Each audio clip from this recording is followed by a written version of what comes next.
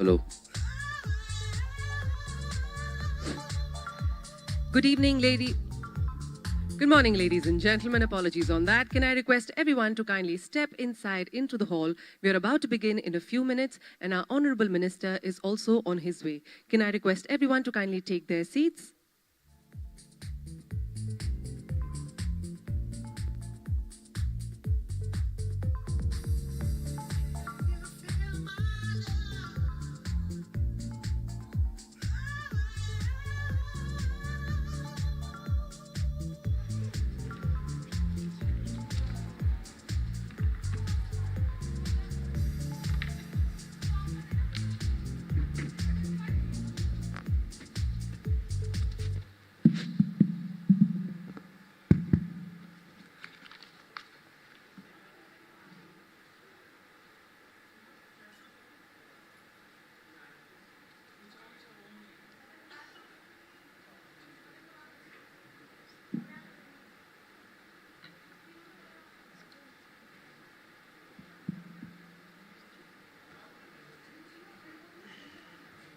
Check 1, 2, 3.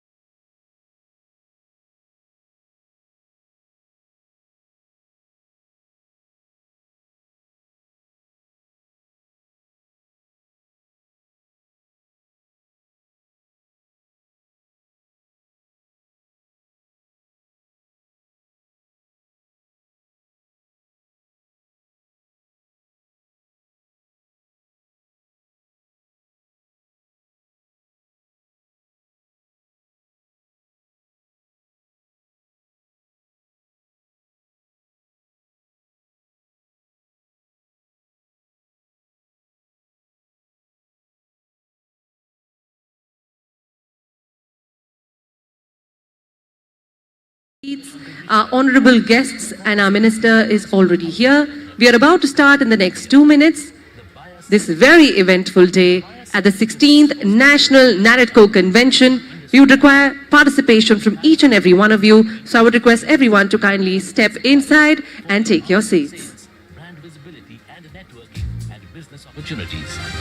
NAREDCO supported activities also includes Global Housing Technology Challenge (GHTC) and others in which Honorable Prime Minister of India, Shri Narendra Modi, has been the chief guest. NAREDCO has been materialistic in organizing several study tours, trainings, conferences and seminars for India's developers and builders in countries such as Vietnam, Japan and Dubai. On 26th August 2023, NAREDCO hosted a grand celebration of Silver Jubilee of its 25 years of foundation in Hyderabad. As we gathered in Hyderabad, we paid homage to the incredible journey of NAREDCO and the visionaries who have shaped the future of our nation's housing and urban development. The Silver Jubilee celebration was graced by the former Vice President of India, Shri M. Venkaiah Naidu, as the chief guest. He imparted his wisdom and insights and gave a slogan to promote happy, affordable and healthy housing for all in his address. The distinguished guests for the day, Shri Vemula Prashant Reddy, Minister of Roads, Buildings and Legislative Affairs, Government of Telangana, and Shri T. Bhanu Prasad Rao, Government Whip, MLC, Karimnagar, TRS, Telangana, shared their inspirational keynote addresses. On this special occasion, NAREDCO also unveiled its 25-year journey in the form of a coffee table book. NAREDCO's role extends to submitting pre-budget memorandums, advocating for industry interests during financial crises, and organizing training programs abroad. It actively participates in policy formulation to achieve housing for all and envisions a sustainable future for the real estate sector. As the unified voice of real estate, we bring harmony among the real estate sector members while actively shaping pivotal policies and reforms. Serving as a vital conduit, we bridge the aspirations of India's real estate industry. Good morning, ladies and gentlemen. Can I request everyone to kindly take their seats? We are about to begin this wonderful, eventful day here at the 16th National NAREDCO Convention. Can I request everyone to kindly take their seats, step inside, and we will begin in just a few minutes. Our honorable, esteemed guests and our honorable ministers are already here. So can I request everyone to kindly take their seats, please? Urban Affairs Government of India aims to streamline and enhance the Indian real estate sector. Founded with the guidance of Shri Ram Jethmalani, former Union Minister of Urban Affairs and Employment, NAREDCO's current chief patron is Shri Hardeep Singh Puri, the Union Minister of Housing and Urban Affairs. The governing council, comprising 6 officials, is nominated by the chief patron. Acting as a bridge between real estate developers and the government, NAREDCO's primary goal is to promote transparency and ethics in the real estate sector, transforming it into a globally competitive industry. Let's look at the prestigious dignitaries who served as presidents for NAREDCO and empowered the overall scenario of the Indian real estate sector. Shri G.V. Ramakrishna, 1999 to 2001. Shri V. Suresh, 2001 to 2002. Shri Somdat, 2002 to 2007. Shri Rohtas Goel, 2007 to 2011. Shri Naveen M. Raheja, 2011 to 2013. Shri Sunil Mantri, 2013 to 2015. Shri Praveen Jain, 2015 to 2017. Dr. Niranjan Hiranandani, 2017 to 2021. Shri Rajan Bandelkar, 2021 to 2023. Shri Hari Babu, 2023 till date. Several significant achievements have been made under various presidents' leadership. Some of them are: NAREDCO played a key role in revising planning norms for optimal land use and updating the Land Acquisition Act of 1894. Inclusive planning was promoted, with reservations for economically weaker sections even. Good morning, ladies and gentlemen. Namaste, Adab, Sat Shri Akal. My name is Pavleen Gujral, and I welcome you all to this very eventful day at the 16th National NAREDCO Convention 2024. Thank you so much for being here, ladies and gentlemen. I think an applause is in order. Can we have a big round of applause for all of you here? Thank you so much for your esteemed presence. Well, this time we are fostering trust with transparency, and we are shedding light on the pathway to 2047. Supported by the Ministry of Housing and Urban Affairs, Government of India, this two-day convention concentrates on the one aspect that supplies the most to India's growth economy, and that is the real estate sector. The biggest slogan of Indian socialism is, of course, Roti, Kapda or Makan. And out of these three, Makan is the most important, the most lucrative, and the most essential commodity of them all. Real estate is the necessity of life, be it schools, colleges, educational institutes, hospitals, offices, and even our own homes. So thank you so much for being here, all of our eminent guests, our ministers, our advisors, our investors, and prominent leaders of the real estate sector. Thank you so much for being here. These 2 days, we are going to be concentrating on the real estate sector and exploring this dynamic landscape of this vital sector and how it has contributed immensely to our lives and to the growth of the country. In support of the government policies that our current government has been taking, this sector has grown exponentially beyond words. And today, we will be celebrating that and celebrating all of you here. So thank you so much. On the note of Indian socialism, I would like to start this very auspicious day by paying our respects to our country, and that is by singing the national anthem together in unison. Can I request everyone to kindly stand up? And I think it'll be really beautiful early in the morning to start this day with the one thing that our country stands by, unity. So let's show that unity in our sounds, in our voices. Can we have the national anthem, please? Jana Gana Mana Adhinayaka Jaya He Bharat Bhagya Vidhata Punjab Sindh Gujarat Maratha Dravida Utkala Vindhya Himachala Yamuna Ganga Ujjala Jaladhi Taranga Tava Shubha Name Jage Tava Shubha Ashish Mange Gahe Tava Jaya Gadha Jana Gana Mangala Dayaka Jaya He Bharat Bhagya Vidhata Jaya He Jaya He Jaya He Jaya Jaya Jaya Jaya He.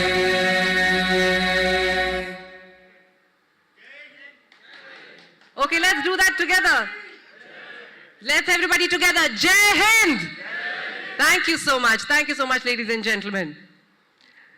Well, moving on, this auspicious day cannot be started without the blessings of the Almighty and also gathering the right energy to take in everything that we have on display today.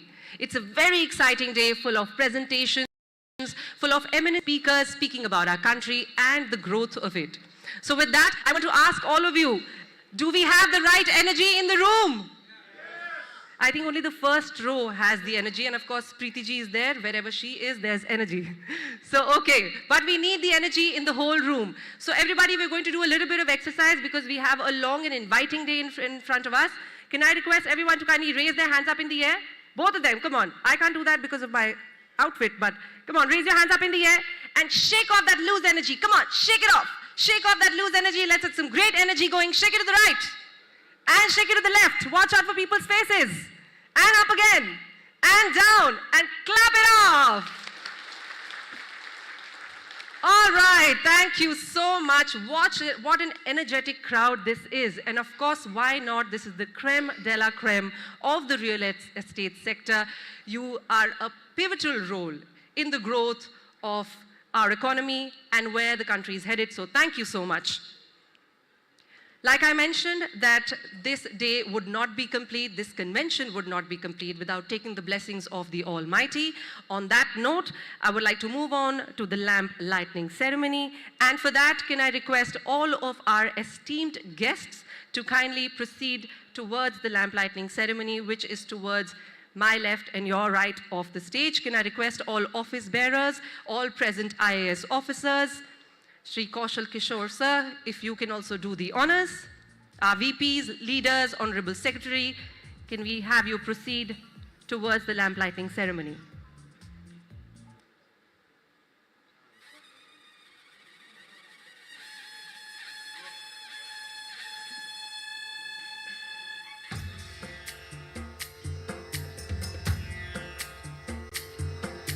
सिंदूर लाल चढ़ायो अच्छा गजमुख को चोंदिल लाल विराजे सुत गौरी हर को हाथ लिए गुड़ लड्डू साई सुरवर को महिमा कहे न जाए लागत हूँ पद को जय देव जय देव जय जय जी गणराज विद्या सुखदाता धन्य तुम्हारो दर्शन मेरा मन रमता जय देव जय देव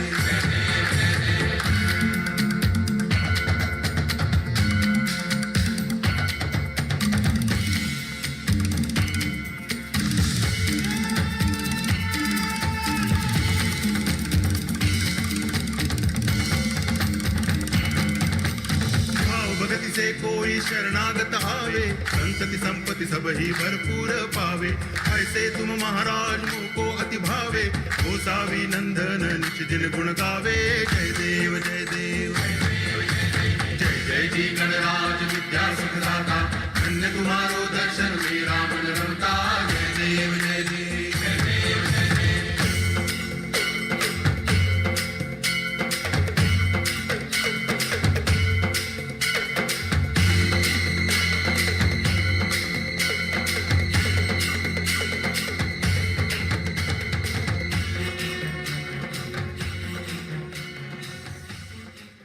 Thank you so much to our esteemed dignitaries, ladies and gentlemen, for doing the honors.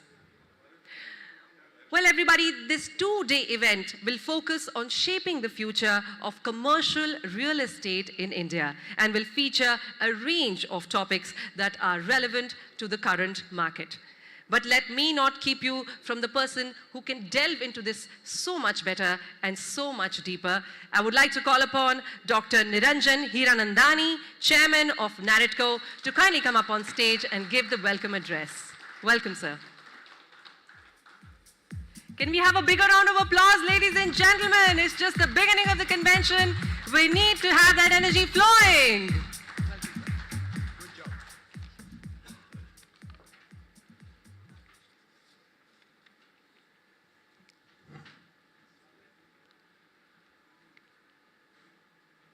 Honourable मंत्री महोदय, बहुत खुशी होती है साहब आप यहाँ पधारे।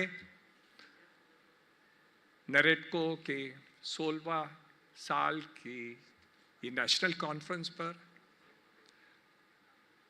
नरेडको के 25 साल हुए हैं, जन्म हुए हैं और आपके मिनिस्ट्री के ऑफिस में ही जन्म हुआ था। इसलिए बहुत खुशी होती है जब आप पधारते हैं और इस लोगों को जो साथ लिए हैं, जैसे हमारे एमसी ने कहा, रोटी कपड़ा मकान, और मकान के ऊपर अगले 50 साल में इतना कोई तरक्की प्रगति नहीं हुई थी। वाजपेयी जी साहब जब प्रधानमंत्री थे तभी first national housing policy create किया गया। उसके बाद में नरेडको का जन्म हुआ। उस जमाने में जो बैंक पैसे देते थे हाउसिंग लोन के ऊपर, वो अंदाज 16% पर देते थे। जो सरकार ने हमारे सिफारिश पर परिवर्तन लाया, फोरक्लोजर लॉ लाए, उसके हिसाब से ब्याज कम होके उसी समय 16% से 10.5%, 11% हो गया। और आज की तारीख में 2 साल पहले की बात है, जितने भी परिवर्तन आपके सरकार ने लेके आए, उसके कारण जो हाउसिंग लोन है वो इस देश में 6.5% तक कम हो गया था। इसलिए देश की प्रगति, हाउसिंग और छत्र, लोगों को छत मिलने को आसान हो गया। जो साधारण वर्ग के लोग जो थे वो सब घर ले सकते थे। Ladies and gentlemen, we are absolutely proud in the 25th year of NAREDCO that we participated with the government of India, the various state governments where the chapters have taken place, to be able to make that difference happen. The proud portion that let me share with you, on the 22nd of last month, I had the proud privilege of going to Ayodhya for the Pratishtan of Ram Mandir. It was elevating. It was a difference which made me proud. A new airport, a new railway station. The building is made out of granite stone. No cement and no steel. It is earthquake proof to 7.5% of the Richter scale.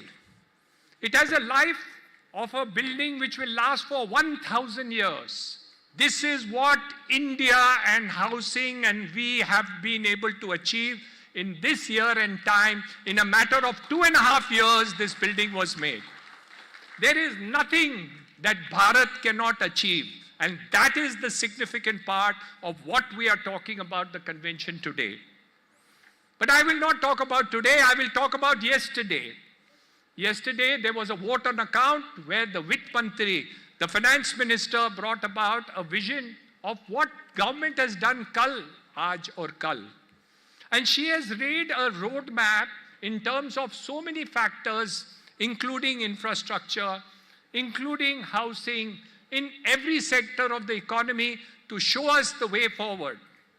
They have already in the last 10 years, 9 years, completed 3 crore affordable housing in the PMAY scheme. We as NAREDCO were able to discuss this scheme at the time of that launch, and now we are very happy that the next phase of the launch has already been stated by the Honorable Vitt Mantri.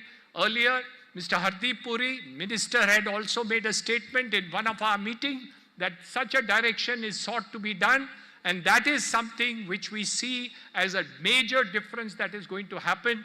Affordable housing, women focus, because affordable housing which is given under the PMAY scheme, it is mandated to have the woman as a party to this entire thing. The other aspect of housing is the youth that is able to get into it. Young people are now able to buy houses at an age of 30, and others, banks and financial institutions are able to give this loan. This is the parivartan which this government has been able to brought out, and this is where NAREDCO is extremely important. The other aspect for which we have talked about, trust and transparency. Earlier, there was a little doubt as to whether there would be trust. The government of India and the entire states brought about the Real Estate Regulation Act, and that Real Estate Regulation Act helped the customers to do it and have a confidence that the funds of the projects would not be directed or misdirected to any other thing. This thing has been supported by NAREDCO, and we have brought about and support this transaction. Many of the members and chairmen of RERA are present here. I welcome them here today for the participating in this conference and have made this world of a difference in terms of execution. Yes, there is difficulty in the execution of RERA. We would like to sit across with all these committees and members so that the difficulties which the developers are having in this part of it, we want to do. हम मंत्री साहब को ये गुजारिश करना चाहते हैं कि आज हम अफोर्डेबल हाउसिंग की प्रगति और कैसे कर सकते हैं। हर हर जवान आज के तारीख में घर खरीद नहीं सकता, लेकिन किराए पर रह सकता है। तो इसलिए हम रेंटल हाउसिंग पॉलिसी की सिफारिश करना चाहते हैं।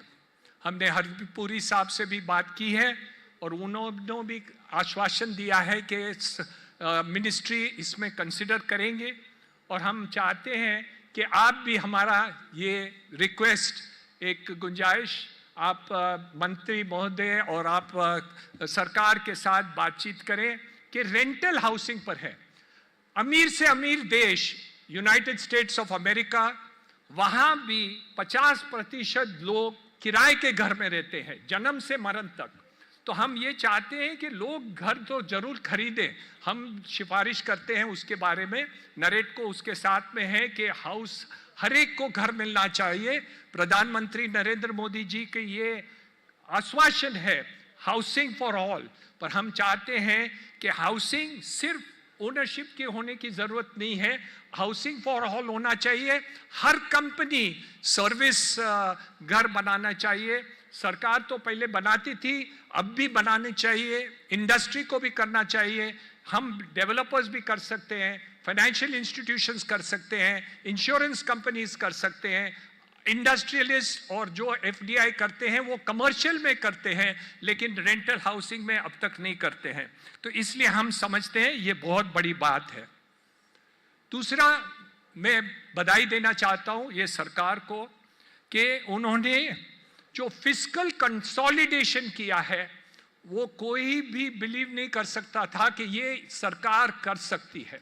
5.9% fiscal consolidation being brought down to 5.1%. Do you know what is the meaning of that? The meaning of that is that more funds will be available for the private sector, both in terms of capital, both in terms of debt, which will be available to each one of the private sector for the purposes of development, for startups, for infrastructure, for others. This is unique for India, and government needs to be complimented for the wonderful work in this. इसके कारण भी जो ब्याज आज के तारीख में बढ़ गया है और हाउसिंग लोन 8.5% से भी ज़्यादा हो गया है, वो फिर 6-6.5% तक आ जाए तो अफोर्डेबल हाउसिंग की बढ़ोतरी फिर हो जाएगी। आज की तारीख में वहाँ थोड़ी कमी हुई है, तो मैं समझता हूँ इसके ऊपर थोड़ा ज़्यादा जोर दिया जाए। और फाइनेंस मिनिस्ट्री, आरबीआई गवर्नर साहब को भी हम सिफारिश कर रहे हैं कि हाउसिंग और अफोर्डेबल हाउसिंग लोन में उसमें कुछ कम करने की बहुत ज़रूरी और आवश्यक है। और आज के तारीख में हम ये बहुत खुशी होती है तो प्रधानमंत्री जी ने अमृत काल 2047 डेवलप्ड नेशन का ऐलान किया है।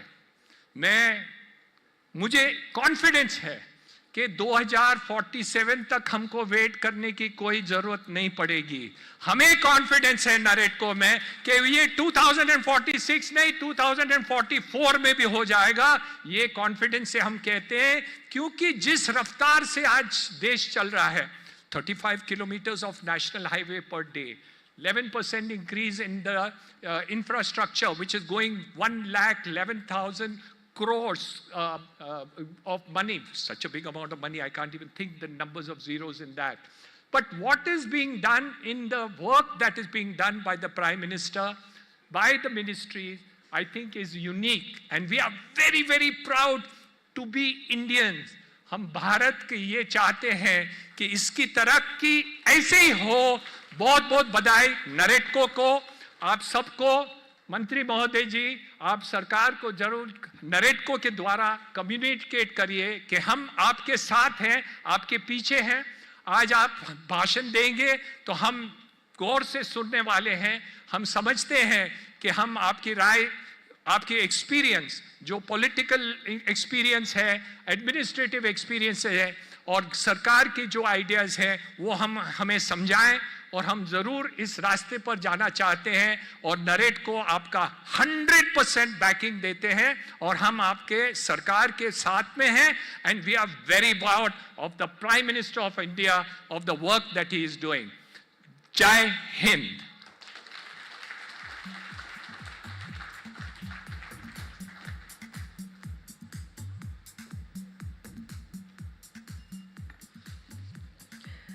Thank you so much, Dr. Niranjan Hiranandani, for those insightful words. Your speech has beautifully depicted the concept of Atmanirbhar Bharat so well. So thank you so much. और हमें यकीन है कि हमारे सरकार की छत्र छाया में हम हर सपने को साकार करेंगे. And we are all gathered here just for that. So let's move ahead and talk about the convention a little bit more after those insightful words. The convention will also going to speak about India Vision 2047, which is the government's vision for the country's future. And to delve into that further, I would like to call upon Shri G. Hari Babu, President NAREDCO, to give an industry perspective into the whole thing. Can we have a big round of applause for him, please? Thank you.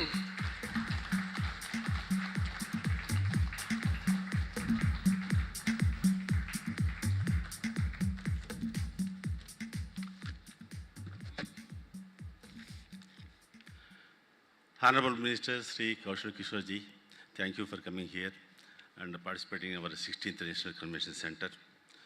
And ladies and gentlemen, respected guests and print and electronic media friends and dear colleagues.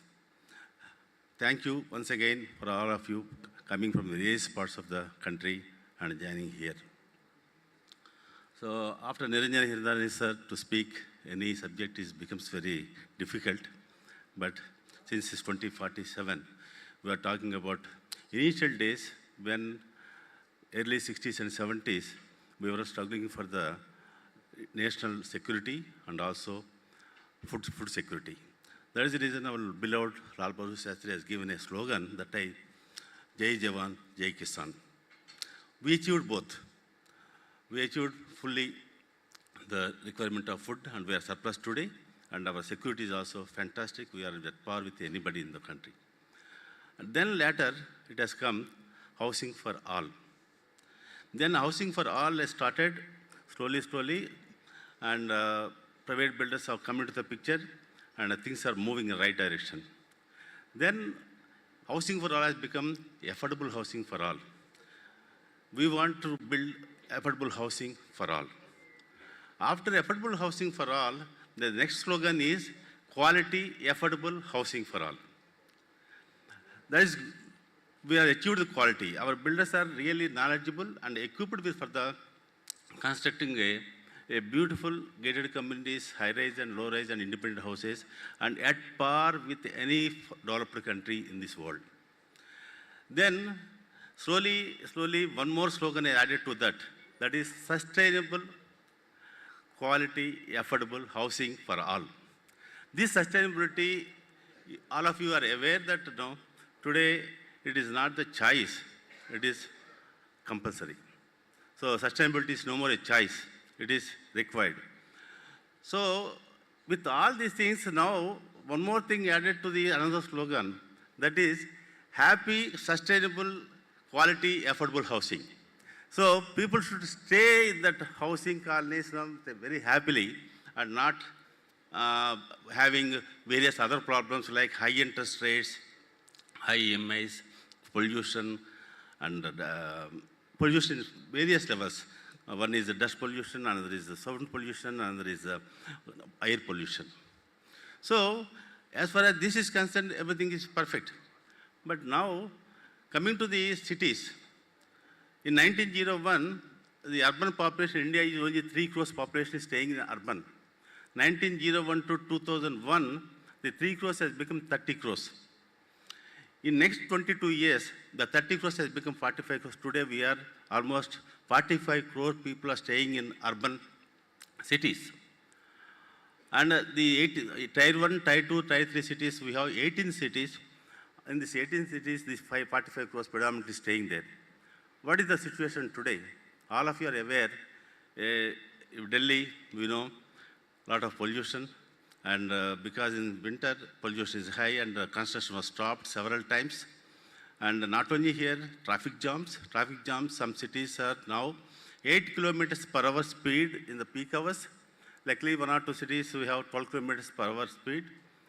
So how to go about it?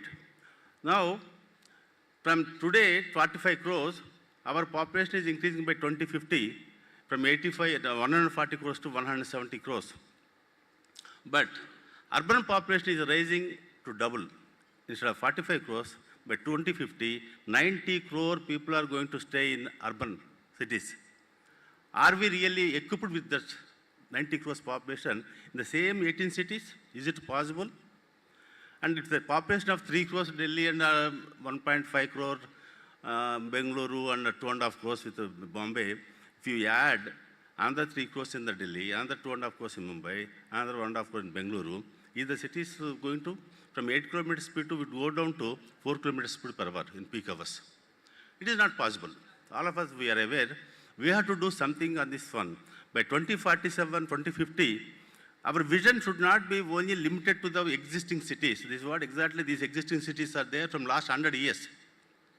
We are only expanding. The expansion is only for the cities makes future our generations very horrible feeling in all respects.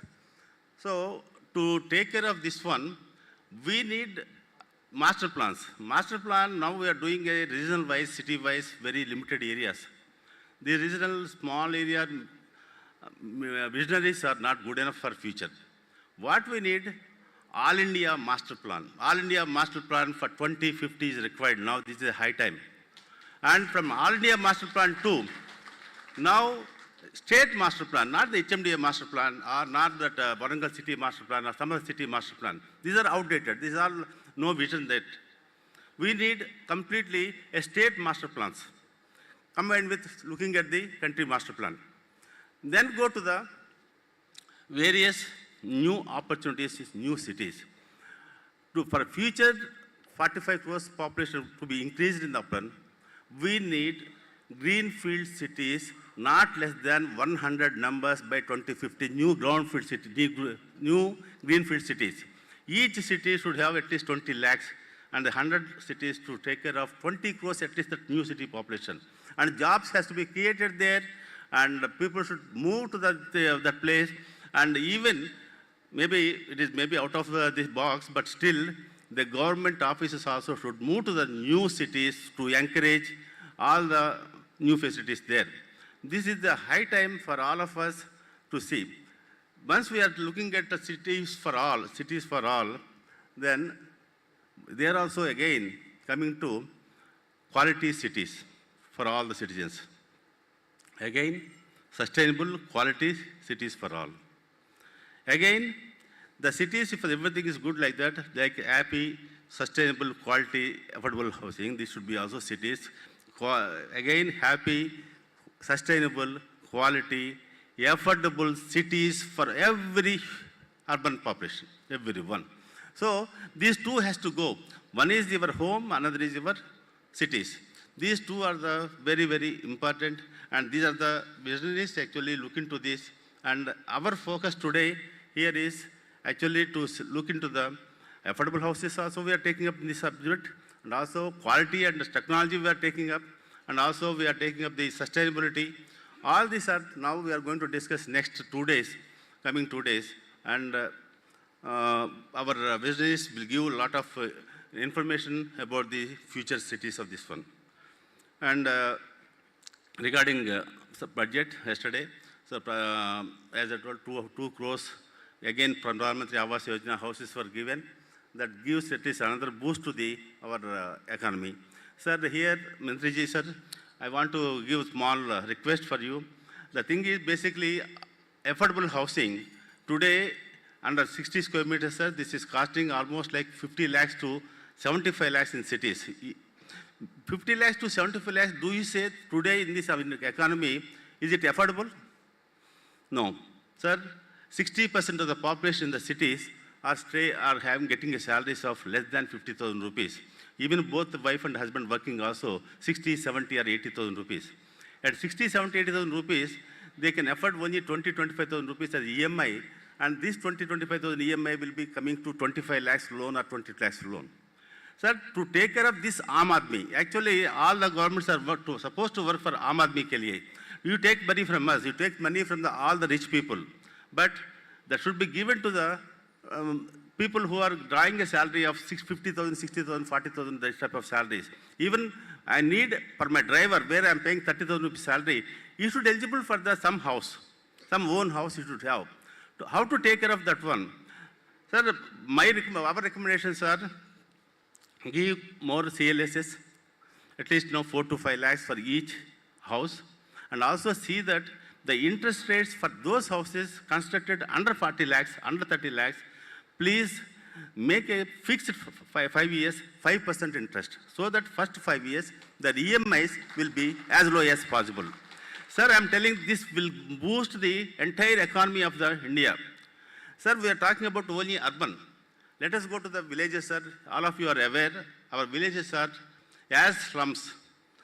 Slum redevelopment is going on, but really we need redevelopment of our villages also. Because when we go to the villages, the migration was too much, sir. Migration is too much to cities, and the people are staying there are practically no interest in the village. We have to create the interest in the village. The village ambience and village atmosphere has to be changed. How to do that? Because we have to again create some employment potential for every mandal in India. By going for the subsidy industries, some small-scale industries, and some cottage industries. We have to again go for some employment potential in the villages. So with these things, and coming to the vision of 2047, our NAREDCO is committed, sir, committed to go with a vision of 2050. And thank you very much for giving me this opportunity, sir. And I hope my request will be considered in the ministry. Kapil sir, Dinesh Kapil sir, namaste, thank you very much. I want to take 1 minute only for you. Sir, when we approached Dinesh Kapil sir in the ministry, he is wholeheartedly supported our event. He is the part of our NAREDCO National. Namaste sir, on behalf of all the NAREDCO members, thank you very much sir. Let's just get up and see our people want to see you. Thank you very much sir, thank you for listening to me. Thank you.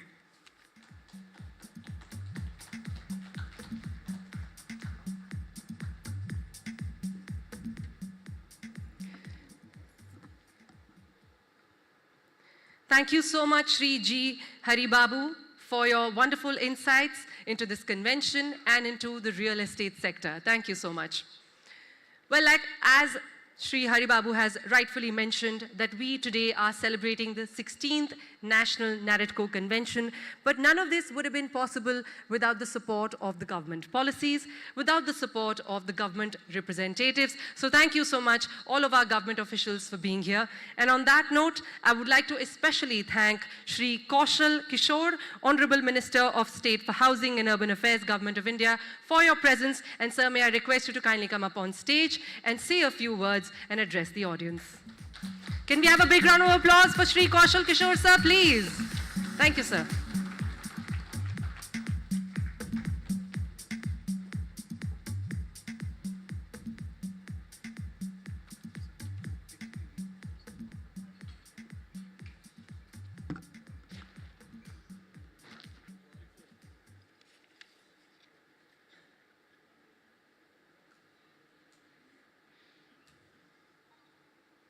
आज भारत के नारेडको के 16वें राष्ट्रीय सम्मेलन में पारदर्शिता के साथ विश्वास को बढ़ावा मार्च 2047 तक के इस सम्मेलन में हमारे बीच में उपस्थित नारेडको के चेयरमैन डॉक्टर निरंजन हीरानंदानी जी, नारेडको के अध्यक्ष श्री जी हरिबाबू जी, श्री दिनेश कपिल जी, श्री सुधांशु पंत जी, उपस्थित यहाँ सभी विभिन्न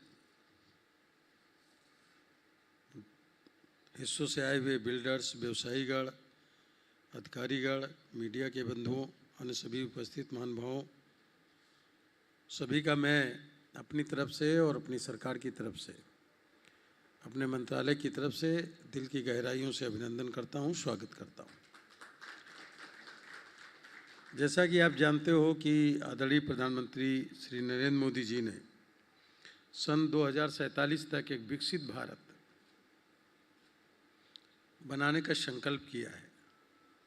और वो संकल्प खुद केवल नहीं लिया है, बल्कि इस देश के प्रत्येक व्यक्ति को संकल्प दिलाने के लिए लगातार प्रयासरत हैं कि हर व्यक्ति के दिल में बात आ जाए कि हमें 2047 तक एक विकसित देश बनाना है अपना।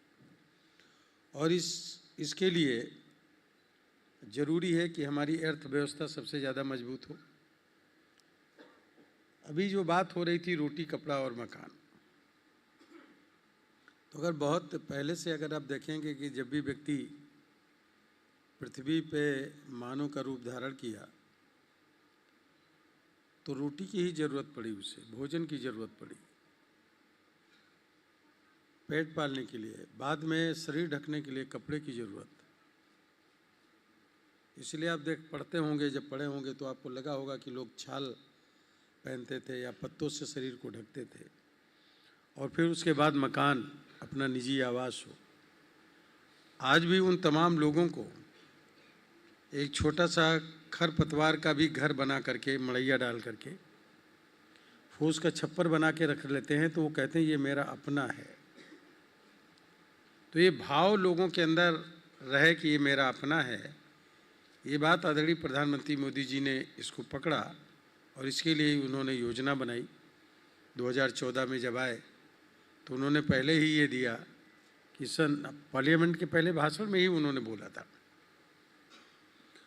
और वो भाषण बोला था कि 2022 तक हम चाहते हैं कि हमारे देश के अंतिम व्यक्ति जो सबसे भी आर्थिक रूप से कमज़ोर है उसके पास भी अपना निजी आवास हो। और उस निजी आवास के लिए प्रधानमंत्री जी ने प्रधानमंत्री आवासीय योजना शहरी, आवासीय योजना ग्रामीण 2 बनाने का काम किया। शहरी आवास में जिन लोगों के पास अपनी खुद की ज़मीन है, घर नहीं है, उनको 2.5 लाख रुपए देना। ग्रामीण क्षेत्र में जिनके पास कच्चा घर है, रह रहे हैं झोपड़पट्टी डाल के, 1 लाख रुपए, 1,20,000 रुपये देना। एक शौचालय देना 12,000 रुपये का, 90 दिन की मनरेगा की मजदूरी देना। ऐसा एक बनाया और लोगों को दिया। अब तक 4 करोड़ से ज़्यादा लोगों को इस तरीके से आवास उपलब्ध कराए। अभी भी तमाम लोगों को आवास की ज़रूरत है। इसलिए आदरणीय प्रधानमंत्री जी ने कल के जो बजट का भाषण था, जो श्रीमती निर्मला सीतारमण जी के द्वारा पेश किया गया, उसमें 2 करोड़ लोगों को अगले 5 साल तक के जो शेष बचे हैं उन लोगों को भी आवास उपलब्ध कराने के लिए ऐलान कर देने का काम किया। अब बात आती है कि लोगों को आवास के लिए, एक तो वो जिन लोगों को पास अपनी ज़मीन है उनको पैसे उपलब्ध कराना, दूसरा ऐसे लोग जो तमाम लोग अपनी बिल्डिंग बनाते हैं, चाहे वो विकास प्राधिकरण हो, चाहे हाउसिंग बोर्ड हो, वो बिल्डिंग बनाते हैं, उसमें कम रेट पे उन्हें उपलब्ध कराना। और अगर ज़्यादा है, मिडिल क्लास के लोग हैं, इस तरह के हैं कि 4 लाख 5 लाख रुपए का मकान अगर उनका बनता है, तो ऐसे में उनको अगर पात्र योजना में आते हैं तो उनको 2.5 लाख रुपए की छूट दी जाती है और बाकी शेष पैसा उन्हें अदा करना पड़ता है। इस तरीके के भी आवास उपलब्ध कराने का काम पूरे देश में किए गए। हमारी सरकार ने, हमारी मिनिस्ट्री ने लाइट हाउसिंग प्रोजेक्ट भी रखा, जिसमें 8 जगह पे लाइट हाउस बनाए हैं जो कम कीमत के हैं और मजबूत भी बहुत है। ऐसे भी लाइट हाउस प्रोजेक्ट के तहत भी लोगों को आवास उपलब्ध कराने का काम किया है। आदरणीय प्रधानमंत्री जी चाहते हैं कि 2047 तक विकसित भारत बने। विकसित भारत का मतलब है कि प्रत्येक व्यक्ति के पास घर हो। उन्होंने कहा हाउस फॉर ऑल। अभी जो किराए की बात उठ रही थी, ये जितने लोग भी सरकारी कर्मचारी अधिकारी हैं, इनको सरकार उन्हें आवास उपलब्ध कराती है किराए का। किराए का मतलब ये है कि उनको जहाँ ड्यूटी कर रहे हैं उनको आवास मिलेगा।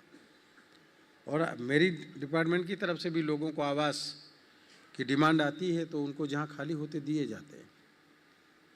लेकिन जो लोग भी सरकारी कर्मचारी अधिकारी हैं, वो अपना, जब तक के सरकारी सेवा में हैं, उस पीरियड तक के उसको अपना समझते हैं, लेकिन मन में एक कसक रहती है कि मेरा अपना खुद का निजी आवास होना चाहिए, और कहीं ना कहीं वो अपना जो है निजी आवास बनाते हैं, अपना आशियाना बनाने का काम करते हैं, बचत करके, पैसे की बचत करके, अपनी पे को जो मिलता है उससे बचत करके वो अपना आवास बनाने का काम करते हैं। इसलिए ये भावनाओं से जुड़ा हुआ मामला है कि लोगों, जैसे आप लोग भी कहीं ना कहीं तमाम लोगों को अपने काम पे रखते होंगे, उन लोगों के लिए टेम्परेरी रहने के लिए बना देते हैं। तमाम ईंट भट्टों पे मैं जाके देखता हूँ, कभी होता है तो मालूम हुआ कि जो लोग ईंटा बनाने के लिए आए, पाथने के लिए आए, ईंटे को पकाने के लिए आए, वो ईंटा ऐसा खड़ा करके ऊपर से टीन डाल दिया और उसी में रह करके अपना गुजारा करते हैं, क्योंकि वो टेम्परेरी समय के लिए, काम के लिए, कुछ समय के लिए काम करने के लिए आए। हमारे डिपार्टमेंट ने इसको शुरू किया था पीपीपी मोड पे कि जो लोग चाहें ऐसा, इस तरीके से जो प्रवासी मजदूर आते हैं, वो दूसरी जगह से आते हैं, आपके मान लिया दिल्ली में आए, अनेक शहरों में आते हैं, बाहर से आके वो अपना बसते हैं वहाँ पर, और वो चाहते हैं कि मैं काम करूँ, मुझे रहने का कहीं ठौर मिल जाए, स्थान मिल जाए। तो ऐसे में एक आप प्राइवेट बिल्डर्स के लिए योजना बनाई गई कि वो कर सकते हैं और उनको किराए पर दे सकते हैं। 25 साल तक के वो किराए पर उनको दे सकते हैं, लेकिन 25 साल में उनको 25% ही उनको केवल उस पर किराया बढ़ाना होगा। ऐसा हमारे डिपार्टमेंट ने इस तरीके से एक तय करने का हमारी सरकार ने किया है। अब प्रवासी मजदूर आते हैं, वो काम किए, सड़क पर लेट गए, कहीं फुटपाथ पर लेट गए, कहीं फिर उनको जगह मिल जाती है तो बच जाते हैं, झोपड़पट्टी डाल कर बच जाती, जो झुग्गी झोपड़ी बनी है उसका, वो सब प्रवासी मजदूरों की है, कहीं ना कहीं से आ करके वो बसे हैं। हमारी सरकार उन सब लोगों को आवास उपलब्ध कराना चाहती है, और धीरे धीरे करके वो तमाम मजदूर जो आते हैं और 10 साल 20 साल काम किए, 15 साल काम किए, फिर उनके अंदर एक इच्छा जागृत हो जाती कि मैं यहीं पर बस जाऊँ। जो झोपड़पट्टी डालते हैं वो झोपड़पट्टी को भी अपना एक आशियाना बना लेना चाहते हैं, अपना एक आवास बना लेना चाहते हैं। इसीलिए मोदी जी ने कहा, एक से दिल्ली में दिया कि जहाँ झोपड़ी, जहाँ झुग्गी वहीं मकान। इस योजना को भी प्रधानमंत्री जी ने उनको परमानेंट का उनकी घोषणा करने का लिए किया था, जिसमें दिल्ली में बड़े पैमाने पे इस पे उन लोगों के लिए काम किया गया। अब ये इसमें हमारी आर्थिक व्यवस्था रियल इस्टेट के जरिए बहुत तेज़ी से बढ़ सकती है, और आप बढ़ाने का भी काम करते हो। लेकिन एक चीज़ को मैंने देखा है कि मेरे पास तमाम लोग मेरे डिपार्टमेंट में आते हैं, मैं अपने डिपार्टमेंट की बात कर रहा हूँ, तमाम लोग आते, वो कह देते कि मैंने काम पूरा कर दिया, मेरा पैसा पेमेंट नहीं हो रहा, इतना पैसा बकाया है। 2 डिपार्टमेंट के बीच का मामला होता, बुला करके बैठाता हूँ, बात कराता हूँ, तो मालूम हुआ वो कहते हैं मैंने दे दिया, वो कह रहे इतना काम रह गया, इतना ये रह गया। अब आप बिल्डर्स हो, अगर सरकारी काम करते हो तो मैं आपसे ये जानना चाहता हूँ कि जिस समय टेंडर होता किसी चीज़ का, उसका जो डीपीआर बनता है, टेंडर के समय कितना खर्च उसका आएगा उस बिल्डिंग को बनाने में, उसके हिसाब से डीपीआर बनता है और उसका फिर टेंडरिंग होती है। आप नैरेडको से जुड़े हुए सब लोग हो, इसमें जो बिल्डर्स हैं, बिल्डर्स के एसोसिएशन की मैं भी मीटिंग में 2 मीटिंगों में मैं गया, मैं ये नहीं समझ पाता हूं कि जब आप आज कोई टेंडर होना है और उसका डीपीआर बना, इतने रुपए, ये इतने रुपए का ये होगा, इतने रुपए का ये सामान होगा, इतने सब मिला करके इतना कंस्ट्रक्शन में खर्च होगा, और उतने का टेंडर का वो डाल देते हैं। और टेंडर डालने वाले जो बिल्डर है 25% तक के बिलो डालते हैं। अब 25% तक के जब बिलो डालेंगे, 20% बिलो डालेंगे, 25% बिलो डालेंगे, कंपटीशन डाल करके कि हमको ये काम मिलना चाहिए, और फिर वो काम जब आपको मिलता है तो 100 करोड़ का काम आप 75 करोड़ में ले रहे हैं, 80 करोड़ में ले रहे हैं, तो 20 करोड़ से तो घाटे पे आप पहले से जा रहे हैं। फिर उसके बाद में आपकी उस काम की क्वालिटी क्या होगी? और उसकी क्वालिटी पर असर पड़ेगा, या तो काम पेंडिंग पड़ेगा, फिर उसके बाद होता कि नहीं ये काम इतना पेंडिंग हो गया, इतना देर हो गया, इसका रेट और बढ़ाइए। फिर जो इसको काम मिलता है वो सबलेट वर्क पे काम देते हैं, फिर उससे दूसरा काम लेता है, सबलेट वाला पेटी वर्क पे काम देता है। हर व्यक्ति वहां पर जो भी काम करता है वो पैसे के लिए काम कर रहा है। तो ये बिल्डर्स की ये मानसिकता क्या है सोच की? जब डिपार्टमेंट बना रहा है कि डीपीआर में कि इतना पैसा खर्च होगा, उतने का वो टेंडर डाला, फिर आप बिलों में कैसे उसको बना रहे हैं? ये देश के विकास की प्रगति में निश्चित तरीके से एक तरीके की जो सोच है वो बाधा पहुंचाने वाली सोच है। मैं बिल्डरों से कहना चाहता हूं कि जितने का डीपीआर है आपस में तय करिए, किसी को काम मिले किसी को मिले, लेकिन बिलो टेंडर डाल करके क्वालिटी को खराब करने का काम नहीं करना चाहिए। अब ये आप सोच इतनी बना पा रहे हैं नहीं बना पा रहे हैं अलग बात है, क्योंकि आप राष्ट्र के विकास के लिए काम कर रहे हो, देश के निर्माण के लिए काम कर रहे हो। जब सरकार आपको और डिपार्टमेंट आपको वो सुविधा मुहैया कराने का काम कर रही है, फिर आपको अपने इस पे विचार करना चाहिए। हम किसी को हराने और जिताने के लिए कि ये काम हमने ले लिया, ये काम हमने ले लिया, इसके लिए काम केवल मन में मानसिकता रखेंगे तो राष्ट्र के निर्माण के लिए काम कितना बेहतर तरीके से होगा, ये अपने दिमाग में खुद सोचने का काम करें। इसलिए मैं कहना चाह रहा हूं कि आप रियल इस्टेट से जुड़े हुए सब लोग हो, आप मेरी इस बात पर भी गौर करने का काम करिएगा। सबको काम मिले अच्छी बात है, सबको काम मिले तो आपस में बातचीत करके काम को लीजिए, करिए तो ज़्यादा ठीक रहेगा। अब इसके लिए आपको तमाम चीज़ें आती हैं। इसके लिए परेशानी किसके बीच में आती है? जिसकी बिल्डिंग आपने बिल्डिंग बनाया, लोगों को मकान देना है, 6-6, 7 साल 8-8 साल कभी कभी लोगों को पैसा फंस गया, बेचारे अपना इन्वेस्ट किए पैसा, उनको मकान नहीं मिल रहा है। तमाम इस तरह के सवाल खड़े होते हैं, फिर वो बदनामी होती, बेइज्जती होती है कि उसमें नहीं। इसके लिए रेरा का गठन भी किया गया कि लोगों को सुविधाएं मिले और लोगों के लिए के साथ कोई इस तरीके की प्रॉब्लम ना खड़ी हो। रेरा उसको जो है रेरा एक्ट लाया गया ताकि आप रियल इस्टेट के लोगों को भी उसका फ़ायदा मिले, लोगों को जनमानस को भी फ़ायदा मिले। रियल इस्टेट ट्रिब्यूनल भी बनाया गया। शहरों में रियल इस्टेट सेक्टर में निवेश बढ़ाने के लिए पारदर्शी शहरी शासन को बढ़ावा देने का भी हमको लगातार इसके लिए काम करना है। चीज़ें ट्रांसपेरेंट रहनी चाहिए और ट्रांसपेरेंट रहेंगी, इसका असर जाता है अपने देश में नहीं, दूसरे देशों में भी इसका असर जाता है कि क्या सिस्टम बढ़िया है। मैं ये बात इसलिए कह रहा हूँ कि आदरणीय प्रधानमंत्री जी ने 100 स्मार्ट शहर बनाने के लिए तय किए और 100 स्मार्ट शहर बने तय किए गए और 2023 तक उनको कंप्लीट करना था। लगभग कंप्लीट हो गए, कुछ थोड़ा सा रह गए होंगे थोड़ी बहुत, तो उसमें एक मॉडल के रूप में विकसित करने का काम किया प्रधानमंत्री जी ने कि इस तरीके का बने। तो इसमें शहरों के बुनियादी ढांचे जैसे स्वच्छता होनी चाहिए, पार्क होनी चाहिए, हर घर जल योजना प्रधानमंत्री जी ने लागू की, मुफ्त में गैस सिलेंडर भी लोगों को देने का काम किया, शौचालय देने का काम किया, सीवर कनेक्शन बनाने का, स्मार्ट वेंडिंग जोन जहाँ पर लोग पट्टी के दुकानदार उन लोगों को अपना रोजी रोटी चला सके, street light, traffic management system और 24 घंटे बिजली जैसी बुनियादी ज़रूरतों को भी दुरुस्त किया।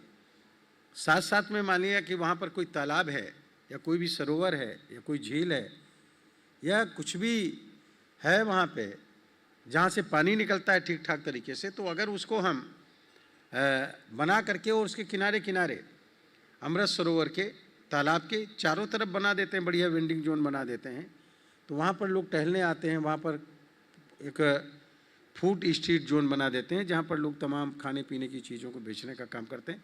तो एक बड़ा डेवलप होता लगता है, एक अच्छा शहर है इस तरीके का। तो इसीलिए अभी जब गुजरात में गए तो पहले प्री वाइब्रेंट गुजरात था, अभी वाइब्रेंट गुजरात का जो अहमदाबाद में किया तो लगा कि वास्तव में गुजरात की कितनी तेरी चीज़ एक मॉडल के रूप में विकसित होने का काम कर रहा है। तो इसको पूरे देश में हमको सब जगह करने का है। दिव्यांगजनों के लिए भी 2015 में स्वगम्य भारत अभियान की शुरुआत आदरणीय प्रधानमंत्री जी ने किया। शहरी विकास में युवाओं की भागीदारी को बढ़ावा देने के लिए जिसमें इंडिया स्मार्ट सिटी फेलोशिप और the urban learning internship program की शुरुआत भी की गई। शहरी विकास में पब्लिक प्राइवेट पार्टनरशिप, जिसके बारे में अभी मैं बता रहा था, उसकी भी शुरुआत करने का काम आदरणीय प्रधानमंत्री जी के द्वारा किया गया, इसलिए वो हमारा डिपार्टमेंट भी उसमें योगदान है। अब आप समझिए कि आदरणीय प्रधानमंत्री जी ने बोला था पार्लियामेंट में पहले उसमें कि सबको आवास मिले, उसमें 4 करोड़ लोगों को आवास मिले, शहरी और ग्रामीण क्षेत्र मिलाकर के किफ़ायती अच्छे आवास दिए। अभी जो ये बजट आया है कल बजट में 2 करोड़ लोगों को फिर आने वाले 5 साल में आवास देने के लिए, जो मैंने बोला, उसकी घोषणा करने का काम प्रधानमंत्री जी ने किया। अब इसके लिए रियल इस्टेट का बढ़ावा देने का काम है। इसमें आप कितने किफ़ायती मकान लोगों को उपलब्ध करा सकते हैं, ये मौका आपको मिला है 2 करोड़ लोगों को आवास उपलब्ध कराने का। कम दर पे कितने बेहतर तरीके से आवास बना सकते हैं, ये भारत के निर्माण के लिए, राष्ट्र के निर्माण के लिए, 2047 तक के विकसित भारत, आत्मनिर्भर भारत बनाने के लिए। और विकसित भारत तब बनेगा जब आत्मनिर्भर परिवार बनेगा, विकसित परिवार बनेगा। आत्मनिर्भर भारत तब बनेगा जब आत्मनिर्भर परिवार बनेगा, आत्मनिर्भर व्यक्ति बनेगा। अब आपके यहाँ तमाम लोग जो काम करने आते होंगे, एक अच्छा सा फार्मूला लोगों ने ये बना लिया है। लोगों के दिल दिमाग में बात रहती, मजदूरों की, काम करने वालों की, दिन भर काम किए थक गए हैं तो थका उतारने के लिए वो नशे का सेवन शुरू करते हैं। बड़े पैमाने पे नशे की अलग अलग वैरायटी। मजदूर अक्सर शराब लेता है, बीड़ी सिगरेट तो बहुत कम पीता है मजदूर, बीड़ी लेगा, पान पुकार मसाला लेगा, तंबाकू का गुटखा लेगा, जो उसके शरीर को कमज़ोर करता है, नुकसान पहुंचाने का काम करता है। दारू पी करके मारपीट करने का काम करता है, झगड़ा करने का काम करता है। आप बताइए कि आप मजदूर कितना भी पैसा कमा ले, बड़े बड़े राजा महाराजा मिट गए नशे के चक्कर में। मजदूर कितना भी पैसा कमा ले, अगर आधे से ज़्यादा पैसा वो नशे में खर्च कर देगा तो उसका परिवार आत्मनिर्भर परिवार कैसे बनेगा? नहीं बन सकता। और आत्मनिर्भर नहीं बन सकता तो विकसित परिवार नहीं बन सकता, और विकसित परिवार नहीं बन सकता तो विकसित भारत कैसे बनेगा? इसलिए मैं सभी आप लोगों से कहना चाहता हूं, आप जिस भी डिपार्टमेंट से आए हों, चाहे बैंक से हों या नरेडको से जुड़े हुए जितने लोग हों या बिल्डर्स हैं, अपने यहाँ एक जिन मजदूरों की, कम से कम उन लोगों की एक क्लास लेने का काम करिए, अपना व्यक्ति समझ करके। वो मजदूर है, मालिक नहीं बन जाएगा वहां पर, आपकी कोई चीज छीन नहीं लेगा, लेकिन उनके बीच में भी अगर भले वो जमीन पे बैठ जाएं, आप अगर कुर्सी पे बैठ करके या बीच में उनके ही एक दरी डाल करके बैठ जाएं और उनकी ज़िंदगी की वास्तविकता को बताने का काम करें कि जो पैसा मेहनत करके ईंटा गारा ढो करके ऊपर तक ले जाते हो, 10-10, 20-20 मंजिल बिल्डिंग तक बनाने का काम करते हो, ये तुम्हारे पसीने की, खून पसीने की कमाई है।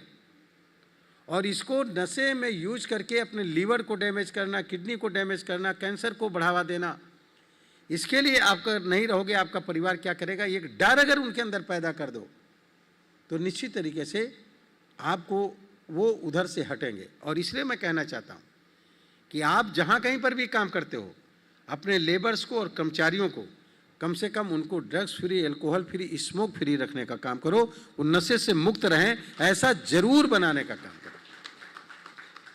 ये राष्ट्र के निर्माण के लिए, इसीलिए आदरणीय प्रधानमंत्री जी ने नशा मुक्त भारत अभियान शुरू करने का काम किया कि देश को नशे से बचाने का काम करना है। आप जान रहे हो कि हमारे देश के अंदर इसमें बहुत से लोग ऐसे लोग बैठे होंगे कि घर में बैठते होंगे, कि तमाम लोगों के घर में, मैं कुछ लोगों के यहाँ गया तो मालूम हुआ घर के अंदर अपना बार खोले हुए हैं, अलग अलग वैरायटी की शराब रखे हुए हैं। शाम को वो लेंगे, क्यों लेंगे समझ में नहीं आता। एक उनकी फिर मित्र मंडली बन जाती है वो, और उसमें तमाम चीजें तय हो जाती हैं। क्या है ये? ऊपर भी और नीचे भी तबके में, कमजोर से कमजोर तबके में। आप अपने त्योहारों के बारे में बताइए, कौन सा ऐसा त्योहार है जो नशेड़ी त्योहार नहीं है? किसी भी समाज का त्योहार हो, किसी भी धर्म का त्योहार हो। अभी आ रही है होली, नशेड़ियों का हुड़दंग शुरू होता है, झगड़े होते हैं, मारपीट होती, फसाद होता है। हम विकसित भारत बनाने का मतलब ये है प्रधानमंत्री जी का कि विकसित भारत हो, लोगों का अपना आवास हो, सारी सुविधाएं उपलब्ध हो, उसमें बिजली हो, उसमें गैस सिलेंडर चूल्हा जो मुफ्त में देने का काम कर रहे हैं, 55 करोड़ जनता को मुफ्त में इलाज देने का काम कर रहे हैं, 80 करोड़ जनता को मुफ्त में राशन देने का अगले 5 साल तक कर रहे हैं। उसके पीछे का रीजन क्या है? सिर्फ रीजन ये है कि भारत दुनिया को राह दिखाने वाला हिंदुस्तान बने, फिर से दुनिया का सिरमौर बनने का काम करे। ये देखिए हमारे भारत में सारी सुविधाएं। हमारे पास जापान के एक MP आए और बोले वो हमसे कि आपके यहाँ इतने लोगों को फ्री में आवास कैसे मिल रहा है? मैंने कहा आपकी आबादी कितनी है? उन्होंने कहा 8 करोड़। मैंने कहा मैं तो यूपी का रहने वाला हूँ, 24 करोड़ आबादी तो मेरे यूपी की है केवल। 8 करोड़ आबादी में वो कह रहे हैं मैं लोगों को मुफ्त में लोगों को आवास नहीं उपलब्ध करा पा रहा हूँ। लेकिन मोदी जी आपके पूरे देश में सबको मुफ्त में आवास कैसे उपलब्ध करा रहे? वो जानने के लिए ये बात आए थे। आप सोचिए कितनी बड़ी बात है ये। 55 करोड़ जनता को मुफ्त में इलाज कैसे मिल रहा है, कितनी बड़ी बात है। कभी सोचा 80 करोड़ जनता को मुफ्त में यहाँ राशन मिल रहा है, और बगल में पाकिस्तान जो एक दिन पहले हमसे 14 अगस्त को बन गया 1947 में, वहाँ की कुल आबादी 22 करोड़ है, वहाँ पर पैसे से लोगों को राशन नहीं मिल रहा है। आप कभी तुलनात्मक तरीके से इसको देखिए कि मोदी जी ने कितनी तेजी से छलांग लगाने का काम किया है। ये सारी चीजें इच्छा शक्ति पर निर्भर है। इसलिए विकसित भारत बनाना, आत्मनिर्भर भारत बनाना, विकसित परिवार बनाना, आत्मनिर्भर परिवार बनाना, बीमारी से मुक्त भारत बनाना, ये हमारी आपकी जिम्मेदारी बनती है कि हम ये भी काम करें। क्यों? क्योंकि WHO ने एक रिपोर्ट जारी की है। उस रिपोर्ट के अनुसार दुनिया में जितने हार्ट के पेशेंट हैं उसमें से अकेले 60% हार्ट के पेशेंट हिंदुस्तान में, और 60% जो हिंदुस्तान में हार्ट के पेशेंट हैं उसमें से 25 से 40 साल की उम्र के बीच में 40% हार्ट के मरीज हैं, और 40 से 60 साल की उम्र के बीच में 25% हार्ट के मरीज हैं। कारण क्या है? सबसे बड़ा कारण है हमारी खाने पीने की चीज़ें जो हम यूज कर रहे हैं, जिससे ब्लड सर्कुलेशन और हार्ट बीट बढ़ रही है। जब भी कोई व्यक्ति नशा करता है उसके 2 मिनट बाद, कुछ लोग इसको टाडिक बताते हैं कि हम टाडिक की वजह से लेते हैं, ये फायदा करता है। जब भी नशा कोई व्यक्ति लेता है उसके 2 मिनट के बाद ब्लड सर्कुलेशन 25% बढ़ जाता है, हार्ट बीट 25% बढ़ जाती है। नई पीढ़ी के लोग नशा तेजी से ले रहे हैं, इसलिए आप देख रहे होंगे कि ब्रेन स्ट्रोक और हार्ट अटैक उनको सबसे ज्यादा हो रहा है। जिस चीज के कस्टमर होंगे वो चीज बिकेगी, जिसके कस्टमर नहीं है वो नहीं बिकेगी। अगर यहाँ कोई लोग नॉनवेज नहीं लेते होंगे तो नॉनवेज की दुकान पर नहीं जाते होंगे। हमारे देश में शराब की दुकानें हैं केवल, बीड़ी सिगरेट मसाला तंबाकू की दुकानें हैं, लेकिन गांजा अफीम चरस कोकीन ब्राउन शुगर ड्रग्स की कोई भी दुकान नहीं है। लेकिन कस्टमर सबसे ज़्यादा हमारे देश में है, इसलिए सबसे ज़्यादा ड्रग्स हमारे देश में आ रही है, पनामा से, म्यांमार से, बर्मा से, अफगानिस्तान से, पाकिस्तान से।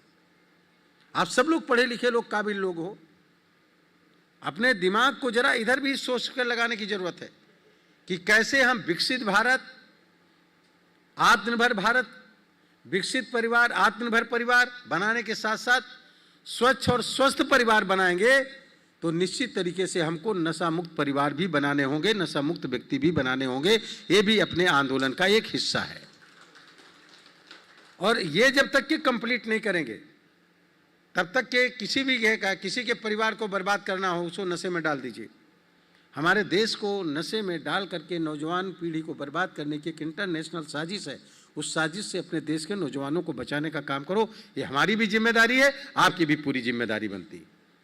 तो सब लोग मिलकर के ये काम अगर करेंगे तो निश्चित तरीके से उनका स्वास्थ्य भी ठीक रहेगा, हेल्थ भी आपके वर्कर्स की ठीक रहेगी, आप लोगों की भी ठीक रहेगी।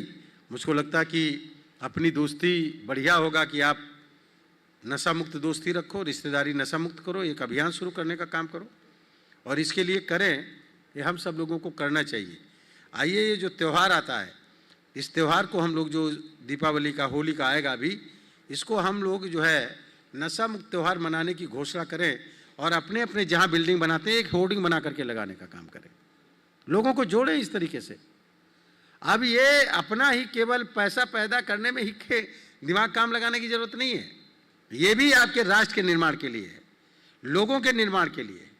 इसलिए नारेडको की जिम्मेदारी ज़्यादा बनती है कि आप सारे संस्थान से तमाम लोगों को जोड़ करके जो नारेडको को बनाया है, इस नारेडको का निर्माण का काम जो है ये राष्ट्र निर्माण में एक अहम भूमिका निभाने का काम करे, केवल बिल्डर्स के मामले में ही नहीं, केवल बिल्डिंग्स के ही मामले में नहीं, इस राष्ट्र के निर्माण में जहाँ जो चीज़ें ज़रूरत पड़ती है, बेहतर स्वास्थ्य, बेहतर रहन सहन, पूरी तरीके से क्लीननेस हो, अच्छी तरीके से स्वच्छता हो, स्वस्थ हो, ऐसा हम बनाने का काम जो करेंगे वो निश्चित तरीके से एक बेहतर होगा। मैं नारेडको के चेयरमैन जी का और अध्यक्ष जी का, उपस्थित सभी लोगों का, आप सबका अभिनंदन करता हूं, स्वागत करता हूं। कुछ सुझाव आपने दिए हैं वो आप लिख करके दीजिएगा। माननीय हमारे जो कैबिनेट मिनिस्टर हैं आदरणीय हरदीप पुरी जी, मैं उनसे भी इस संबंध में वार्ता करूंगा और आप लोगों से भी बैठ करके बातचीत हो करके एक बेहतर राष्ट्र बनाने के लिए जो भी ज़रूरत की चीज़ें हैं उनको आगे बढ़ चल करके काम करने का काम किया जाएगा। बहुत बहुत धन्यवाद, बहुत बहुत आभार, अभिनंदन करते हुए मैं अपनी बात को समाप्त करता हूं इस विश्वास के साथ कि 16वां राष्ट्रीय सम्मेलन आपका पारदर्शिता के साथ विश्वास को बढ़ावा देने का, सन 2047 तक एक विकसित आत्मनिर्भर भारत बनाने का जो लक्ष्य है उसमें नारेडको एक अच्छी भूमिका निभाने का काम करेगा और सबसे अच्छी भूमिका निभाने का काम करेगा। यही इसी विश्वास के साथ मैं अपनी बात को समाप्त करता हूं। भारत माता की जय, जय हिंद। श्री कौशल किशोर जी, मैं आपका धन्यवाद देना चाहूंगी और आपको अनुरोध करना चाहूंगी कि हमारे मंच पर बने रहें और मैं चाहूंगी श्री भरत अग्रवाल जी, श्री मूपा वेंकैया चौधरी एंड डॉक्टर निरंजन हिरंदंदानी कृपया स्टेज पर आए along with Shri G. Hari Babu to felicitate our esteemed guest Shri Kaushal Kishore ji, Honorable Minister of State for Housing and Urban Affairs.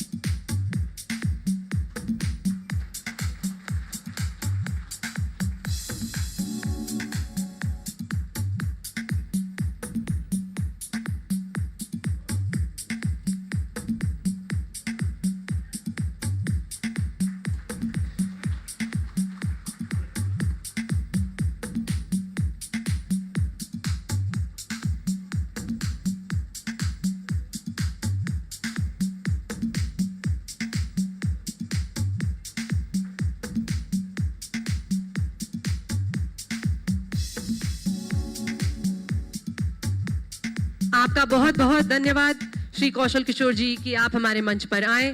Thank you so much. Before we proceed, I would like to say that collaboration is the key to unlocking the full potential of India's urbanization. On that note, I would like to depict in a few videos of NAREDCO's initiative in various sectors. Can we have the NAREDCO National AV, please?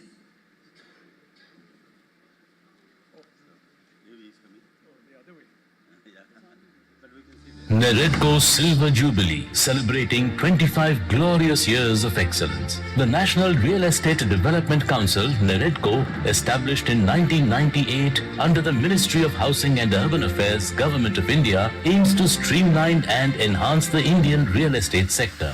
Founded with the guidance of Shri Ram Jethmalani, former Union Minister of Urban Affairs and Employment, NAREDCO's current chief patron is Shri Hardeep Singh Puri, the Union Minister of Housing and Urban Affairs. The governing council, comprising 6 officials, is nominated by the chief patron. Acting as a bridge between real estate developers and the government, NAREDCO's primary goal is to promote transparency and ethics in the real estate sector, transforming it into a globally competitive industry. Let's look at the prestigious dignitaries who served as presidents for NAREDCO and empowered the overall scenario of the Indian real estate sector. Shri G.V. Ramakrishna, 1999 to 2001. Shri V. Suresh, 2001 to 2002. Shri Som Dutt, 2002 to 2007. Shri Rohtas Goel, 2007 to 2011. Shri Naveen M. Raheja, 2011 to 2013. Shri Sunil Mantri, 2013 to 2015. Shri Praveen Jain, 2015 to 2017. Dr. Niranjan Hiranandani, 2017 to 2021. Shri Rajan Bandelkar, 2021 to 2023. Shri Hari Babu, 2023 till date. Several significant achievements have been made under various presidents' leadership. Some of them are: NAREDCO played a key role in revising planning norms for optimal land use and updating the Land Acquisition Act of 1894. Inclusive planning was promoted, with reservations for economically weaker sections, EWS, and low-income groups, LIG. The Third National Convention in 2002 addressed economic revival and connected policymakers with real estate stakeholders. NAREDCO's 4th National Convention of December 2003 at New Delhi united industry leaders, policymakers and consumers to boost the housing and construction industry's role in economic revival. Industry leaders, including late Dr. Som Dutt, past president of NAREDCO, addressed the inaugural session. The 5th and 6th National Conventions focused on housing for all and made recommendations on various aspects of real estate development. National Housing and Habitat Policy 2007 adopted NAREDCO Convention suggestions on affordable housing for all. Kumari Selja, former Honorable Minister of State, Independent Charge for Housing and Urban Poverty Alleviation, inaugurated the 7th National Convention, emphasizing private sector involvement in addressing housing shortages in the low-income group.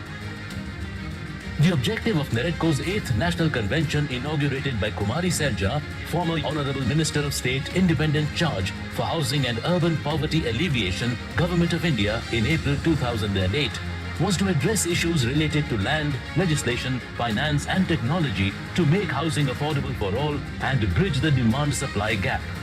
In the 9th National Convention in January 2009 in New Delhi, NAREDCO aimed to address the challenges in affordable housing development, such as land availability, construction costs, and credit access for low-income segments. In January 2011, NAREDCO held its 10th National Convention on Affordable Housing in New Delhi, supported by the Ministry of Housing and Urban Poverty Alleviation. The event targeted challenges in affordable housing like land availability, construction costs, and credit access for low-income segments.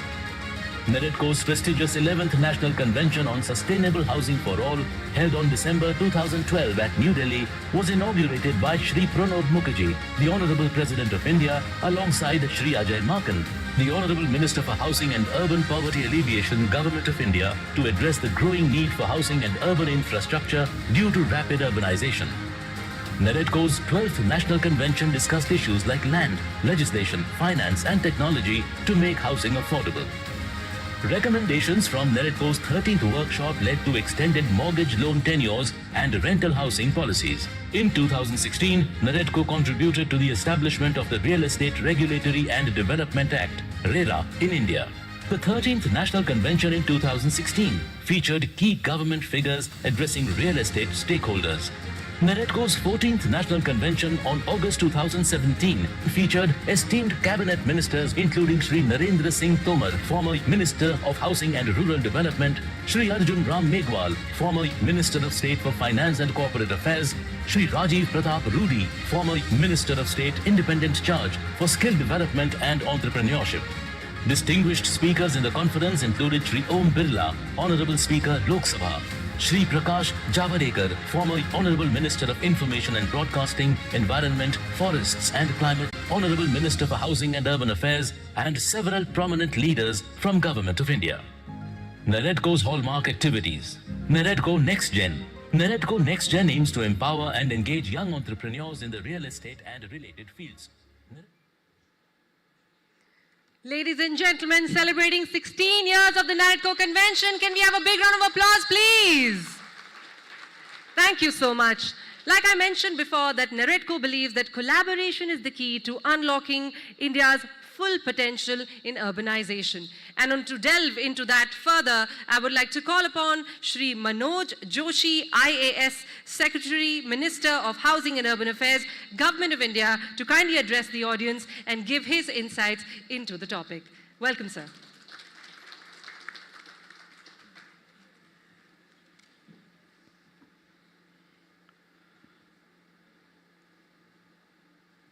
My friends sitting on the dais from NAREDCO and Hiranandani ji, friends. When we talk about Amrit Kal, when PM talks about Amrit Kal 2047, India will become a developed country and our size of our economy would be $30 trillion. Our urbanization would be 80%. The contribution of urban economy to India's GDP would be 80%. And when we talk about more than 50% of the Indians would be living in urban areas, which some estimates say it's already happening. But yeah, there are different ways of calculating what is the urban population.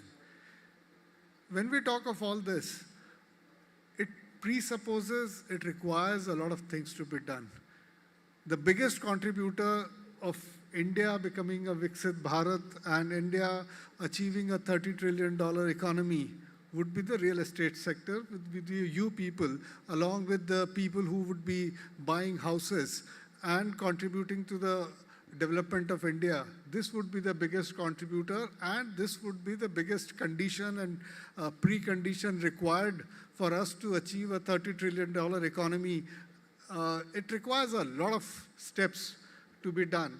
It's not granted that we would become $30 trillion economy. We need to do a lot of things to reach there. And that path is where the builders are involved, where the urban economy is involved, where the cities are involved, where the people who are moving to the cities, they are involved. And the biggest condition of that is we build an urban infrastructure, we build urban housing to house everyone, and that is what would provide the jobs in the country, that is what would generate incomes, and that is what will bring our economy to $30 trillion. So all the members of NAREDCO and the developers in different parts of the country, you are the most critical factor in us reaching the goal of $30 trillion economy. Now, in last few years, the focus in last couple of years particularly, I would say the focus of government has gone into urban planning issues, because we have cities which are becoming urban sprawls, we have cities which are developing well. Now, see the difference between what you see in Delhi and Gurgaon. There are large parts of Delhi which are unauthorized constructions. Then there are planned part of Delhi or NCR, say Gurgaon. The property valuation, the type of people who live, the type of jobs generated, the type of companies they are coming is different. So the better you plan for urbanization, the better is, that decides whether your per capita income is $3,000 or whether it's a $10,000 per capita income. Whether you live in an unauthorized colony or you live in a good colony in Noida or Gurgaon, that is the fate of urbanization that is before us. So urban planning is one of the most critical factors, which involves a large number of issues which each of the development authorities or state governments or corporations have been working on it. Last year's budget, first time Government of India as a system provided 6,000 crore rupees incentive to state governments to carry out urban planning reforms. A lot of states amended building bylaws, made a lot of changes. But enthused by that, in the current year, we provided 20,000 crore rupees in the budget as a special central assistance. 15,000 crore of that is going as urban planning reforms, and 5,000 crore in the way municipalities undertake the financial operations, whether it's a property tax, whether it's a raising of municipal bonds. So 20,000 crore rupees is going, and I'm sure the budget would come gradually after the elections, but I'm sure this would make a lot of difference to urban planning reforms. We have seen good work happening in Gujarat, particularly Ahmedabad and Surat. We have seen the way town planning schemes have changed the face of those cities in last 20 years. Surat particularly is an example I feel very amazed about. I think most of you who understand that part, not very far from Mumbai, Surat's population was 25 lakh in 2001. It became 44 lakh in 2011. Now it's about 74 lakh. And with proper urban planning, actually the number of people living in the slums went down. Surat Development Authority, Urban Development Authority is one of the richest development authorities. So the transition which Surat has made, there are three cities, I think, which are growing fastest in India. One is the Pune PCMC, Surat, and Bangalore. I think the most dynamic of cities where the job growth is maximum. And I think among them, probably Surat has done best in terms of urban planning. Pune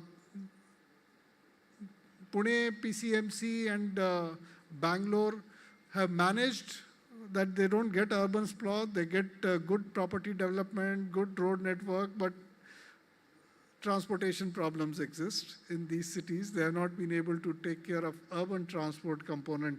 That's why you see traffic jams in those cities. So we need to ensure that area development takes place properly with proper urban transportation, and it takes place in an organized way, in such a way that the value maximization is there for the land, for the developers, for the property owners, for everyone. And those properties, only those people who can buy who have a good jobs, and this in turn generates a lot of jobs. That is what is urbanization all about.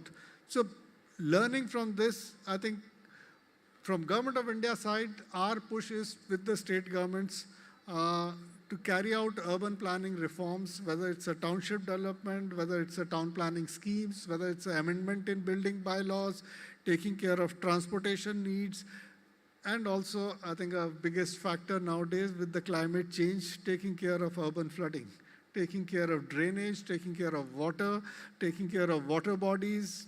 If the excess rainfall is there, we should be able to channelize it and not see the type of floods which we saw in Delhi last year, or which we have seen in Chennai, in Bangalore, and different cities. So I think these are the aspects of urban planning we need to take care. Now, this is a precondition for developers to do a proper development in an area. So that's a responsibility from government side to take care of it. The second aspect I was discussing with Niranjanji is affordable housing and housing for people who work in the cities. There are different segments living in the cities. Some have a high income level, some have a middle income level, and there is a large segment which is in the area, is the level where they earn probably 20,000 rupees or 15,000 rupees per person a month, or 25,000 rupees. Probably everyone in the family works, so income levels are slightly above for a family level. And in our big cities where the jobs are there for them, we are not able to provide housing. It's far too expensive for them. How do we make it affordable for them? Otherwise, they would live in slums. Or if they have to somehow it doesn't work that they travel from 30, 40, 50 kilometers wherever there is affordability. It doesn't work that way. Somehow the water finds a way to reach the lowest level. Similarly, people find a place to live in the cities, and that's how our slums have grown. Now, Honorable PM had announced on 15th of August about interest subvention scheme for people who cannot afford it and middle class. And yesterday's budget also announced it, and we are working on that scheme. That's one part of it. I think another part has to come from what you see a provision in a lot of cities that developers reserve 15% of the flats or a construction for affordable segment, or like what you see in Tamil Nadu, or you contribute to the shelter fund on which state government builds it. I've seen it in Chhattisgarh, I think Odisha has it a lot. Or you provide some sort of a regulatory cross-subsidy to affordable segment in terms of FSI, in terms of zoning requirements, or in terms of tax incentive, which nowadays government is generally moving away from tax incentives. It's a difficult battle. Everyone wants a very simple tax structure, straight taxation, but an exemption for them. That is something very difficult to achieve, and so we need different ways to cross-subsidize affordable housing. We have done it in the SRA system in Mumbai and different places in Gujarat. We need to work more on that, and it has to come more from the urban planning side and less from the tax incentive side from Government of India on the income tax or corporate tax side. So we had a discussion with SRA in Mumbai and builders there. We would welcome any suggestions coming from your side. How do we encourage states? What reforms we should do in the urban planning system, or a building bylaws, or zoning, or FSI, or different systems, so that affordable housing becomes more affordable and without really burdening the other construction, overburdening that construction or making it too expensive for others. So this has to go along with a proper transportation development. Metro, we have been working on it, but metro has a limitation.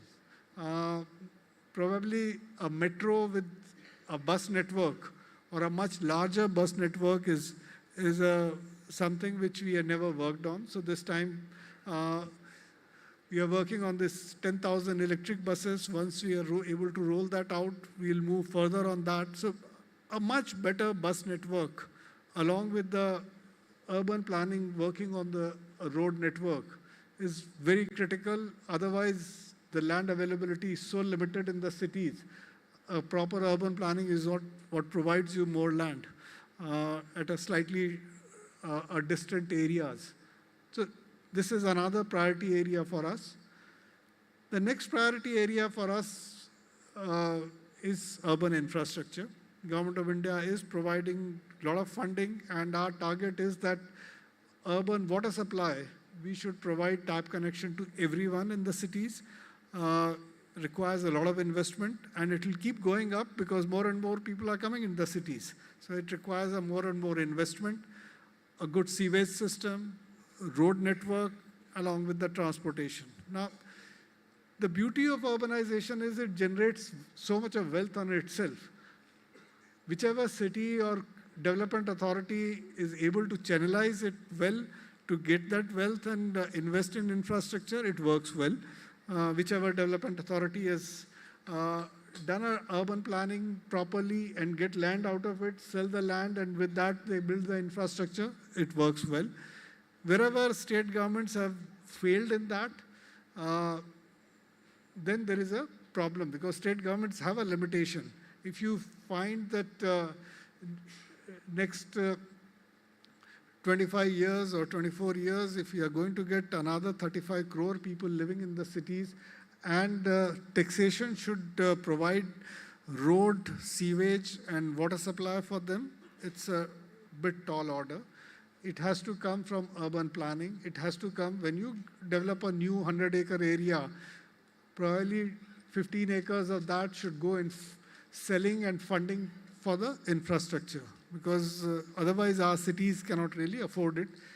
Ideally, property taxes should be such that they should fund it. But unfortunately, in India, our property tax levels are very, very low. And it would take a long time for them to increase. The 15th Finance Commission had put a condition that increase in property tax collection in the city should be above the state's GSDP growth rate. So this year, we have put that condition on the getting Finance Commission grant to the cities and states, and almost 60% of them or 70% of them are qualified. And this would be a condition remaining for this Finance Commission grant, as well as I'm sure next Finance Commission will only build on that. So from our side, whatever fiscal tools we can use to nudge the states and cities to increase property tax, we would do that. We would keep nudging them to improve their urban planning so that a much organized development takes place. We would keep working on urban transportation, particularly a bus network focus, which we had, I think, except for 9 cities dealing in FAME, we are not doing it. Now we are doing 10,000 buses, and once that works, we'll move further on that. So these are the focus areas from our perspectives for the cities, and we would like much more engagement than at present what we are getting with developers. We don't really get inputs from you people. We would welcome, these are the areas we are moving in, and the more we hear from you, the more we get your advice as to what you would like us to do, the better it would be for us. Otherwise, in a government, what you think is whatever the way our mind works, we make the policies based on that. If you have a different view, if you do not communicate to us, then it remains with you. And you can keep complaining that the government is not doing this or government is not doing that. But when the government is willing to do things and willing to listen, you should say. And your input should go beyond what you want in corporate tax and capital gain tax. That is one part of it, but the urbanization story will not be driven by corporate tax or income tax or incentives. It would be driven by urban planning. The entire developments which developers are doing, or another 35 crore people who are going to live in the cities and going to make houses. If you are going to double our housing capacity in the cities, you are going to double infrastructure, or 3 times or 4 times the infrastructure which we have present in the city, it has to be funded by the land. It has to be funded by the people who come and buy the land and buy the apartments, buy the properties in the city. It has to be funded by them. We need a right system, which I think urban planning is a proper urban planning, particularly the way we have seen it in Gujarat and some cities of Maharashtra, some other cities, they have shown us the good model. That is what is to fund the entire urban infrastructure. When we are doing a group of secretaries presentation was being made to Honorable Prime Minister and the Cabinet, whatever the infrastructure requirements of India were being plotted, 50% of that was urban infrastructure. This is the requirement, and this has to be funded by all of us together. So let's work on that, and let's make developers, along with the homeowners and the buyers of the property and people who are coming to city, let's partner together and work on the path so that $30 trillion economy in 1947 and a Viksit Bharat dream or a target we can achieve in a proper way. Thank you.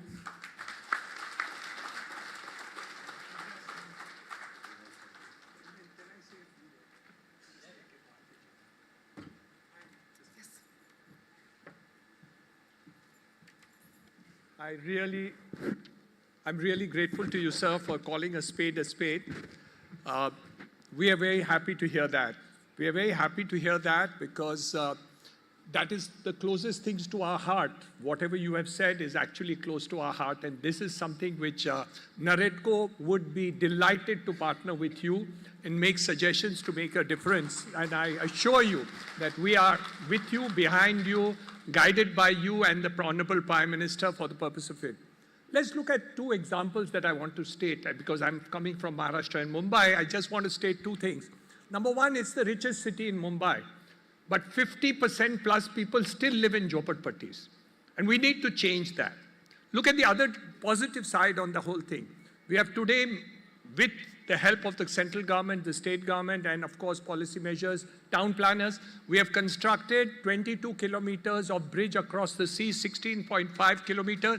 We will open land equivalent to half the land of Mumbai, empty, 20 minutes from South Mumbai, which makes a world of a difference. And that is what is going to create the GDP of India grow by 1% simply by this one infrastructure development that takes place.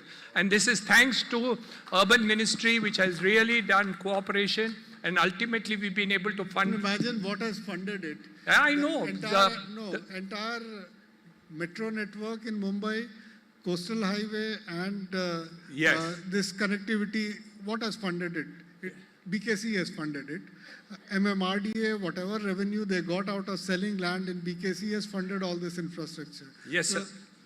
So 70% of that money has come from JICA at 0.1% interest for 50-year loan, which we have been able to do. So all infrastructure in terms of metros, we will pay back for that money. But we need much more infrastructure to come up as we are doing in the Mumbai metropolitan region in the entire country. So that's the one focus which we support you completely. We will be guided by you in terms of it. The second part of it is that we do believe that the action of affordable housing is a challenge. In the last 1 year, in spite of everything that we are talking about, the growth in terms of affordable housing has come down. It is 0% growth, while in the mid and higher income, we have seen 15% growth in terms of the overall. And we are not happy about it, though I don't deal with the total, my majority of work is in the middle and luxury, but as far as NAREDCO is concerned and my position there, I think we need to do it. Two matters are definitely affecting that issue. Number one is the interest rate hike, which has gone up from 6.5% to 8.5% plus, sir. And the second, which is issue is that we do need you to continue the Prime Minister Awas Yojana to give that subsidy for that segmentation, but it doesn't help Mumbai. Remember one thing, because of the cost of the housing being more than 45 lakhs and many other metro cities where the prices have gone up beyond that, we need to see whether we can create a size figure for the Prime Minister's Awas Yojana rather than just a price cap alone, or maybe we'll have a price cap which is higher, but maybe the area which we really need to do. The third thing which I do believe that we can possibly work together is the fact that in the future, we need to think about when we say housing for all, it can also be for the poorest of poor rental housing. And we are not talking about cross subsidies which will be otherwise affecting the finances of the government, but to encourage institutions, industry, government, state government, private sector, government sector, banks, financial institutions to also put in housing which can be done. So that I will be encouraged to put my entire staff and give them rental housing to be able to take that idea. The idea is that in America, the richest country in the world, 50% people live in rental housing from birth to death. And there is no country in the world where 100% housing for the poorest of poor has been achieved. We are going to try that, and we need to achieve much more and certainly remove the whole thing. So we are with you, sir. Whatever you have said is music to our ears. Thank you very much for the support which the government has been doing. And we are absolutely behind you. We'll be guided by you. We would love to give you suggestions and look forward to your guidance like you have done today to us all the time. And thank you for inviting suggestions to the ministry. Thank you so much. Very much appreciate whatever you have done, sir. Thank you.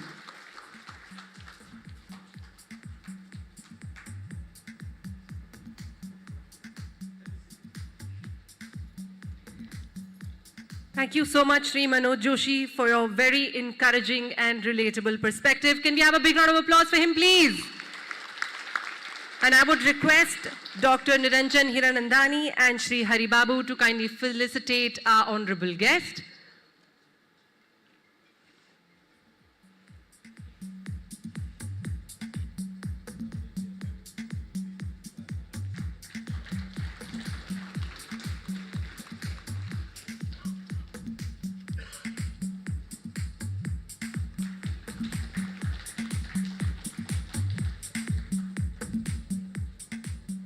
Thank you so much, gentlemen. Thank you.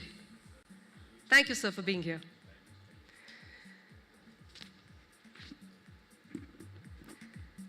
Ladies and gentlemen, moving on.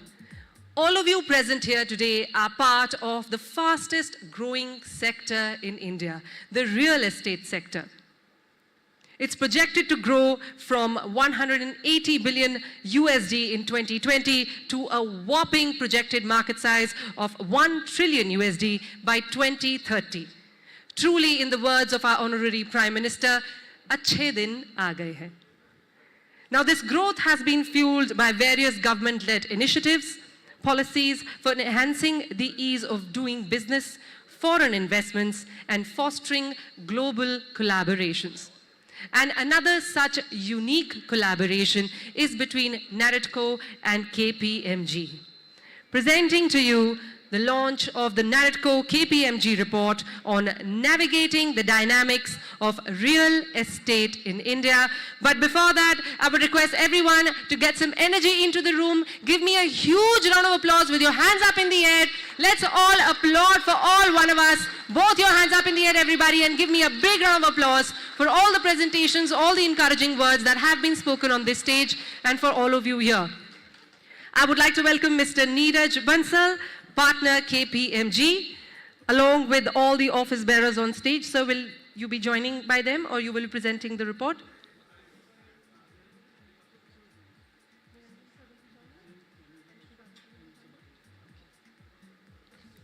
I would request Sri Niranjan ji to kindly join us on stage, along with Sri Hari Babu, to join us on stage for the launch of the NAREDCO KPMG report.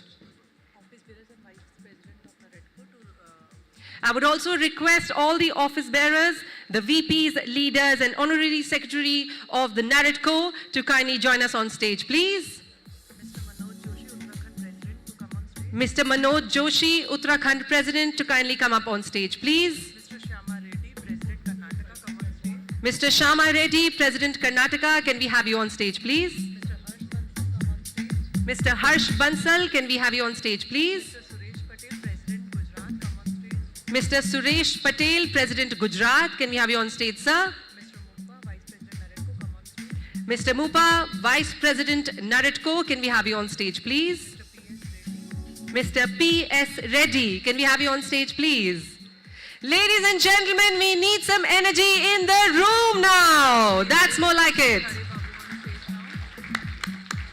Can I also request Sri Hari Babu? Yes, sir.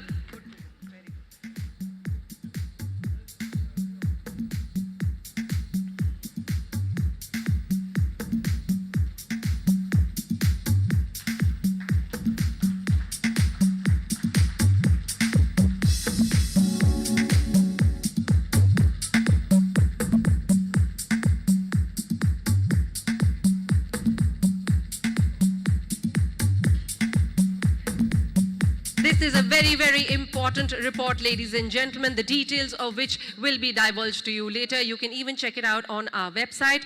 Thank you so much, gentlemen. Well, moving on. Ladies and gentlemen, we have a very exciting and insightful day ahead of us, starting with this. After the addresses and the launch, we have a very interesting panel discussion. But for that, I think all of us need to be on the same page. We are all the part of one big real estate sector happy family. So can I request everyone to kindly stand up? Can I request everyone to stand up, please? Oh, I love the gentleman with the red tie who stood up the first. Thank you, sir. A high five for you. So now we're all part of one big family, is it not? Okay, so I want you to turn on your right and give a loud high five to the person on your right. Give me a loud high five. I should hear it. Uh-oh. I don't hear any unity. Give a loud high five on the count of 3. 1, 2, 3. Yeah, I like that. 1, 2, 3 again. Okay, now turn on your left. Let's not leave out the person on your left. Give them a loud high five. On their hands only. Oh, sir, you don't have anybody. You could do a high five with me. 1, 2, 3. Fantastic. All right, a big round of applause for everyone. You can take your seats again. Now that we have some energy in the room, we are prepped for our panel discussion that is going to be on the real estate regulatory watch, upwards and the way forward. For that, I would like to call upon our panelists, starting with Shrimati Anita Karwal, IAS retired, Chairperson, Gujarat RERA. Can we have you on stage, ma'am? Can we have a big round of applause for all our panelists, please? Next up, I would like to invite Shri Anand Kumar, IAS retired, Delhi RERA.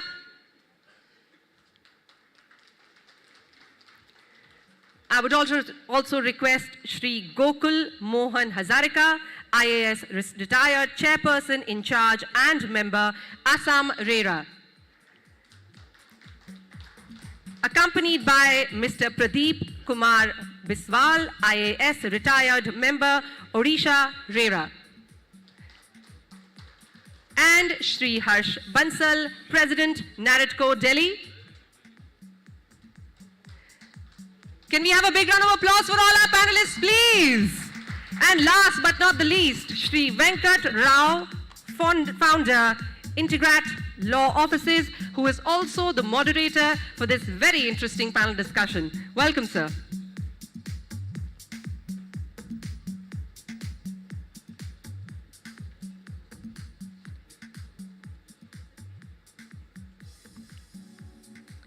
Over to you, Mr. Rao, for moderating this very insightful session.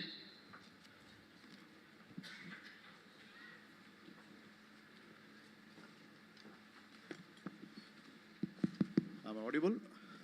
Thank you. I'm actually very honored and in fact humbled to actually moderate such a heavy-duty panel, and especially with the topic that is there and with the vision of our Honorable Prime Minister Modi ji of 2047 being a mission for NAREDCO. Three pillars which probably every industry needs to have is what the topic today with this heavy duty panel I'm going to probably bring across. 3 pillars that I believe and which probably regulators believe so, being the discipline, transparency, and of course, dispute resolution, faster dispute resolution. That's where the RERA kicked in 2017, and that's where the regulators came in, and probably everybody thought that for 5, 7 years, 10 years, the industry would go through a slump, but actually it turned it around. The trust is back.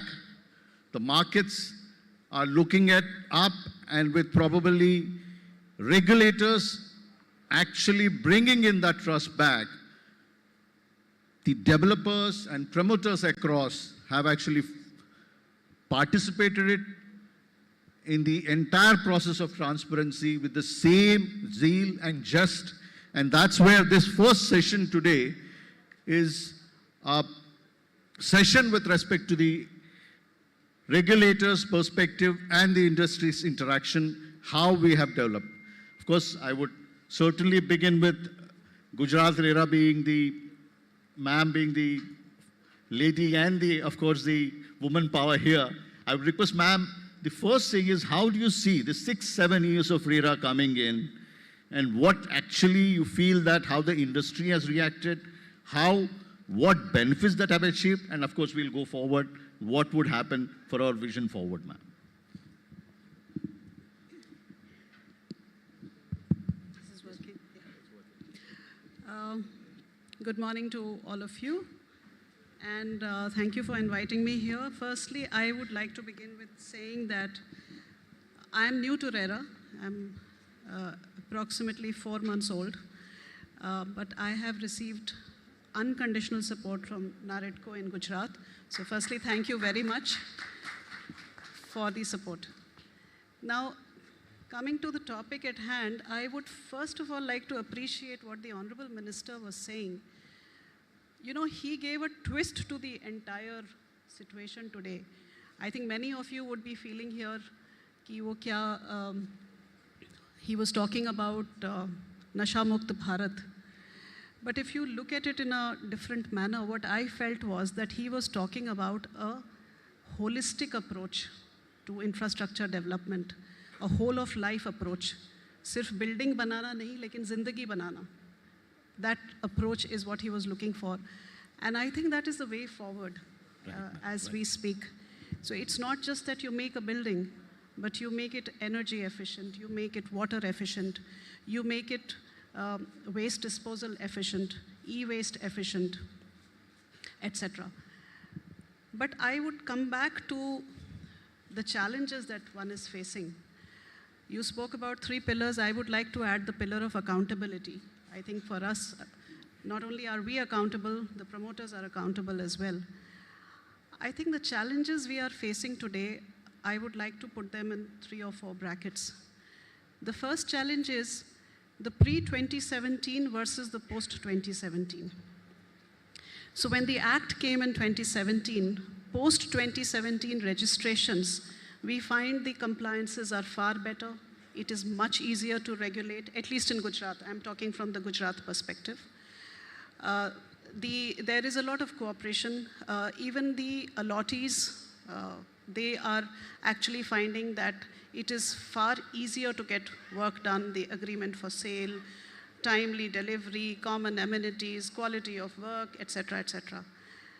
The real challenge we are facing in Gujarat is the pre-2017, the ones which were already, the projects which were already on and which got registered subsequently.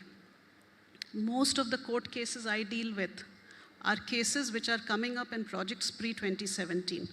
So as an organization, my request to NAREDCO would be that here are some cases where you, if you could cooperate with the state RERA authorities and do some kind of outreach for these people.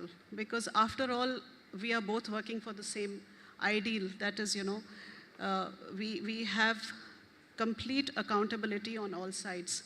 That would be of great help. The second aspect that I want to mention is that when it comes to ease of doing business, in Gujarat, we have gone many, many steps forward. As those of you who are from Gujarat would know, we have a completely paperless office. We have utilized a lot of AI tools for the purpose of business analytics, etc. But what is happening on the field is this. As promoters, you are really big shots. You do not work directly.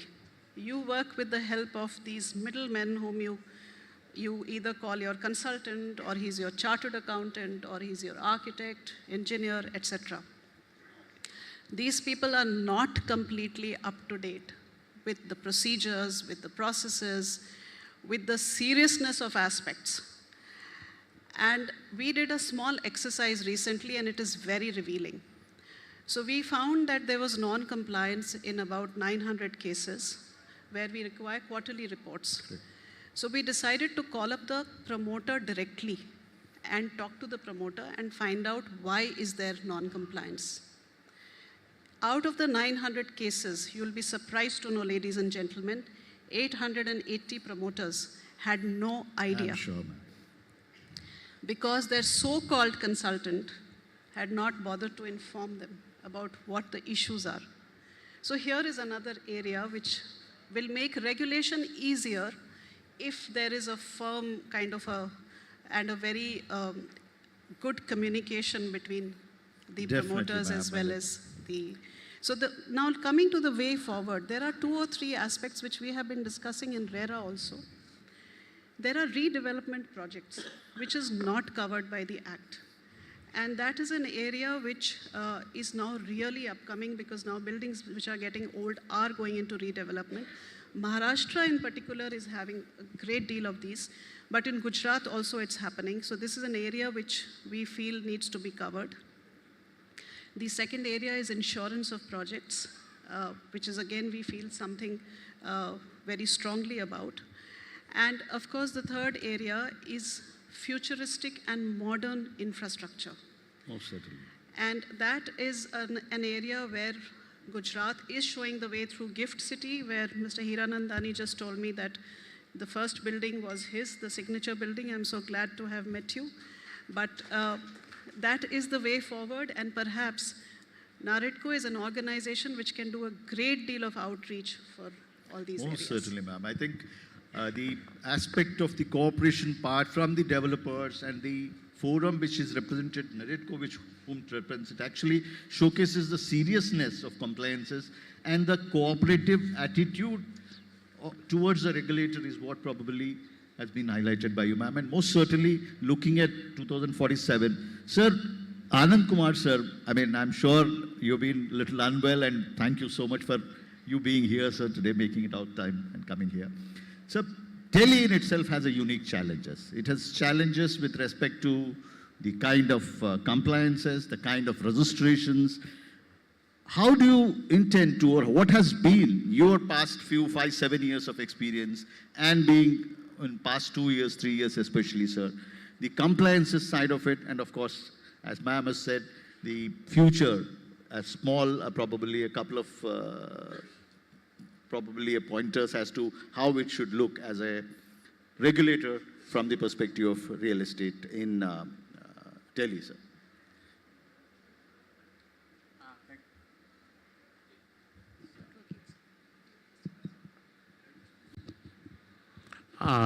Thank you, Mr. Venkat Rao. Good morning to everybody present in this hall. When this Real Estate Regulation and Development Act came into being in 2017, it was to overcome the trust deficit which existed between the promoters and the allottees. There are a lot of projects which are languishing for a long time. Nobody sees that they see light of the day, and some of such projects are still continuing. So what government wanted to do was that bring in a regulator which can ensure that the projects, they are registered, they are viable, and they are delivered in time.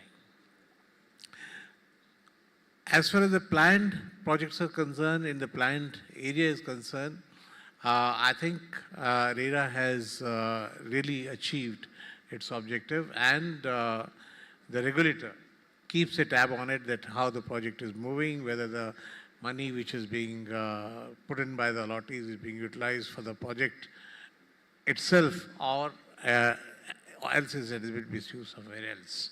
So this is about the large projects which are concerned.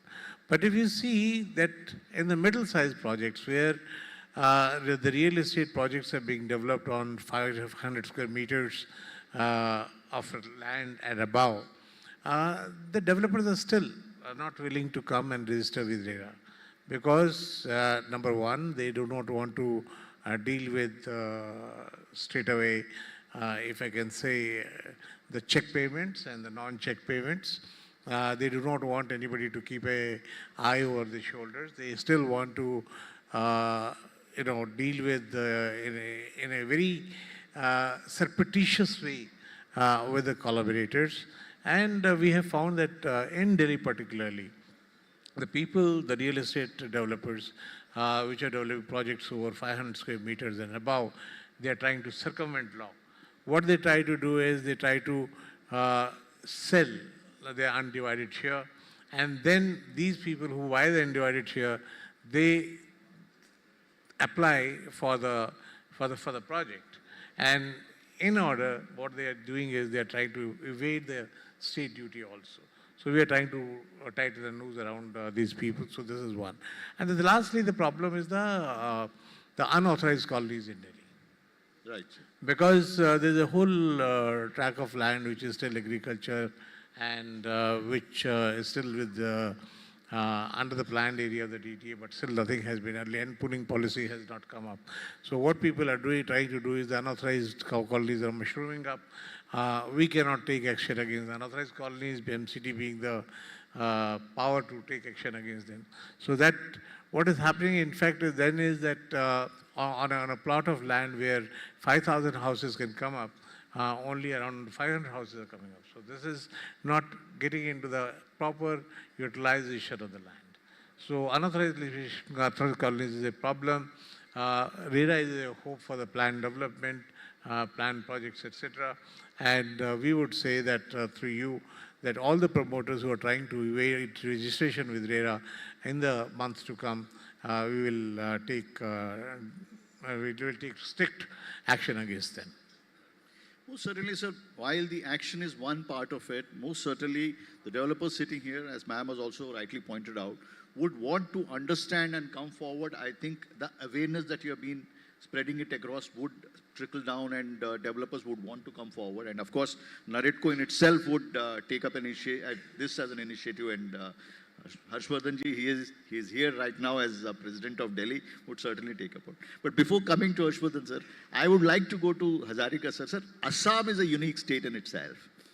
So the challenges of first probably bringing this act as an awareness to the developers, and then as to how to implement across the state, which is a very challenging state, I would say. Sir, I would probably, members would love to hear it from you. Okay, a very good morning to all of you. Assam is the gateway to the Northeast, we all know. Assam, of course, lagging far behind the other developed states since coming into force of the RERA. About 751 numbers of projects have been registered with us. We have got about 250 numbers of complaint cases. Of course, since the number of projects is less, maybe customers are less satisfied or less complaints. But nevertheless, we have disposed of about 150 complaint cases. I have seen the builders initially reluctant to meet up the requirements. When we ask for various permissions or papers, they are really not very happy, but gradually they have realized it is better for them, because in certain cases we have seen land documents are not in order.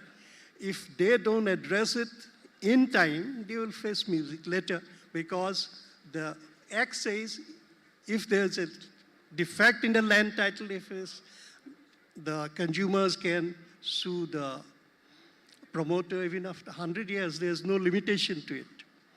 So we had seen in NOCs, the patta numbers, DAG numbers are different. In the development agreement, it was different. In the power of agreements, it was different. Since these have been looked into by RERA, a lot of problems have been, I think, initially resolved for the promoters, because in years to come, it will be helpful to them. I have seen the NOCs issued by the local authorities without certain things. Environment clearance is left out, then groundwater clearance is not taken. They say you will have to produce it in time.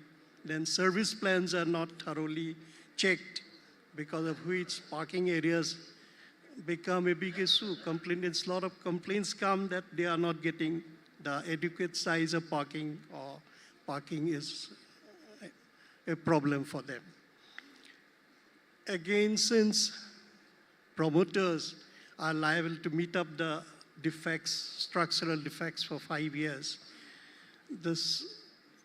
I feel it is better if the promoters have their own sort of customer care center or customer care agency to deal with these small complaints initially.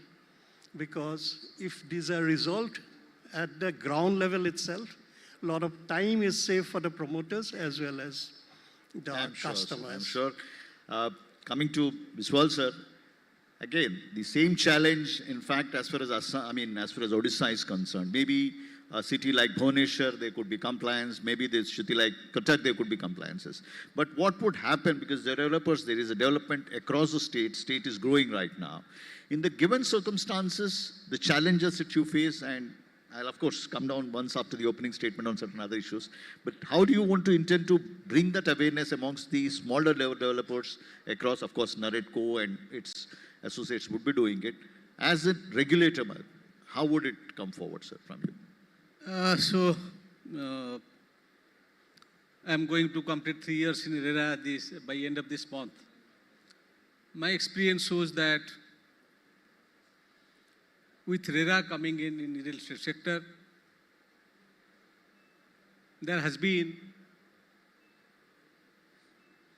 improvement in the trust between the promoters and the allottees, and there is a sort of transparency in the entire system, the ecosystem existing.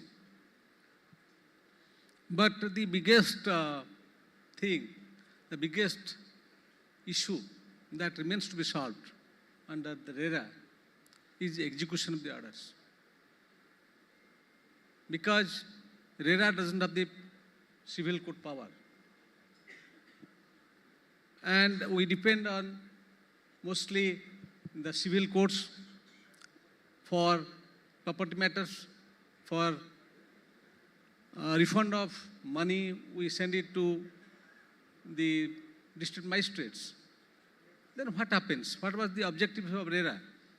To give justice to the home buyers. I'm sure, sir. I'm sure, and I think that part of execution. So once it goes to the civil court or to the collectors for a refund of the money, then it again takes years together to resolve the issue. That aspect, sorry, I would come back and discuss, sir, when probably I would have a question on the amendment side of it. But just moving forward in principally, as there is a concurrence, Bansal Saab, that yes, there has been a improvement in transparency. Yes, there has been an improvement in compliances. There are more serious players who are coming forward. But at the same time, there is some level still to be achieved. That, sir, आप अगर इस पे रोशनी डालें कुछ. Good morning. First of all, RERA is so important in our business that the NAREDCO logo, trust with transparency, is matches with the RERA, as you can see, vision. So we have to grow further, we have to grow more. And as Honorable Secretary was saying, that a lot of development has to become, and this industry is going to be the biggest industry in the country, second largest employment generation. So it has to be regulated. And thanks to RERA, the things are now coming to the regulation side. Ma'am said there are two types of developer, I will say. One is good developer pre-RERA. Another is developer post-RERA. They have supposed to be good. So there are only good developers left now. One are pre-RERA and one are post-RERA, which has to be good because the regulations will be controlled properly. So there are some myths in the market, in the industry, I would like to clarify that initially there was a myth that RERA is against the developer or RERA is only to regulate the developer. With my experience, I will say it is not against the developer. It is just to regulate the industry. And it is just not to regulate the developer only, to regulate the entire business. The developers, even the buyers, even the property agents also. Definitely, sir. I think regulation along with it is development of the industry. So definitely regulators' job is just not the regulation, but also promoting the industry is what I think the point, sir. So coming back there, sir, one aspect I wanted to put it across to the to the regulators, because there is an interface and everybody would like to say. One fear, I would say, and also a issue that probably a lot of promoters come across and say when we work around, is that while, yes, ma'am has said there are interfaces like consultants, lawyers, probably everybody coming in, but one issue that they face mostly is that they say that we have invested in land. We have taken enough time from competent authorities to acquire all kinds of approvals. Then we come back and try to get a project registered. There are two issues that they always face, which we come across, I'm putting it frankly. One, the infrastructure side of the authorities itself, including the capability of understanding the aspect of probably the requisite approval, so on and so forth. At the lowest level I'm talking of, which the files are processed. And then probably insistence on certain things which probably would happen during the course of development of the project, because by then developer would have invested substantial monies. He is in a hurry to have the project launched and move forward. That's on the registration side. The other aspect, the fear, while yes, sir has been pointing out that there is an issue of execution and all. The other aspect is that RERA has created a buzz and an awareness among the allottees, which is good.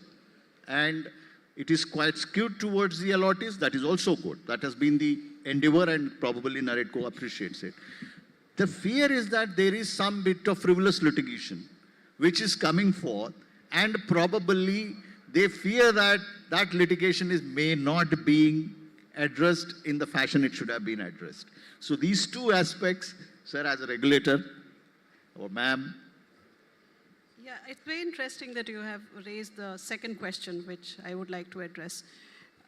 You're absolutely right about frivolous litigation. So even though I'm new to RERA, but I am coming across such cases. And I find that, the moment they will come to my court, and I talk about, in Gujarati, the word used is samadhan ho sakta hai yani, which is reconciliation. And immediately they'll say, just give us 15 days. And then they come back and they say, it's done. Which means that there was some amount of frivolousness involved, right?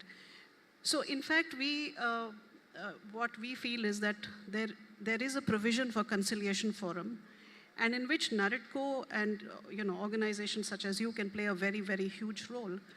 So before it comes to our court, there has to be one stop, which is the conciliation forum. I believe Maharashtra is experimenting with it, and I believe to some extent Uttar Pradesh is. We are not doing it in Gujarat. We did try it out, it didn't work, but we are now seriously looking at it. In fact, we have set up a small committee to formulate a framework for this. And I think that before court, samadhan, as we say in Gujarat, is a very good idea to prevent frivolous litigation. That's one aspect. Sir, Anand sir probably would.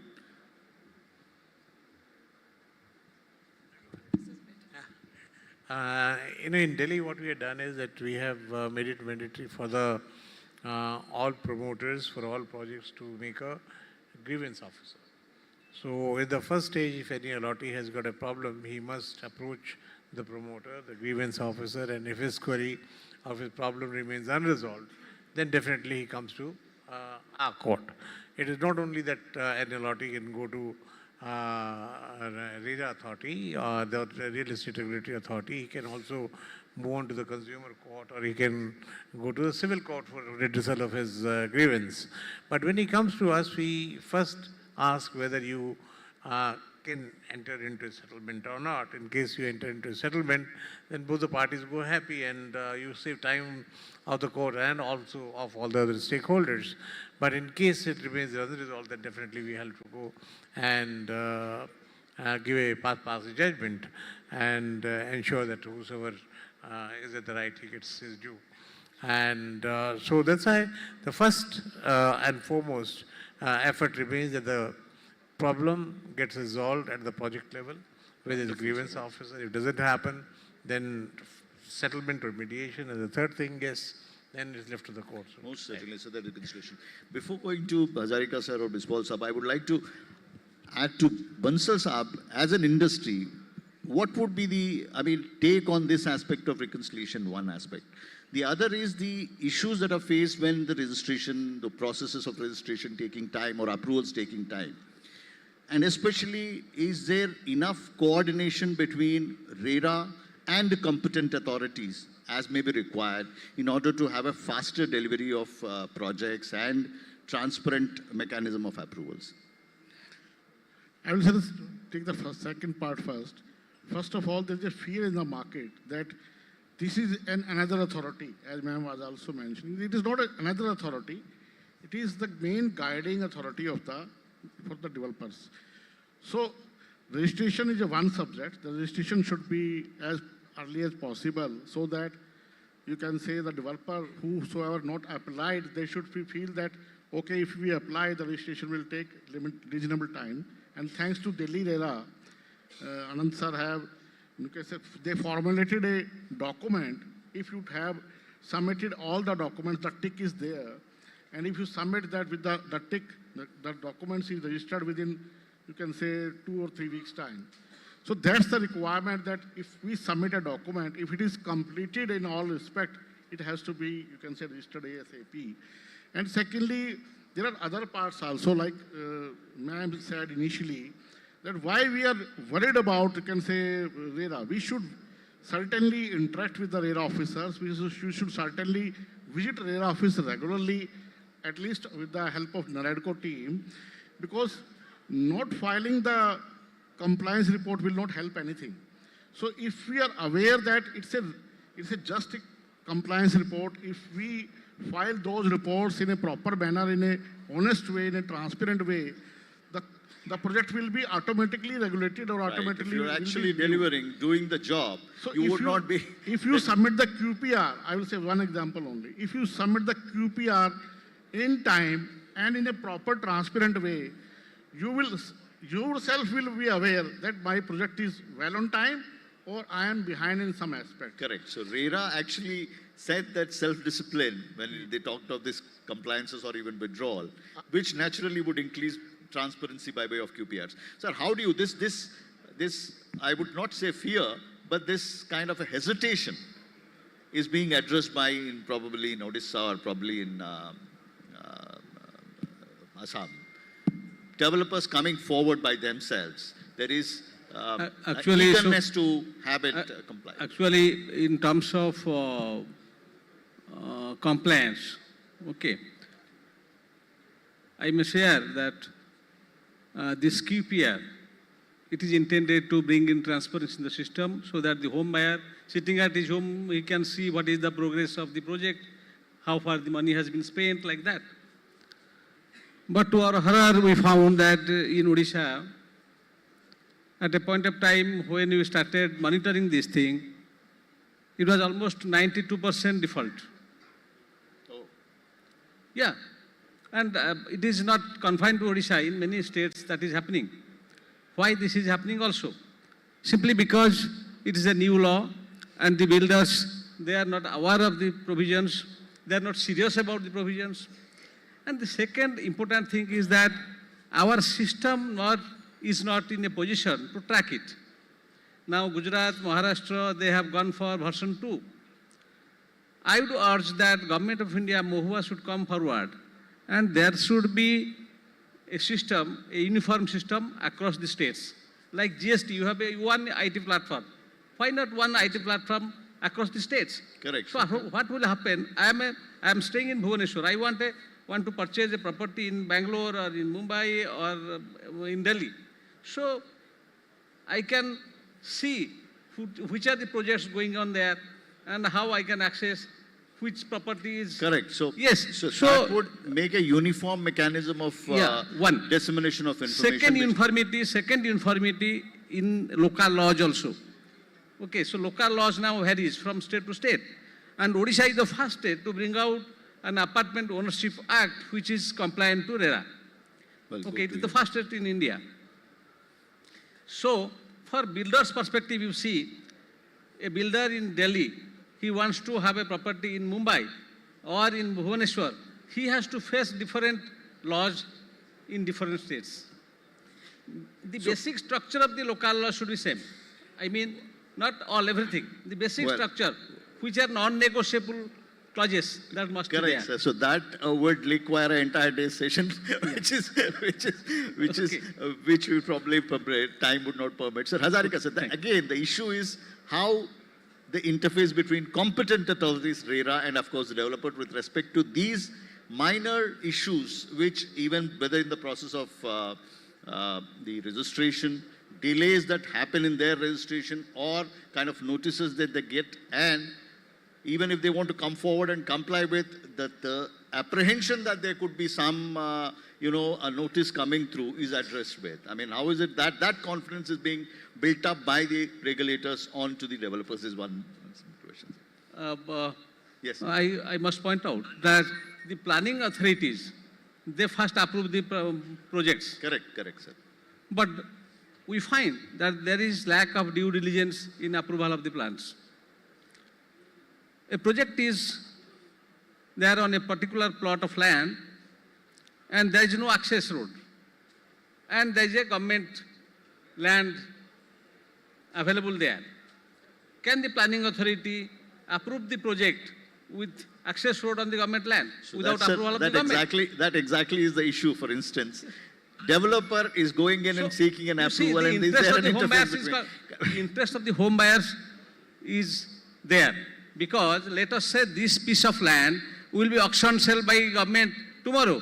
What will happen to these people? 300, 500 Correct, sir. people? Correct, sir. So So that when it comes to interface, RERA, obviously we have to that the interest of interface the is what home is buyers essential. paramount for us. The Correct, interest of the sir. home buyers is paramount for us. So that we have to guard against that. Correct, sir. So that interface is essential, is what builders are saying. They would go back and say that I got all the approvals. Now the competent authority has given to me. I do not have any control over the road, and I am being stuck after putting in money. That is one aspect of it. So Actually, you know, the capacity of the competent authority also needs some amount of upgradation. See, the Act is new. correct. It's almost 5-6 years old, but it's new still. Municipal corporations and urban development authorities may still be able to understand what's happening because of the kind of staff that they have, but municipalities, the towns, it's Do not very, have. very That's- difficult. So yeah. that probably, ma'am, is something which probably the developers and probably the promoters would want that RERA is taken as an initiative and have that kind of an interface while the approval of the plans happen, and when they come back to you. By then they would have invested substantial amounts. Now coming to this aspect that we have seen this act, this is one aspect.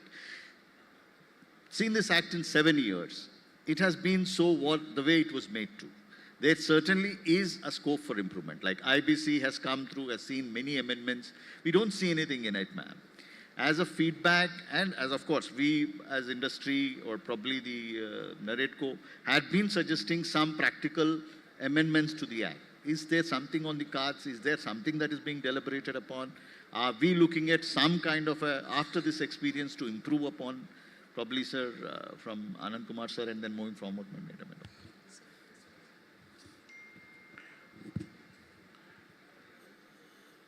What perhaps you are referring to, Mr. Rao, is that how we put the system in a better way, and whether there's some certain amendments to the Act. So I mean to say that we have had the experience of 7 years. We are seeing Absolutely. issues like this. We are seeing some little bit of frivolous litigation that ma'am has suggested. And there are certain bit of execution issues. Now, all these issues at some point in time need to have a relook as an act to Absolutely. take care of. You know, this is a very recent act which came into being in 2017. And every day has been a learning process for us. Not only that how best to implement our orders, whether the RERA should be given the power of the civil courts, and how best we can regulate the thing, how best the other all stakeholders comply with the Act. So there are various amendments which are necessary to the Act, and certain places we can manage the situation by making rules, regulations and guidelines. But at the other side, we definitely require certain amendments to come, and we have got a body called All India Federation of Regulatory Authorities. So we deliberate on these amendments, and then we are going to recommend to the government that how the Act should be more effective. That's exactly, sir. Going to Adharika, sir, on this aspect. One aspect that, again, the amendments is happening, sir. One issue that, as ma'am has also suggested, there are frivolous issues. And then we need to curtail the litigation. That was the objective when the Act was passed. And there is this aspect of 100% pre-deposit. And every authority across the country is functioning and they're doing it their best. At times it does happen that certain frivolous litigations, and by chance some orders get passed. The litigation going up the ladder to the appellate tribunal is cumbersome on the developers. It may not be, at times it is not, it could be, and then there is no provision of a probably review within the Act. So that becomes a hindrance. Is there something on the cards on that aspect while the amendments are being discussed? Yes. RERA is a quasi-judicial authority, we all know. The provision is that the complainant can plead his case himself, and the promoter also can send his own agent to represent it. which So the issue due- is that promoter says, I don't have a recourse to go up, there is a Yes, frivolous order. I'm sorry to say, on a frivolous litigation. all due apology to the legal fraternity, I would say, once they engage a lawyer, a short story becomes pretty long, and a long story, instead of making With a due long story respect, sir, short. lawyers are at your mercy in a court. It becomes, it becomes a sort of civil court, and it becomes difficult to dispense justice. Many times I have seen a lot of promoters, they themselves appear, or they send someone who can answer for them, and it gets resolved on the spot. Many of them I have seen. Thank you. And- So coming to this aspect of amendments, ma'am, the issue of IBC and RERA has been coming through. The stuck projects, companies going into insolvency, and the projects are not getting through, while the pressure of actually probably statutorily obligated upon the authorities are actually to complete the project, but then they are also stuck on this. So these aspects, this confrontation, how is it being handled at least Gujarat, RERA, and probably You know, the projects which are finding it difficult to complete, during my tenure, what I have noticed is most of them managed to falter during the COVID phase. I think that was a very difficult phase for the entire country, and particularly for promoters. So in Gujarat, I don't see new projects faltering, in the sense those registered after 2017. There would be very few and far between. It is prior to 2017. Yeah, prior to and- or legacy projects, Yes, especially yes. that's an issue in the Yes. NCR region, and probably Yes. maybe to a certain extent in Mumbai and that yes. part of it. So there, you know, we have to look at the entirety of the project and give extensions. So we have a system. Because even the promoter is stuck while Yes. allottees are stuck Are now. also So in stuck, that yes. scenario, sir, if you could say something on that aspect, especially Delhi and NCR is something which comes to your kitty, sir. Definitely there are problems with the legacy projects, and in case the promoter has gone insolvent, there are two things. Number one, insolvency of one project should not affect the insolvency of another project. So it has to be seen independently in the light of the recent judgment. And we should tackle insolvency regarding or inviability of the project on a standalone basis, and not as a group of the companies, etc. As far as Delhi is concerned, we have problems regarding the land pooling policy, where people collected money in the name of land pooling policy, but then they did not buy land, and it became it's basically a fraud. And we cannot say that those projects were registrable and they should come back to us, because people took money and they fled with it. So it is basically economic offense swing issue. But as far as the new projects are concerned, wherever we see that there has been a delay, we are trying to find out why the reason of the delay is there, and we try to find the cause and stem the rot at the earliest possible. So if you are having a close eye, if you are following the QPRs, if you are looking into the growth of the project and the progress of the project, all projects are implementable within the time limit. Great, sir. The problem happens when you lose the oversight. One aspect, sir, I wanted to come to Harshvardhan sir this week. One aspect is, while even if it is not in insolvency, there are projects which are stuck. Developers, old developers who are stuck would want to have a good partner like Harshvardhan sir, who has got deep pockets to put in money and take the project out, including the old allottees. There they find that whether be it competent authorities having the approvals, or whether be the regulators, meaning thereby the RERAs and all, seeking various kind of consents and so on and so forth. Yes, consent is one which is required, but at times it is extended too far. In order to that, even if the project can be taken out, the existing allottees are willing to have it also, they find a problem, sir. So Harshvardhan sir, if you could face that kind of problems that you face, and then probably regulators could then take it up and... No, in Delhi NCR, thanks to Amitabh Kant's report, most of these issues have already been addressed now. So that has come, yes, yet to be implemented by the regulators. I'm sorry, with due respect, that's a good, absolutely brilliant report. UP have accepted most of them. and now 4-year time have been given to the UP projects. Statutory amendments have not happened, sir, so RERA would still continue to have their own objections. That's where I wanted to ask that aspect from the regulators. That's true, but as we earlier discussed, the projects pre-RERA has a bigger problem. So this Amitabh Kant's report addresses all the issues. So there were many people who don't have the registry they were living. Then there were the projects which were, you can say, stuck up, held up. The developer was asking for the co-developer. Those issues was also addressed. And there are many issues, most of the issue in Delhi NCR particular. This was So, sir, I think Assam may not have that many of those kinds. But still, if there are, probably Odisha might have. Bhubaneswar is one area where there could be such kind of projects where maybe another developer would want to come in, step in, but there are issues with respect to competent authorities or even consents coming through. What kind of a solution or a roadmap is being looked at, sir? In Odisha? Odisha, sir, I mean, either Assam Actually, or Odisha, actually, these projects, truck of projects, are very few in Odisha. Okay. And these are small players. Projects where these projects have been on hold. These are mostly small players. Some are behind the bars. Some are just, they have already fled, like that.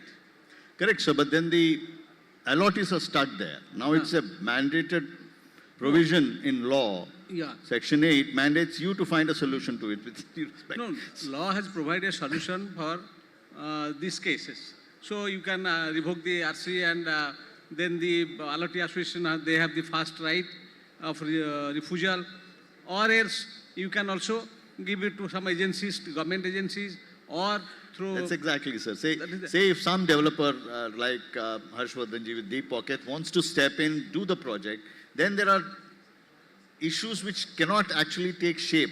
So that's where I'm saying, is there a roadmap, is there a SOP, Odisha, is there a policy? I am narrating one experience. A particular project was funded by a bank. Okay. Then the builder could not complete it and he was behind bars. Then what happened? Now, under the Surface Act, the bank attached the entire property. But there are home buyers are there. So the home buyers came to RERA. Then we directed the bank to act as a builder in place of the builder. And now to alert the houses to the allottees after completion of the project. And now the bank is saying, no, I am not a builder. I'm sure. Some kind of orders coming through. Sir, Hazarika, sir, something like that in your experience? Yes, in Assam we don't have that much of projects like this, but one was there. The Act itself has provided way out, how to transfer a project from one promoter to the other. Once those are fulfilled, we do. Magmala was one builder, one promoter who had a project and they had received finance from net fee. They couldn't complete it. Their liabilities went up into crores. Then the Protect group came forward and we had allowed them to take over. And it is progressing well. So other stall projects we have not come across in large numbers. Small ones are there, of course. They are not being able to complete. They are being guided to complete it. All those we are doing. So I'm sure a solution will be found to those stuck projects as well. And a solution to the developers as well on that count. Having said that, now we have almost about 4 minutes. I would like to open up. The sum and substance is the transparency levels have increased and definitely there is a compliance, but some bit of a mile need to be walked probably, if not run. So let's see we go through. I'll open this session for any Q&As. If anybody has any particular question, can just raise their hands and then probably, especially kindly say your name and your question to the person you're addressing on the dais, please. I have one suggestion for NAREDCO. Actually, during post-RERA, what we observed, that there is a lack of capacity building. Okay, among the promoters among the RERA officials, among the stakeholders. And it has, now it's high time that we should have a national level institute to impart training, to organize different workshops, more and more seminars like that. So a national institute should be conceived for I think, sir, capacity building. that's a very good suggestion. Some at state level, the Delhi RERA Now we are and also proposing to NAREDCO RERA have for started this. off some an institute which actually takes forward those things, and I'm sure NAREDCO would actually implement it pan-India to actually build the capacities at the infra level, at the authorities, as well at the developers level. And I think if Harshvardhan ji could say. So NAREDCO has already initiated one program that is to educate developers or our next generation or our senior managers through REID, through MAHI, that this will help us a lot to developers to, you can say, understand this act better and to comply. I have 2-3 more suggestions that we all are discussing now, that one nation, one, you can say, rule and one regulation and one act. So there are few problems with the industry. That number one, that real estate agents are feeling that they have to register it to every state. Suppose one agent is here, is working in Delhi, and he is working with Delhi, Gurgaon and Noida. So they are saying that we have to register separately with all 3 states. So my request will be to the MahaRERA that come out with some solution that if one consultant or CA or agent register once in any authority, I'm sure, he is eligible for the entire country. That's wonderful. That's So that's number actually the case. He's advocating on the side of the allotee. Suppose the agents. the JLL, the CBRE, Yes. the 99-acre, these type of people, they can't register with every state. They want that if they To be at register least one, at one, it has to be, you can say, level, correct. equal to. So if Number anybody 2, has any questions, kindly, we have just 1 minute. Sir, please. Can I have a mic? Somebody can. Then you have to pick it up, mic. Mike, please, Mike.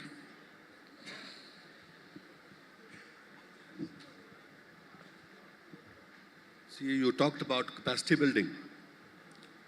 So that is exactly what we're going to do with NAREDCO.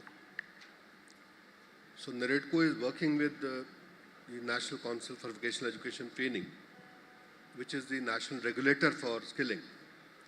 And there is a dire need of capacity building in every sector, in the entire value chain. So for that, they would be becoming the awarding body of NCVT, so that they'll develop courses, and these courses can then be dispensed at various levels.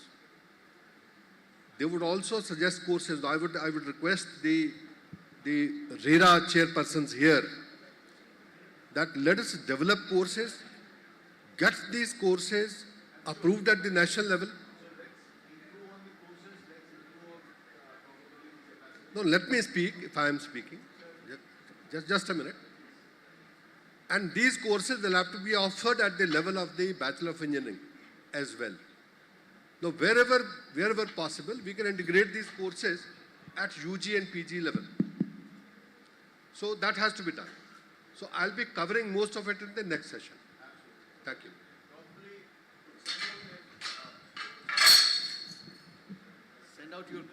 Send out your suggestions to the NAREDCO's info mail ID also, so there will be a great help, and especially Mahi is taking forward, so that would also help.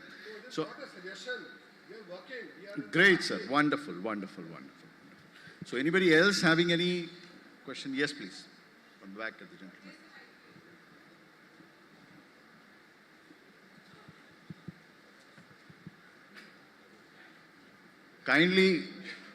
Kindly keep it short. We are already time's up, and there have been indications for us to get out of this dais. Hi, this is Ankit Sharma from Economic Times. I have the question to 4 of the RERA officials. One of the aspects of RERA is title insurance, and that has not been taken care of as of now within the states. Are RERA officials giving any representation to governments, respective governments, state governments, about the title insurance? Because that is one thing that is title insurance is obligation under Section 16. And there are some policies coming up, and the RERA is not getting that implemented in the sense that are not insisting on the developers to have the title insurance is this question, sir. Anyone? Title insurance, land title insurance, and the project insurance is mandated under the Act to be done by the promoter. Right. So project insurance includes land as well as, the built-up, sir. So the land title insurance is what my friend is suggesting. Right. That is not being taken care. And that's Yes, not that has not been insisted upon by the RERAs, and we do not know how to go about it. It is the promoters who have to comply with that. If they It's actually a non-negotiable. I mean, you can't register a project. Yes, ma'am, but then the issue is that there are not adequate policies or there's no roadmap, and title itself is a questionable issue. As such, we are talking of Land Title Act and so on and so forth. There is a detailed session also on it. So till that is there, the insurer is not coming forward, so on and so forth. Anyway, thank you so much. Thank you. I have two Yes, lines. sir, yes. Just last concluding. First of all, I have some suggestions for our fellow developers on behalf of RERA. That first of all, as our vision says, trust with transparency. Let us commit what we can fulfill. That's the main problem. We normally give colorful brochure in the market when we launch the project. Think before you commit, I will say that. Whatsoever you can commit, you can say, whatsoever we can fulfill, we should commit in terms of specification, in terms of time. That's one. Number two, you can say I have few suggestions that registration should be fast enough. There should be some grievance cell, as Chairman Delhi rightly said, and NAREDCO is already there to educate, to, you can say, interact with RERA to, you can say, help the developers in this side. Thirdly, there are some provisions like the extension of time. So there are force major conditions in Delhi every time, like the GRAP and the flood and something.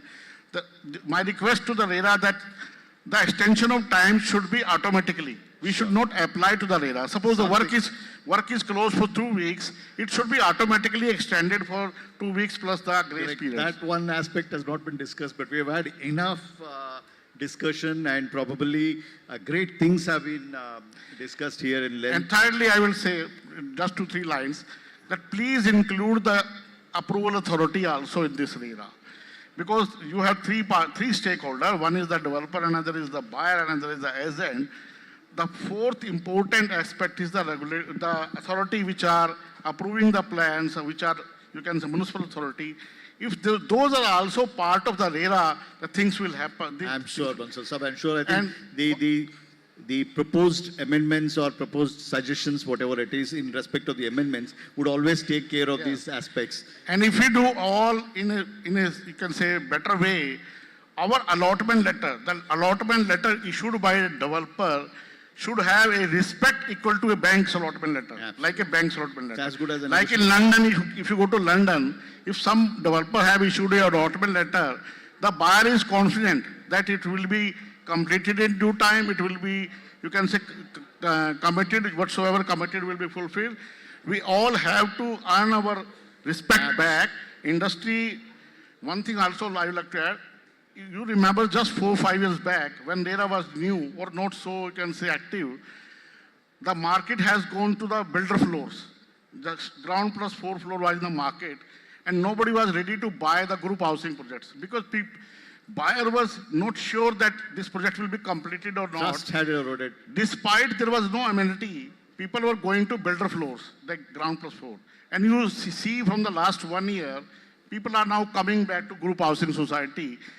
Most of the projects in Delhi NCR now are sold in 1 day at the time of launch itself, because buyers have now confidence that, okay, we have RERA, we have Big Brother, who will monitor, who will regulate, and who will ensure the things will happen. So trust has restored in 5-7 years of RERA coming into, and transparency has certainly increased. Yes, there is a proposal, or I would say there is a discussion, at least internally, that it needs some bit of amendments which would be taken care.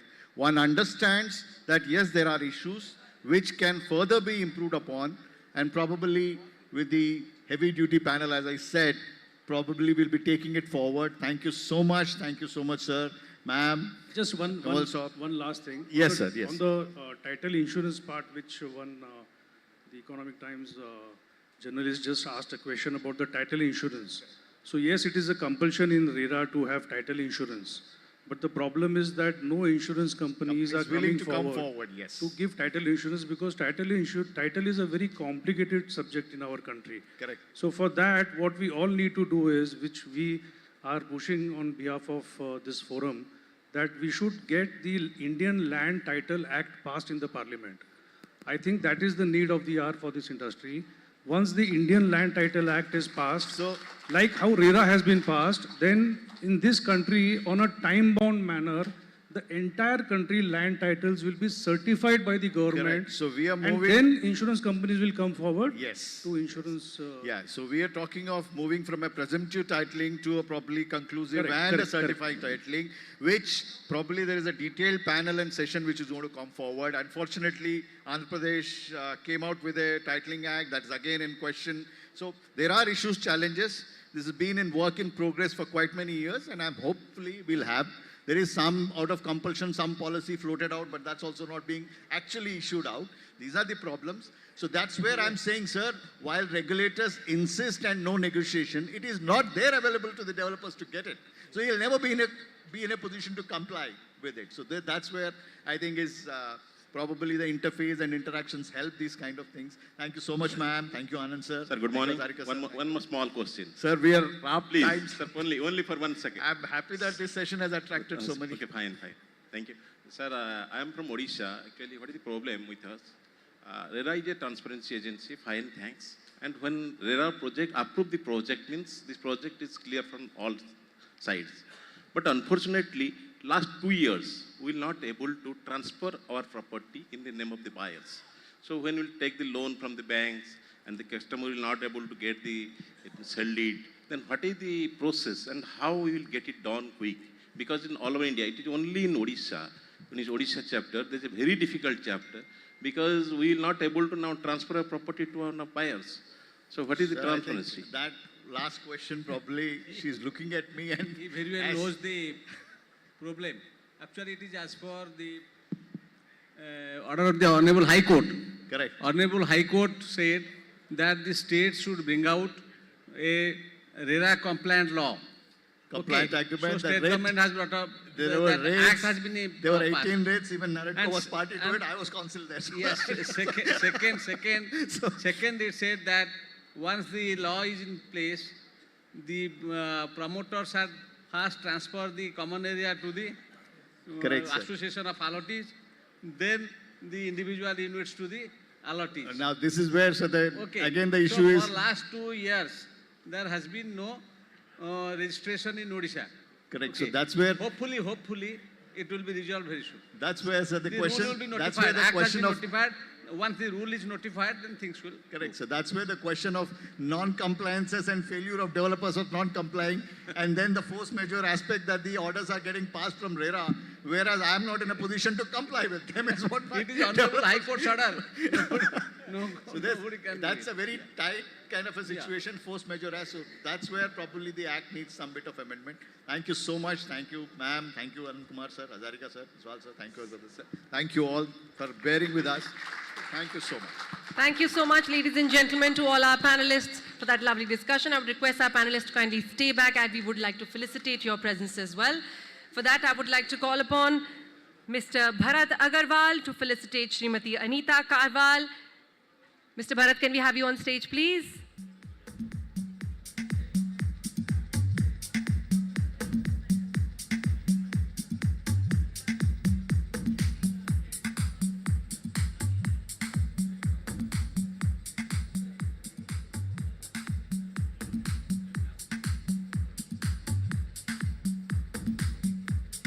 Can I also request Mr. Sunil Chandra Reddy to kindly come up on stage to felicitate Shri Anand Kumar, IAS retired Delhi RERA.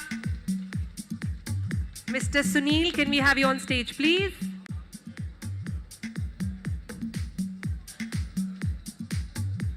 Mr. Sunil, could you please felicitate Shri Anand Kumar ji?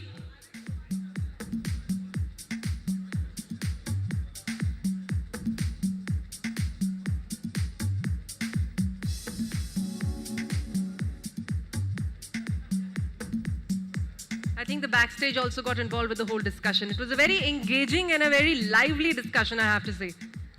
We had to stop the questions right there. Apologies for that. Can I request Mr. Satish Patel to kindly come up on stage to felicitate Shri Gokul Mohan Hazarika? Apologies, can I request Mr. Suresh Patel to kindly come up on stage, please, to felicitate our guest. Mr. Suresh Patel, can we have you on stage? Can I request Mr. Shyam Reddy to kindly felicitate Mr. Pradeep Kumar Biswal? Can I request Mr. Hari Babu to kindly come up on stage, sir, to felicitate our guest, Shri Pradeep Kumar Biswal? Sir, can we have you on stage, please? Ladies and gentlemen, can we have the applause going? Good morning to all. Our chairperson, RERA Gujarat, madam Anita Karwal ji के आज के उद्बोधन के आधार पे गुजरात नारेडको ने समाधान पंच इसी month start करने का डिसीजन लिया है. So we are starting NAREDCO Samadhan Panch, which will be a mediation center between all the allottees as well as the developers, and it will report RERA's authority every month. Thank you so much. I think that deserves a big round of applause when developments take stage and we are here to witness them. Can we have a big round of applause for that, please? Thank you. Can I request Mr. Vijay Sai to kindly come up on stage to felicitate Shri Harsh Bansal?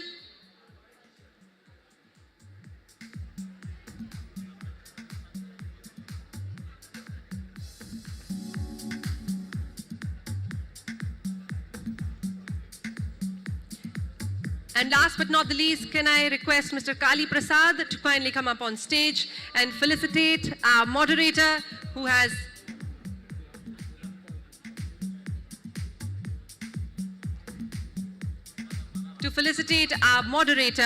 Shri Venkat Rao.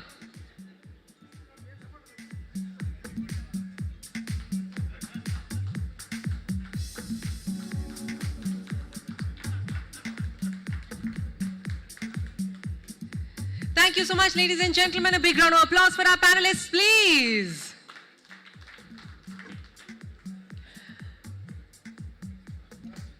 Okay, ladies and gentlemen, moving on to our next presentation on stage. But before we do that and break for lunch, we have another speaker coming up on stage for a very important address to the audience. And I would request everyone to kindly take their seats.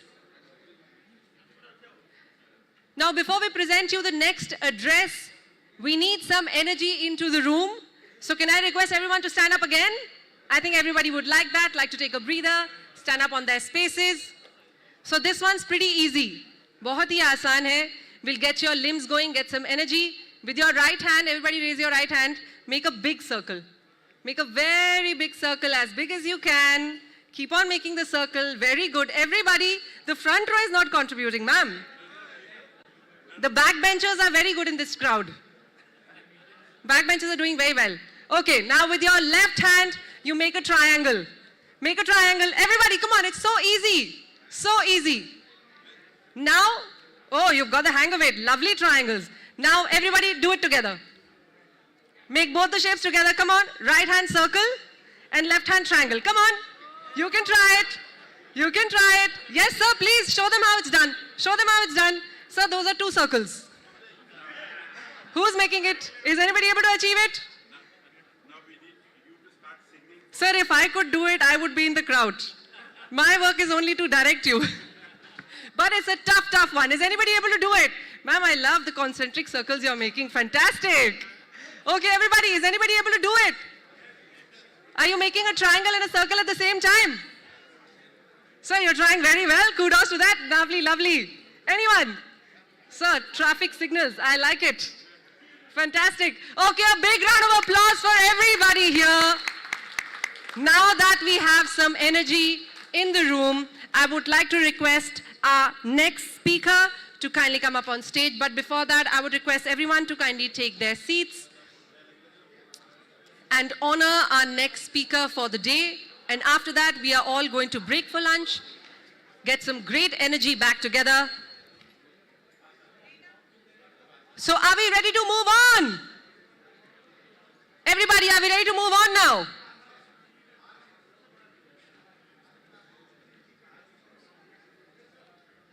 Can I request everyone to kindly take their seats? And as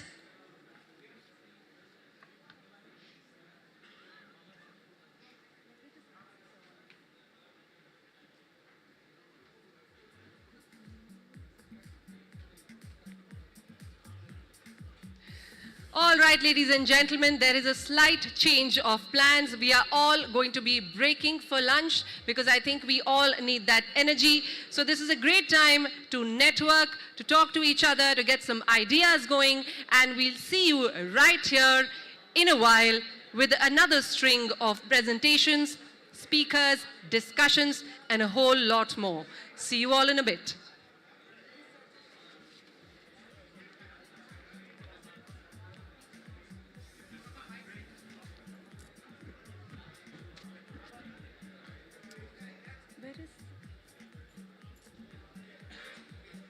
One second, one second.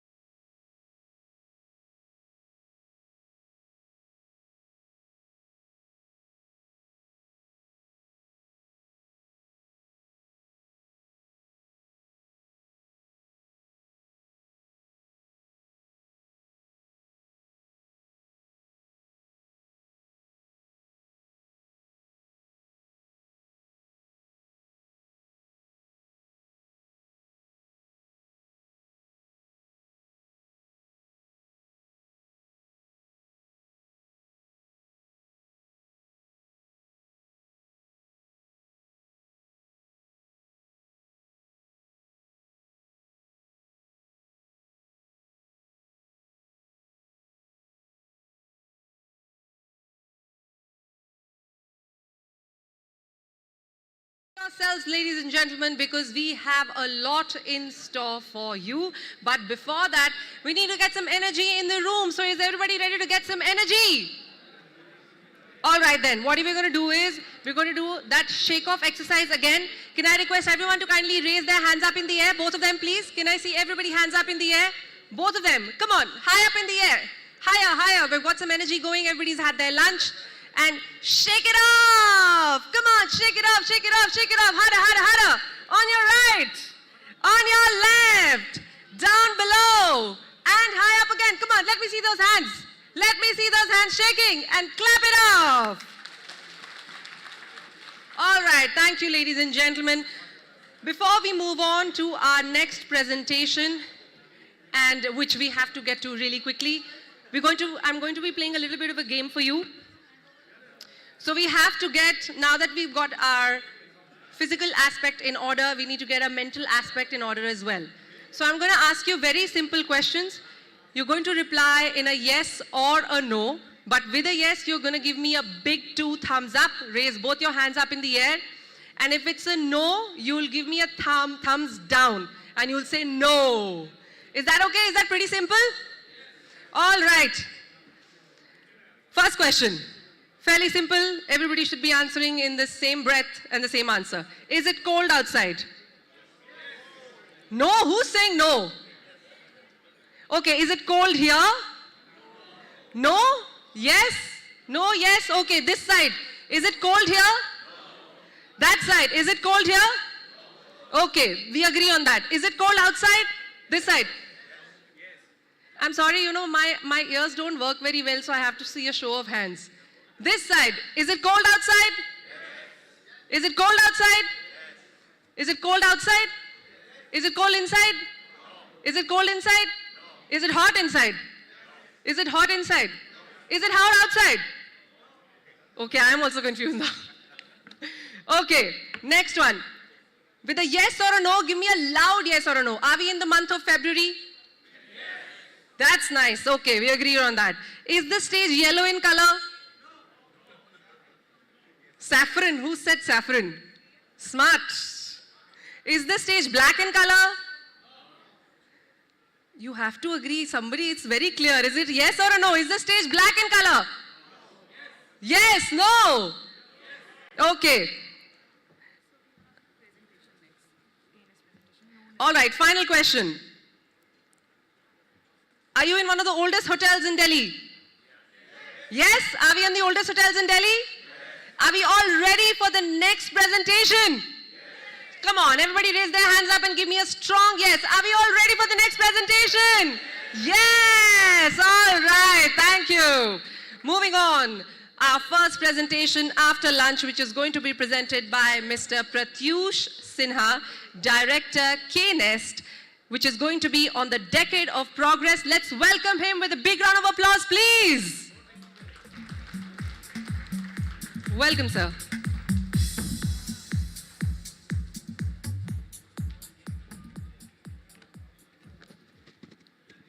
Good afternoon, everyone. Welcome to 16th National Convention of NAREDCO.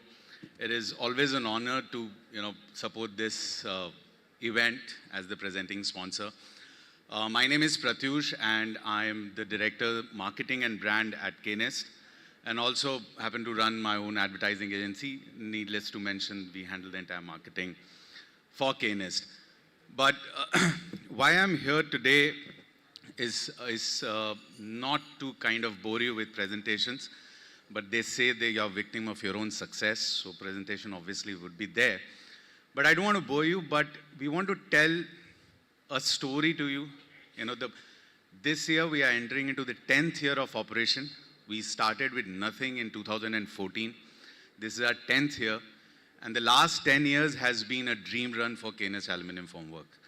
And for that, I want to thank each one of you, the entire NAREDCO Association, their members, their team, and every member for helping us have this dream run. The kind of support, the guidance, and the feedback, believe you me, we take each word, each feedback very seriously at Keynote.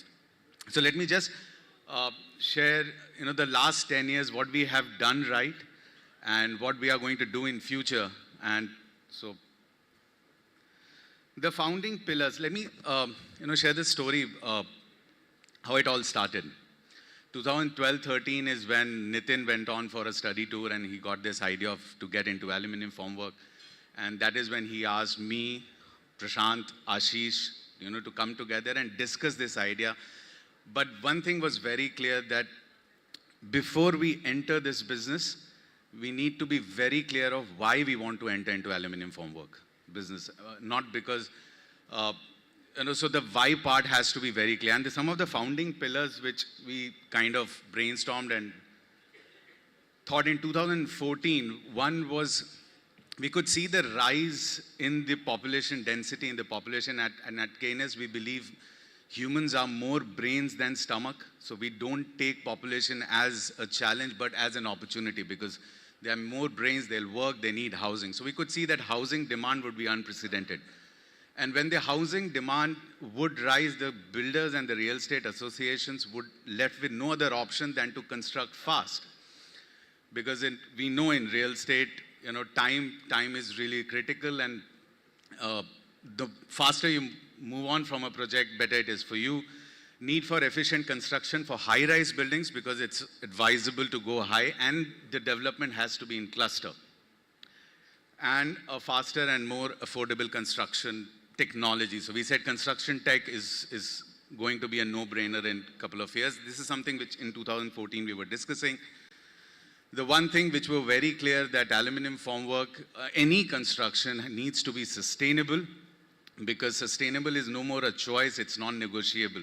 And Nitin's father, Surendra uncle, always shares a story with us, which says, you cannot count a 1 rupee bundle without losing a breath. And why do you talk about crores and millions and trillions, but you cannot count a 1 rupee bundle without losing breath. So, saans bahut zaruri hai. So sustainable, something we said, our factory, our entire operations, our entire process has to be sustainable. And this was very critical. When we were entering the market in 2014, we said, what is the status quo of aluminum formwork in the country? And at that time, it was a monopolistic, or so to say, a duopolistic market, where a few players were dominating the landscape of aluminum formwork. And the way they were operating, they were managing the price, we said, it's kind of a, kind of a cartel behavior. We said, we need to democratize this market. We need to make the benefit of aluminum fluctuations to the end consumer, that is real estate. And we need to make this entire industry transparent. And a decade of progress, a story of firsts and superlatives. So based on these pillars, we started KNS Aluminum Formwork. And this is where we are. We started from a 5,000 square feet shed in Chakan and a 900 square feet office at Koregaon Park, Pune.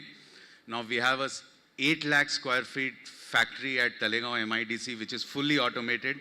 We have about 50,000 square feet HO and Pune housing one of the largest design team in the world. It's about 300 plus designers we have. And the proudest thing is we are the biggest exporter of aluform from in India. We are kind of exporting to 8 countries. Production infrastructure domestic. This is the factory which we have now at Talegaon MIDC, and I personally invite you guys to please visit this factory. Multiple state-of-art facilities we are opening across the length and breadth of the country. We are opening a new factory in Ahmedabad soon. But epicenter is and will always be Pune. This is about the international landscape. We are very proud to say that we, at the recently concluded G20 summit, we kind of signed an MOU with Kingdom of Saudi Arabia to open a factory in Riyadh. And soon we are opening a factory in Vietnam too. When we were, all 4 of us, it's a room full of experience, but all 4 of us, we were learning from you guys. And in manufacturing, people always talk about forward integration, backward integration. So we said, okay, now once we reach a position, we will think about forward integration. The forward integration which we launched recently is we are getting into KNS rental model, and the details, we can discuss details offline, but we are getting into KNS rental model, and that would be India's first. and only company in aluminum formwork to get into that model. In terms of backward integration, we are starting our own extrusion plant so that the entire process is just not our area of concern, but we can control it also. So we kind of, at the boardroom, we talk about area of concern and area of control a lot. So we said, ye dono hamare control mein hona chahiye, hence we are starting aluminum extrusion plant. Now, this is something which gives us an edge. We have a dedicated execution team, and we are the only company to have training videos made in all Indian languages. In all languages we have. And these are all video, and the team size is about 50 people. They go on site and kind of train the project heads and the engineers there. Now, I'll just play the AV. Yeah, this is the factory, ladies and gentlemen.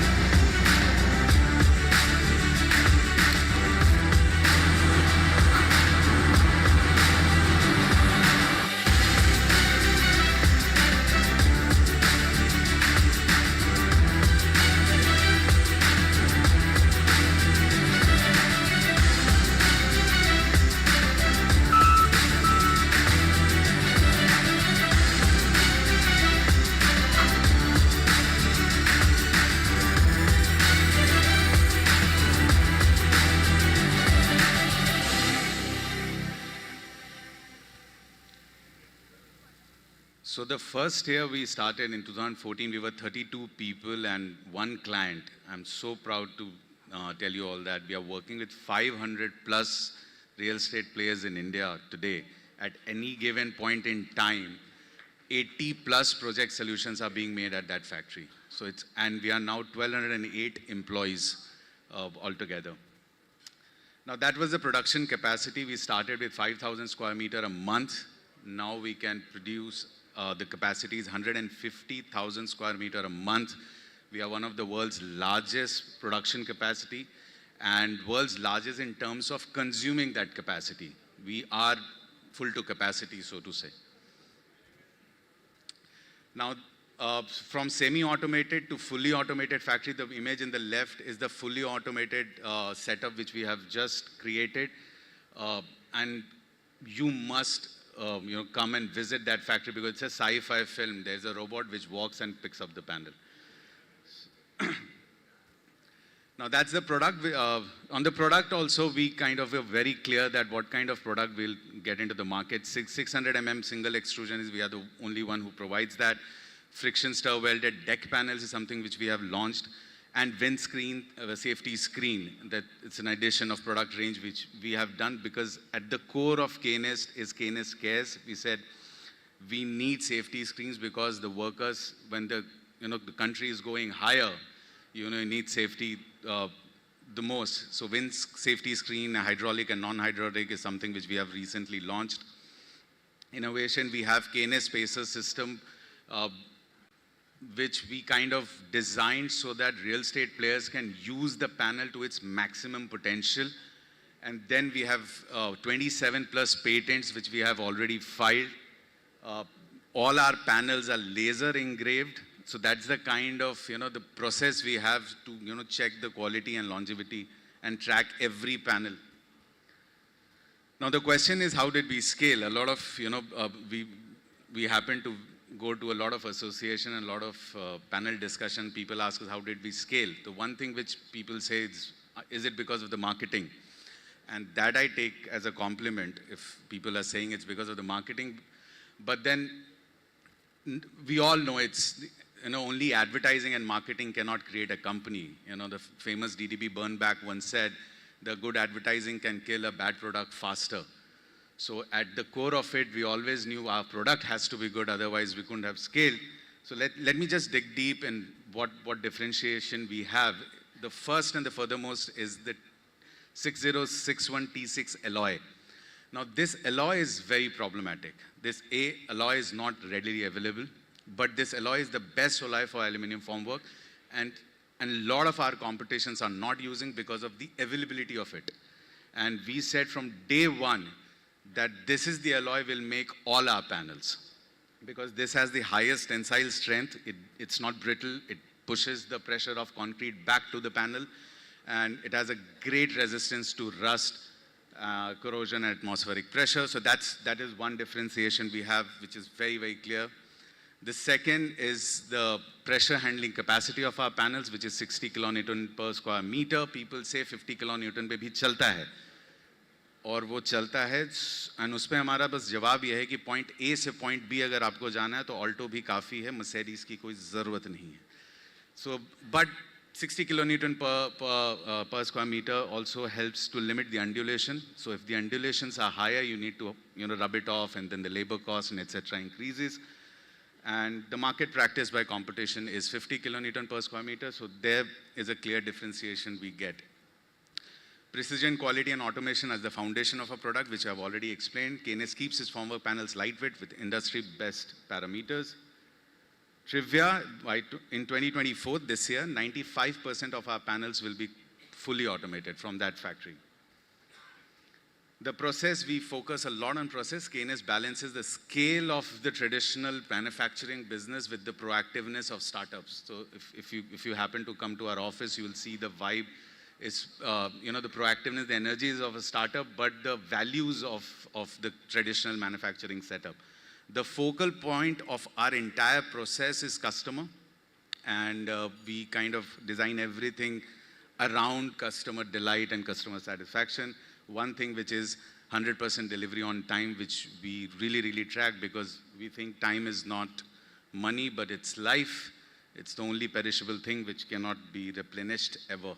Trivia, by 2026, Keynote intends to go public. वो time था तो just. The service, the third differentiation we have is we have the world's largest design team. So, and this was done to give architects, interior designers, and real estate players wings to imagine. There is a case study we have of RK Studio, Chembur, where the elevation was very tricky.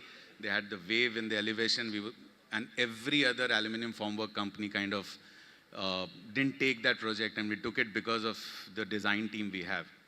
In-house design software, we have created our own software. We have a 100+ relationship team on street on a daily basis, and then we have a dedicated execution team. Trivia, in 2024, KNS commands a market share of 38%, and thanks to our product, people, and service, most importantly, you guys. And thank you for this support. And our value system, we say, be as dependable as it gets. When we were signing Rahul Dravid, it was not because, we called Rahul Dravid Mr. Dependable and we'll create a campaign around it. We believe in dependability. We believe that KNS is dependable, hence we signed Rahul Dravid for the same. The three anchors of commitment to dependability is volume, quality, and budget. Volume I've already discussed. I can see the timer ticking.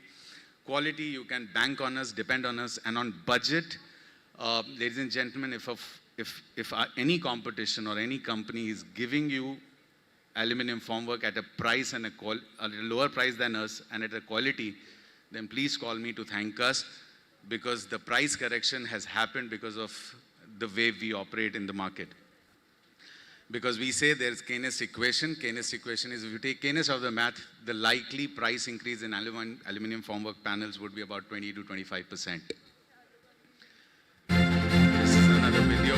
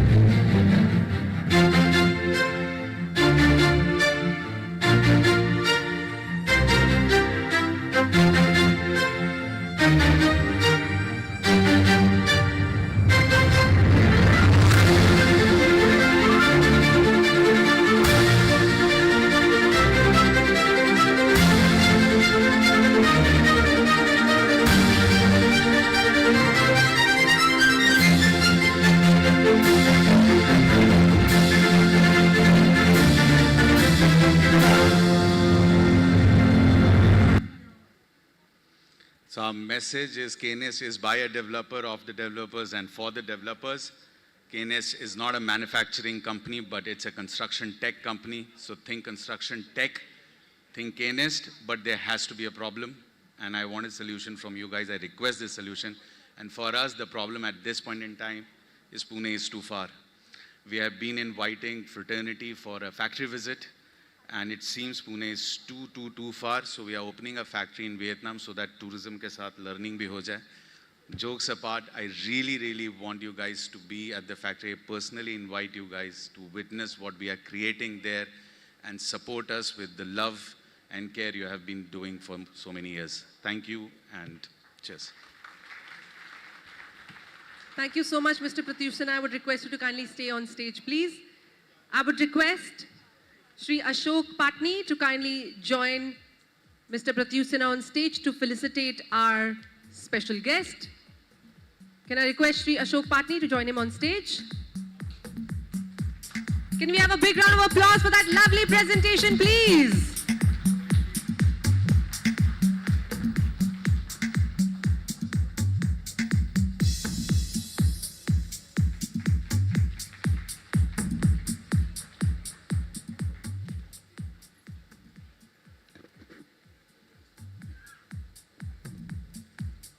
Thank you so much, gentlemen. Thank you. Thank you. Well, moving on, we had our next address, which was supposed to be given by Shri Subhashish Panda, IAS Vice Chairman, Delhi Development Authority. Unfortunately, he has been called by the ministry just now, so he will not be making the address for today. We are going to be doing his address tomorrow. So brace yourselves, everybody. He will be coming back tomorrow to give the address. We now move on to our next presentation by the Delhi Development Authority, which is going to be given by Ms. Manju Paul, Commissioner Planning of Delhi Development Authority, who is going to be speaking on the Dwarka and Rohini project. Can we have a big round of applause for Ms. Manju Paul? And I would also request Mr. Ashwini Rana, Director Planning, to kindly join her on stage to shed some light on the same topic. Can I request Mr. Ashwini and Ms. Manju Paul? Oh, there you are, sitting together. How apt. Please join us on stage.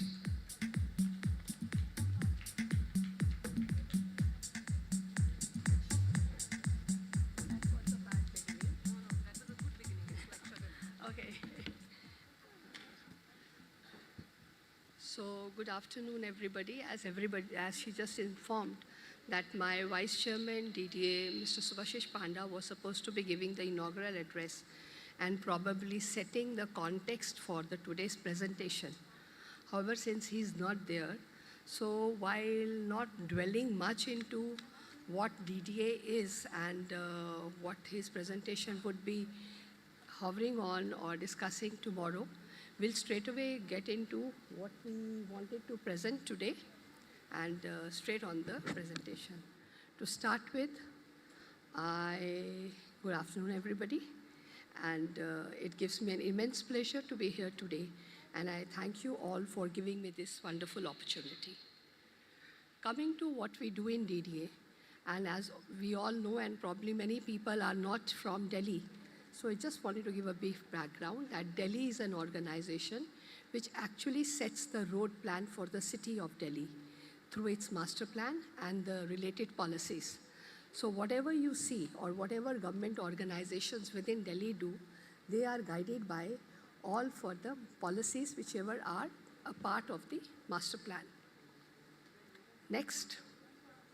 Now, as a part of master planning, and we've been in, DDA has been in this business of making the master plans since 1962.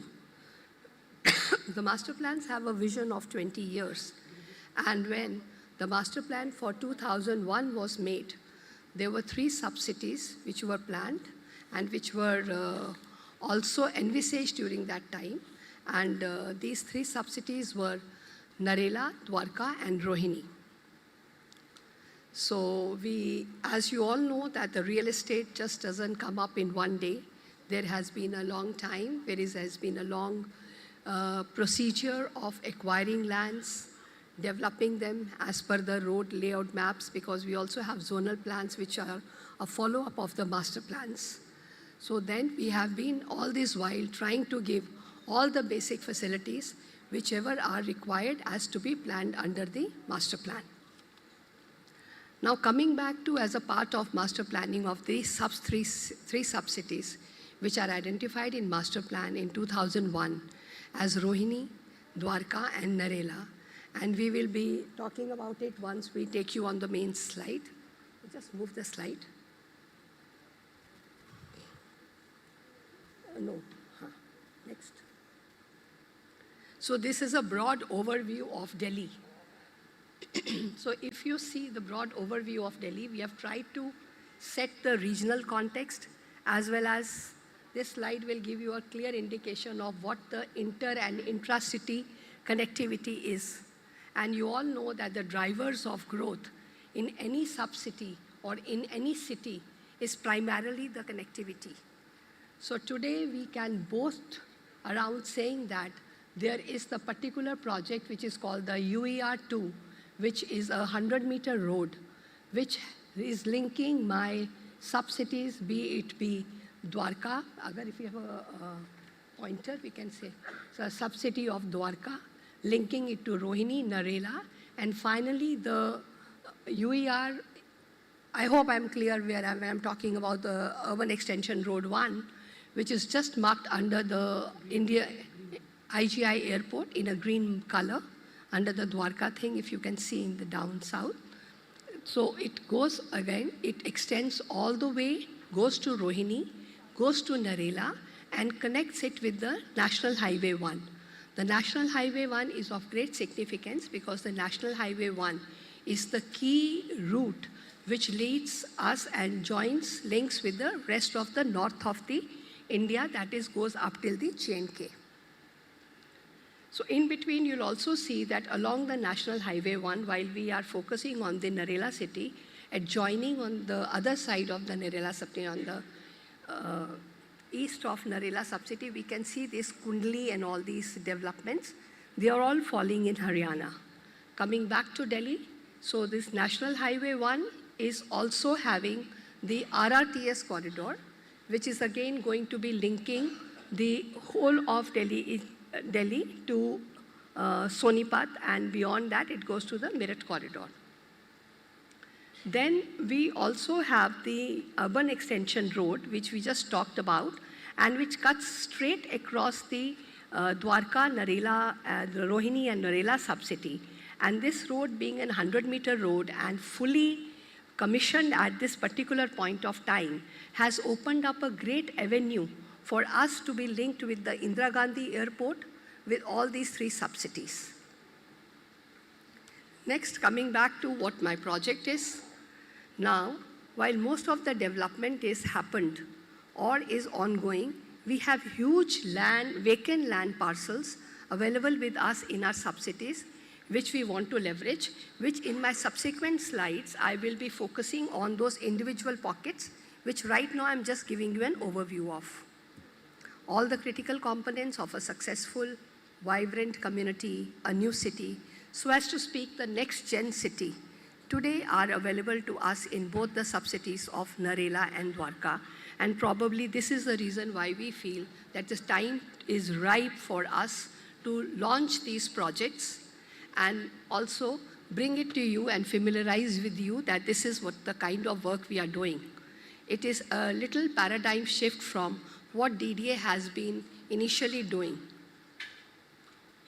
Then, the USP of our projects, you'll be seeing is the ease of connectivity, which I already discussed, accessibility, and an opportunity to create mega integrated office parks, office spaces, mega condominiums, large condominiums, then with the state-of-the-art infrastructure, when you talk about, be it in terms of the health infrastructure, be it in terms of the educational infrastructure, which is also a very, very important point for bringing investments in terms of inviting big corporate sectors.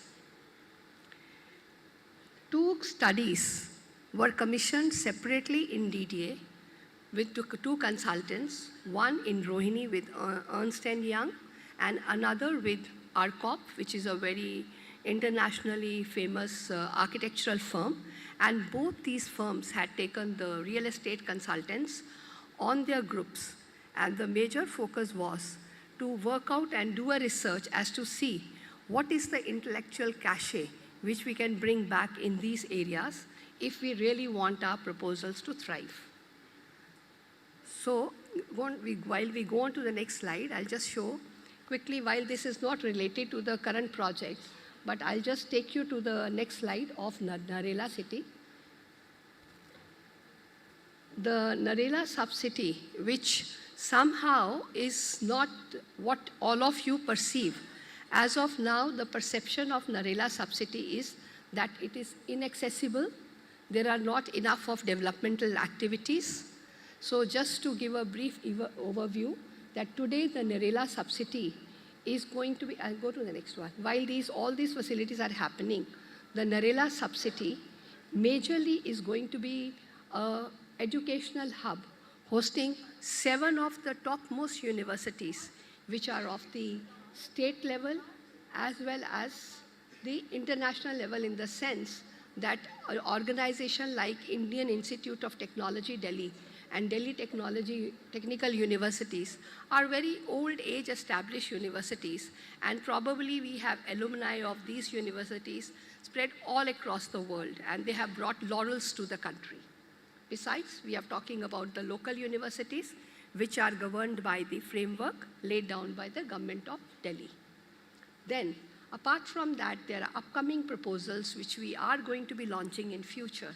One such proposal which you can see is in line with the policy of the Government of India to promote multi-modal logistics park. And if you can see the railway line in the purple blob, here we have a huge amount of land. Along with that, there is a part of DDA land, and we are in talks with the railway to see that how we can develop it as a big logistic park, which can also help us in line with the Government of India policy. Then when you see the other blob along with,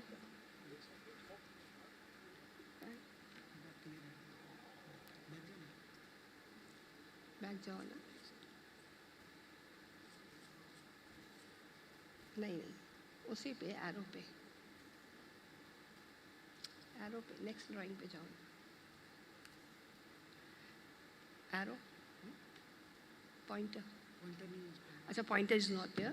So if you can see the UER2, along with that, the UER2 we see in one corner, there is the National Institute of Technology. These are one of the topmost institutes which are promoted by the Government of India, and many of them are also recognized as the national institutes of national repute. Besides this, we have a huge amount of land which we are planning to leverage it as a ITS industry, for a simple reason that if you see the mere location of this plot, it is on a road which is 100-meter road right of way, accessible almost by 35 minutes from the airport, close to the railway line, and also along the National Highway 1, which connects me with the rest of the city. So the ease of accessing this place is huge. Simultaneously, already 1 to 7, we have listed out the universities. And while I'll take you to the plan of Rohini, I'll show how this metro line, the dotted metro line, is actually getting extended from Rohini, coming into Narela, and then passing through the Narela area and goes on to connect into Sonipat area, which falls in Haryana. So we are crossing the barriers between the two cities, and we are even thinking of taking the infrastructure from there, which will help us in easing in getting even the workforce from the adjoining state into our city and vice versa. Next. So coming back to the Rohini, now where you see the map here is taken not just the few developed sectors of Rohini, but we also see the open area above the Rohini, which takes the whole area of Narela into consideration. And here we see when we did the study, we found that there's a 43 lakh population of North Delhi. This means all area, inclusive of all this area. There is this 37% of Delhi ka population constituted, and all these are traveling for work either to the adjoining cities of Gurgaon or to Noida. And we felt it's time that we have the state-of-the-art facilities within the city, and we can have this catchment back in our area.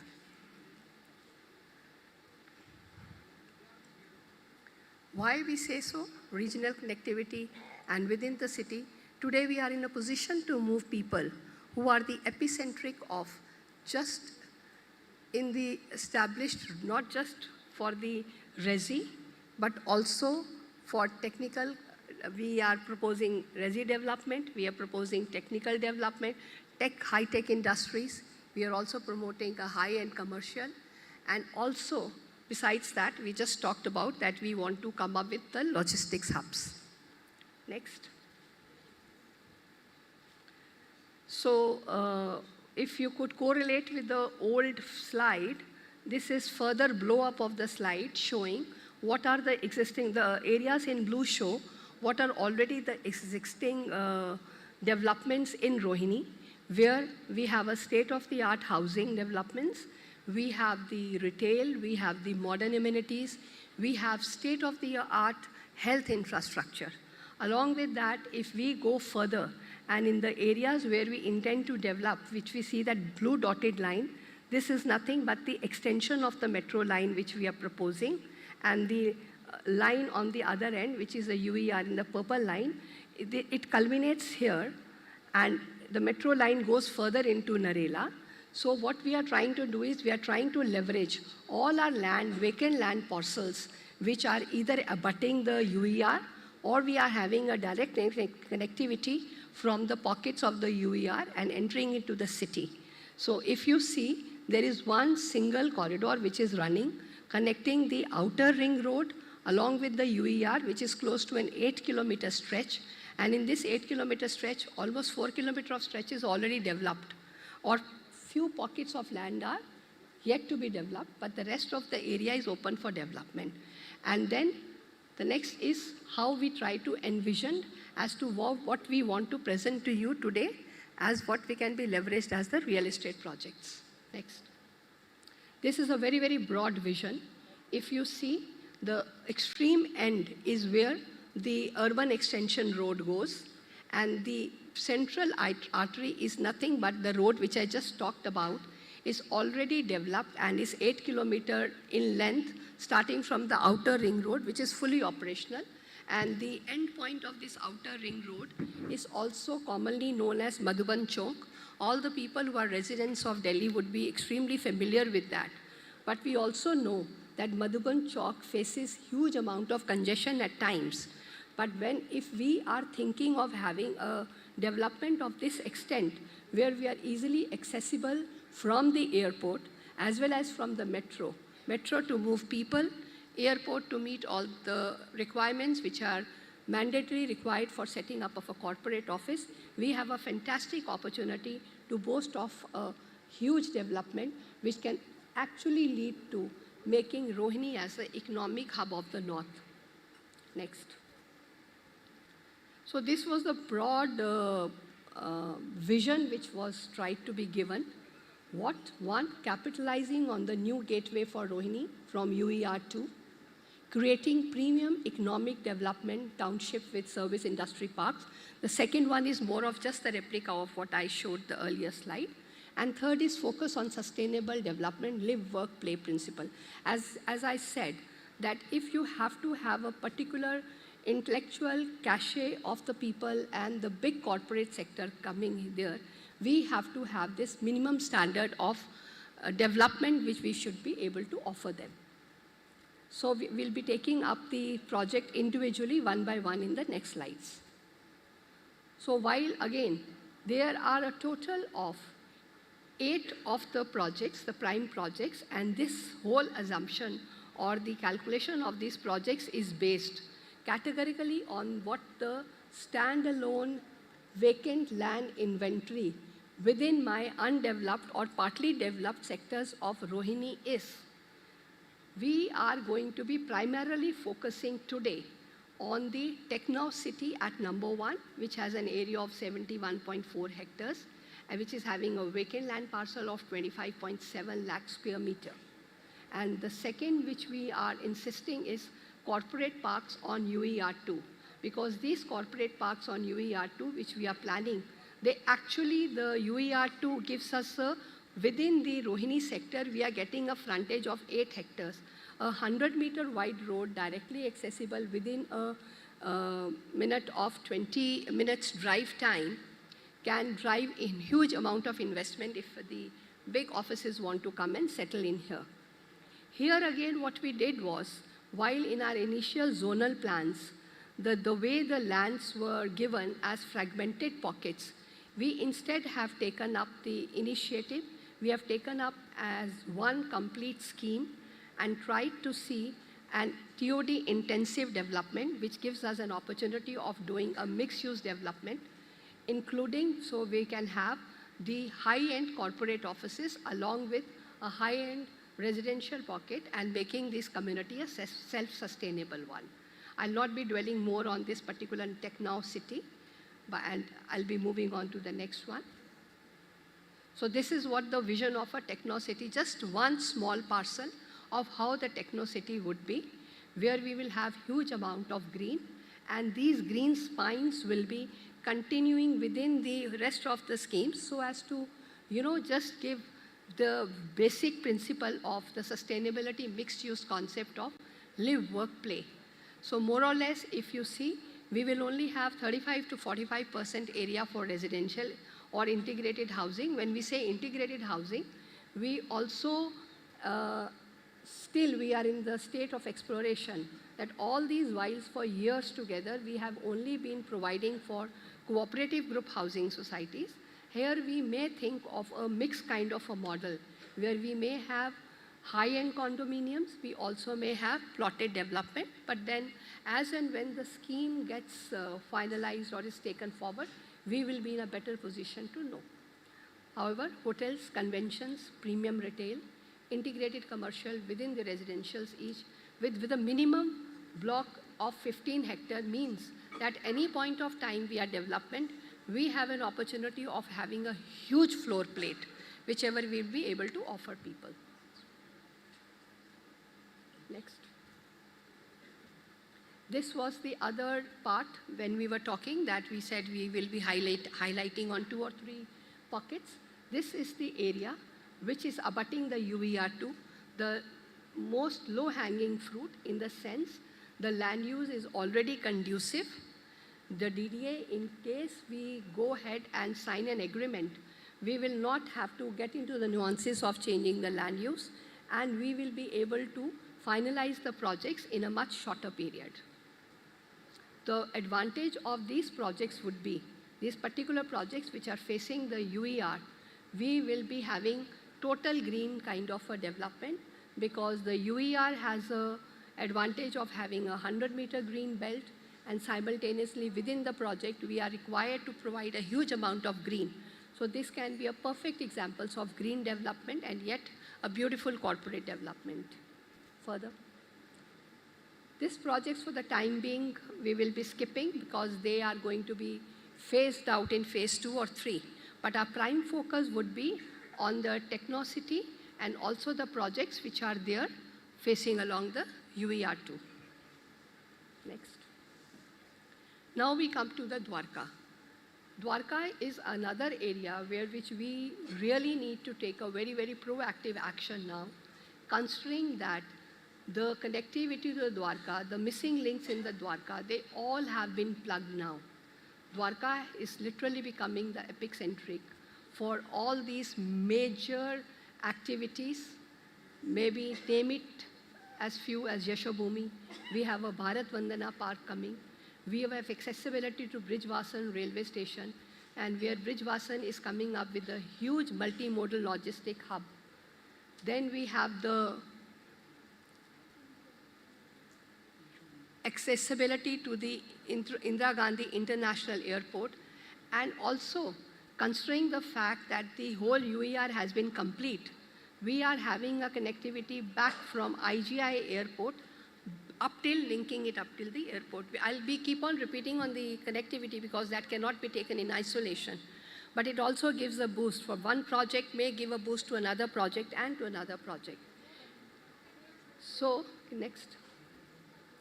So the current scheme which we are, this is a broad view of what all is coming in Dwarka. We have a DIT university which is already established, IP university established. I have just talked about the multimodal transit hub Brijvasan, Bharat Vandana Park, which is going to be a state-of-the-art amusement park. Then again, UER is, we've already talked a lot about it. And Yashobhumi is one of the major projects which has come up. And of course, the golf course, which we have already commissioned.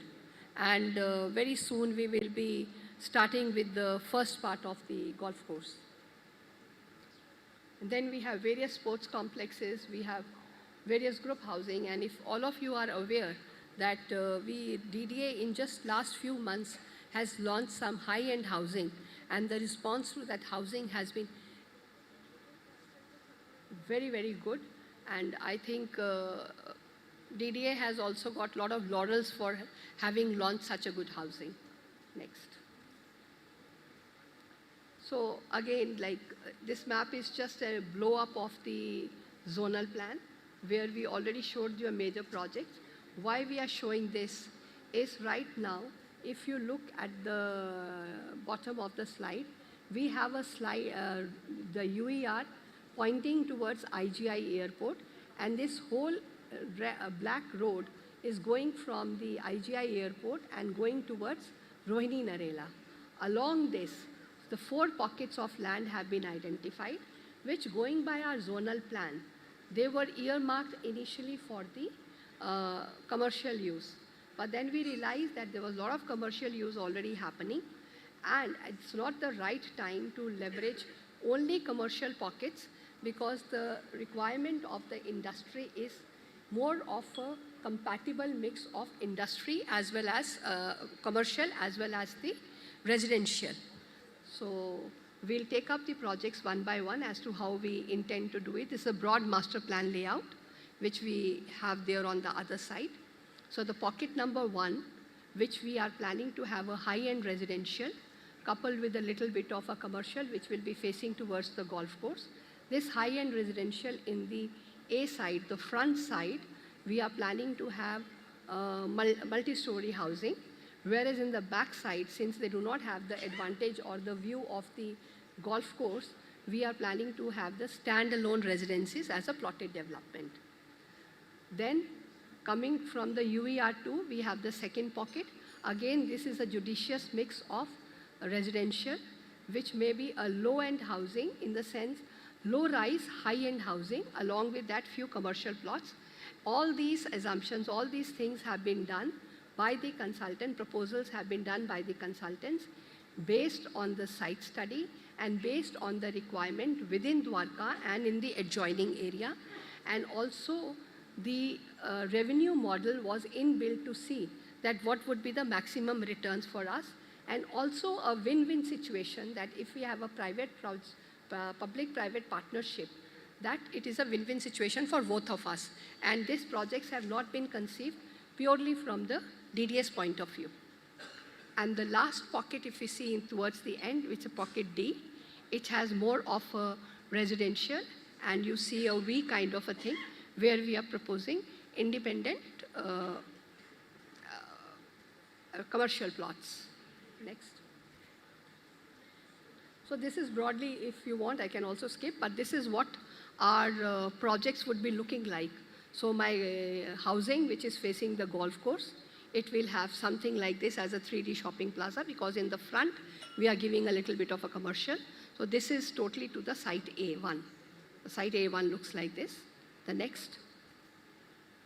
The site 2 has small projects, but however, we have made it a point that we have landscape integration, we have view from the golf course, we have underpass integrating the sites A and B, and also the development integration with the Najafka drain, which is on the other side of the golf course.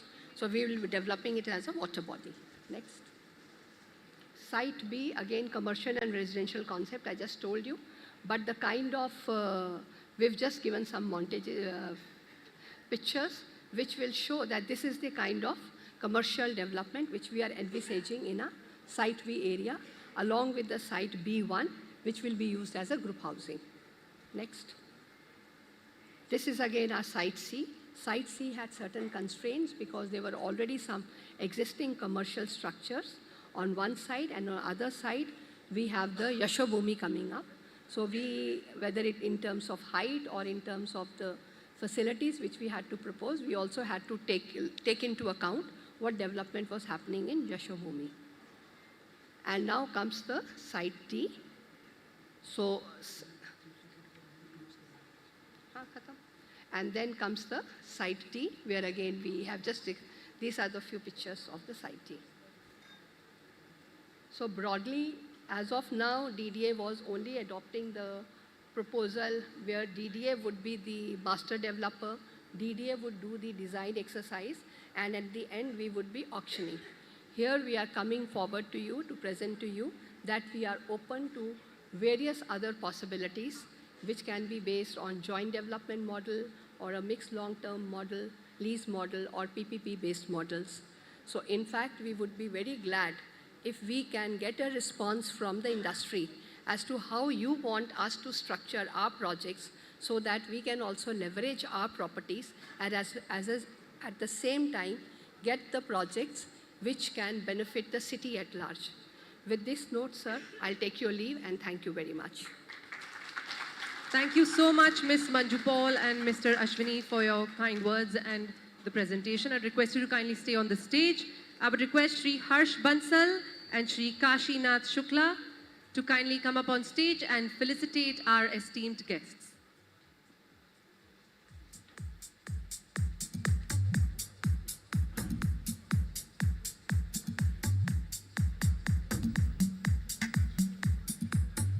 Apologies, I would...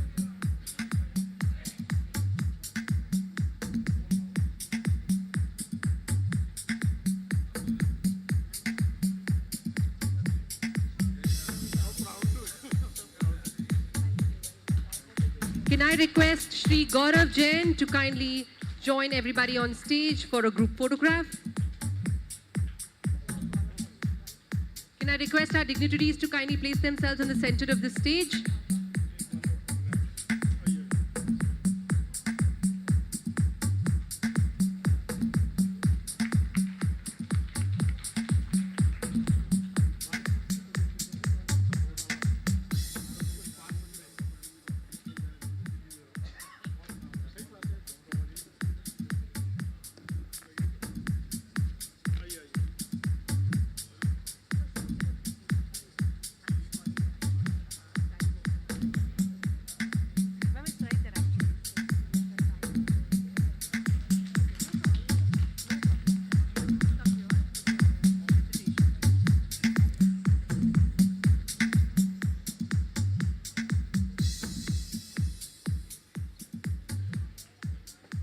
Thank you so much, ladies and gentlemen.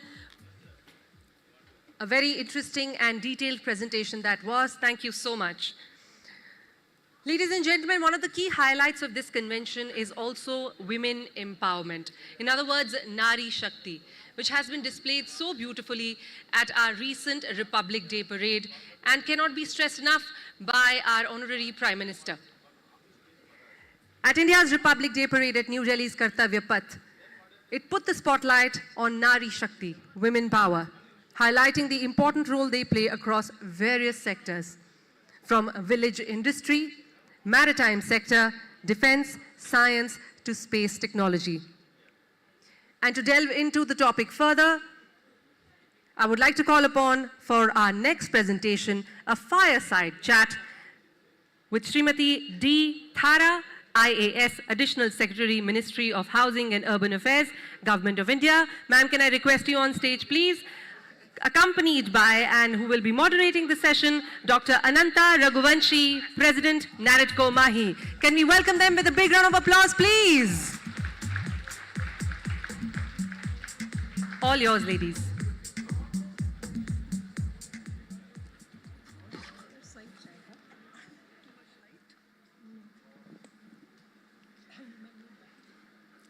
Good afternoon. How many of you have seen the movie Fighter?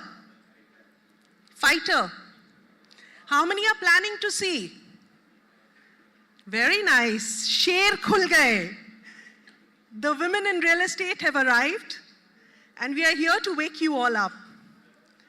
Sher khul gaye, ghar ke raste bhul gaye. Right? I am here representing every single woman who is sitting in this room and trying to make a difference in the real estate industry, including the ones who are going to join tomorrow. Next Gen is also working very hard to ensure that with us. Today is indeed a very, very special day. There are no words to describe the amazing lady sitting right here next to me and the work she has done, the track record she has, the tremendous respect, and she's also an inspiration for Mahi. I'm constantly asked, why Mahi? What does Mahi do? The interesting part is I'm asked this by the people in real estate industry. Nobody outside asks me. There, even a 90-year-old woman will tell me, "Hanji beta, तुहाडे industry में है ही नहीं लड़कियाँ, तो इसीलिए शायद तुम कुछ कर रहे होगे." But in this industry, I'm constantly asked, why Mahi? India, amongst the top 5 largest economies in the world, but 135th in World Economic Forum's Gender Gap Index. I think that's the answer why Mahi. Gender integration, need of the hour. Startup incubator, need of the hour. And thanks to my colleague here, Gurmeet ji, water saving, need of the hour, and also very close to madam. The rest of the conversation is going to be driven by ma'am, but I was looking for something very apt to describe her. If you are physically present here but emotionally absent, it will not touch you. But if you are emotionally present in this room, the 4 couplets that I'm going to use to describe her, to describe Mahi women, and describe all those women jo ghar ka rasta bhul gayi hain, who are trying to make a difference and literally are the lionesses, tigresses, whatever names you may give us, of real estate industry. Sing songs that none have sung. Think thoughts that never in brain have rung. Walk in paths that none have trod. Weep tears as none have shed for God. It can't be all hunky-dory. The tears happen in silence. Give peace to all to whom none other gave. Claim him your own, who's everywhere disclaimed. Love all with love that none have felt, and brave the battle of life with strength unchained. And the last line, once again, with a big round of applause for ma'am, and brave the battle of life with strength unchained. That's for you, ma'am. Thank you so much for coming here. I would jump straight into what everybody is wanting to be hearing from you. You occupy such an important chair in our Housing Ministry, ma'am, as the Additional Secretary, Ministry of Housing and Urban Affairs. Now, the Financial Express had a headline today, vote for fiscal prudence for the interim budget. At the same time, we're talking Viksit Bharat, there's a push for rural housing, there's green energy story, there's agri-infra. We want to hear from you, ma'am. Where is our industry headed? What are our challenges? And how would you guide us? Good afternoon, everybody. She was saying that nobody has got out of this room since morning. I think it's colder outside and warmer inside. That is one of the reasons you guys are sitting here continuously. So we take the opportunity to harass you further. I don't know what specifically real estate industry is facing as a challenge. Many of the times if you ask, you will say it's the government which is the challenge for real estate industry in the form of bylaws and discretionary interpretations and so on and so forth.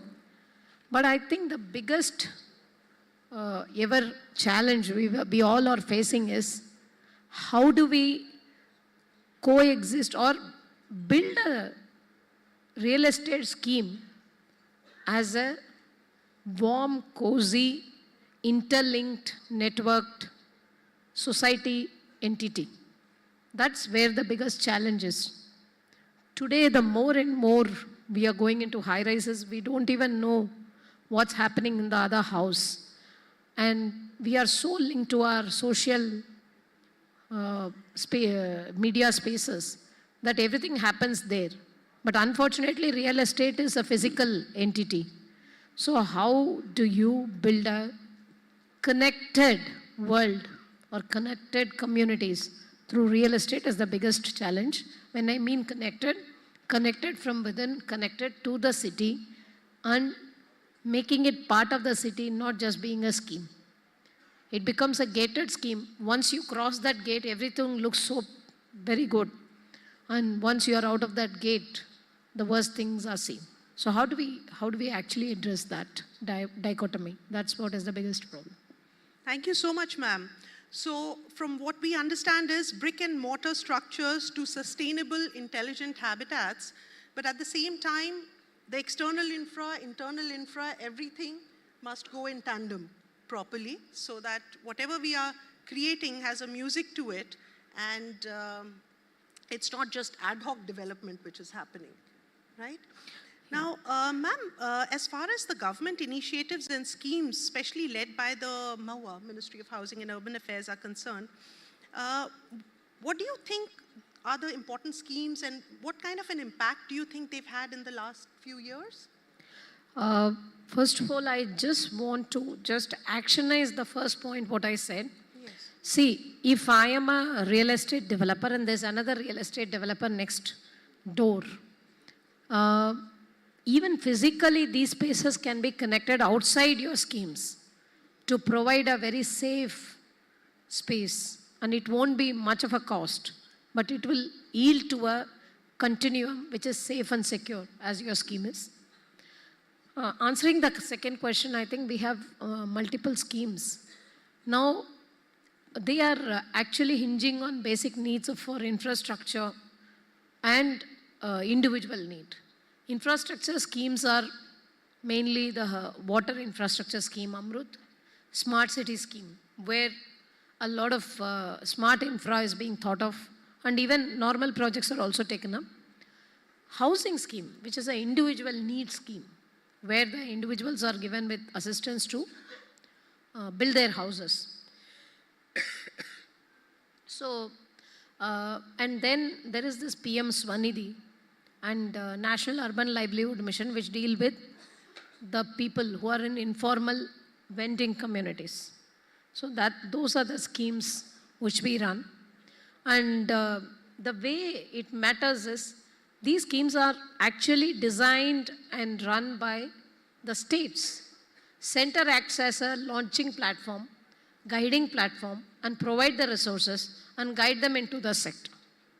So it's a very interesting partnership between the state and the center to run these schemes.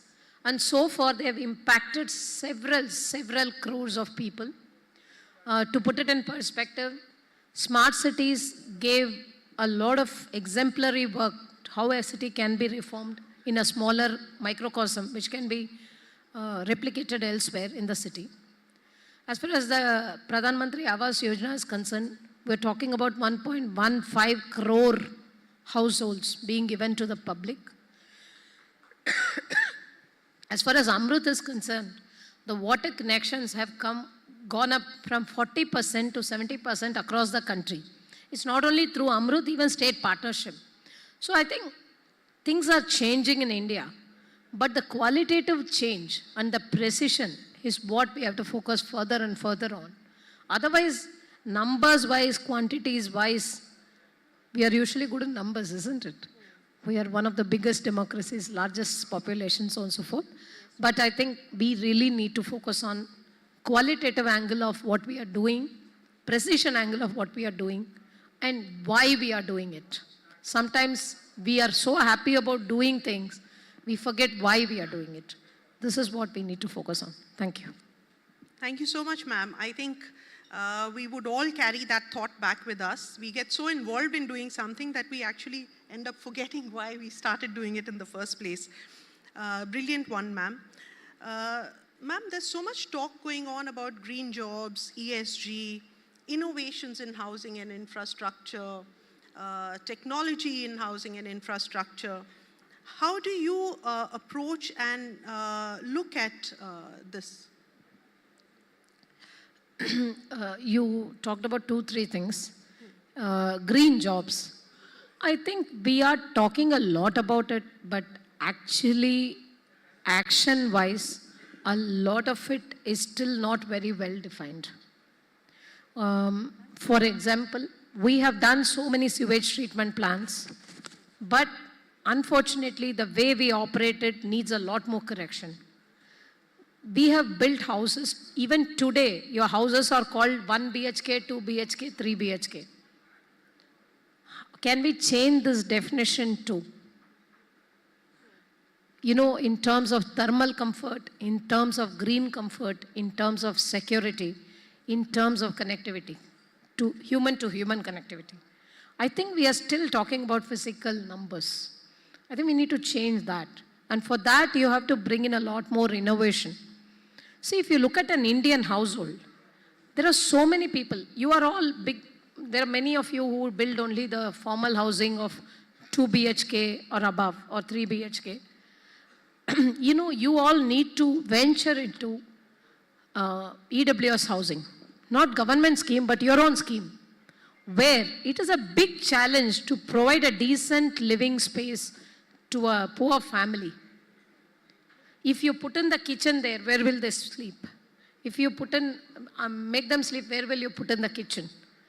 Can you have a model where the same space doubles up as kitchen and dining during the day, and doubles up as, and becomes a space for relaxing, drawing and resting during the night? Can we do that? Because most of our homes have 1 room, 1 kitchen, or 1 room. Kindly look at that space. There's a lot we can do as a community, as a country in that space. Nobody in Hong Kong has 10-bedroom houses, 5-bedroom houses. India is the only place where we are so happy with so many bedrooms without not having people to clean and swipe and put it in order. So kindly, we need to really innovate in that space. These are the spaces I would request you to innovate. Thank you so much, ma'am. I totally agree with you that need and greed, I think, needs a very clear definition when it comes to purchase decision as well as consumption both. Ma'am, do you look at any kind of collaboration opportunity between NAREDCO Mahi and MAHUA? Is there any way that this think tank can be of service to you?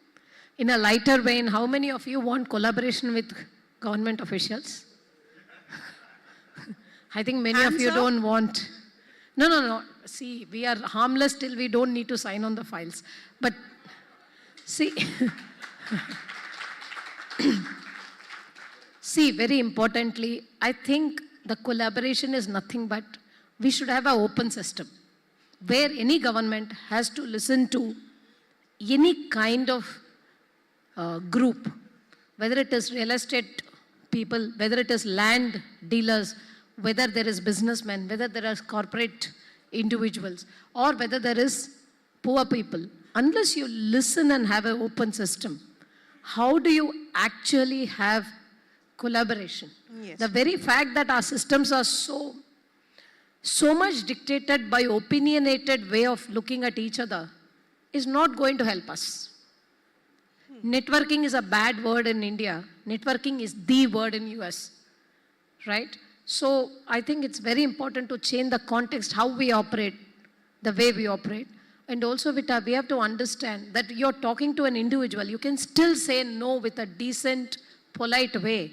But just because you don't have the courage to face each other, you will either say, ये officer के पास जाएंगे, वो पता नहीं क्या करेगा. बात सही है. In a power equation, the government becomes more powerful. So I think collaboration means open systems with mutual respect and also understanding the boundaries. If that is all very well defined, then collaboration can happen.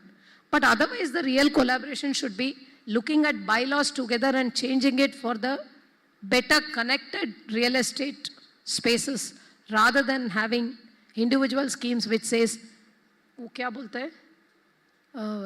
Lake view, river view, garden view without garden, lake, river.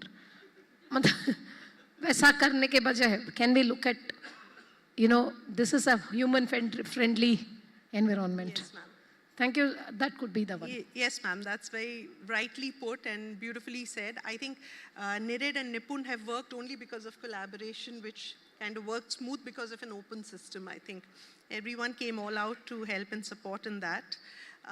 Ma'am, while you do occupy such a responsible chair, but at the end of it, you manage a home and a family as well. What kind of tips would you like to give to all the young women here? How do you handle it? And what are the do's and don'ts that you have learned over your 3 decades? Essence. I think that answer has to be given by my husband. What I would say is, see, if you're a person who packs your parachute is careful about what it is, I think the men in the room can do that wonder rather than the women doing it. I would request all the men to little bit considerate and little bit. See, many a times we get accultured. In Indian systems, acculturation brings in an inherent bias. No, that has to be handled very cautiously and with a lot of awareness.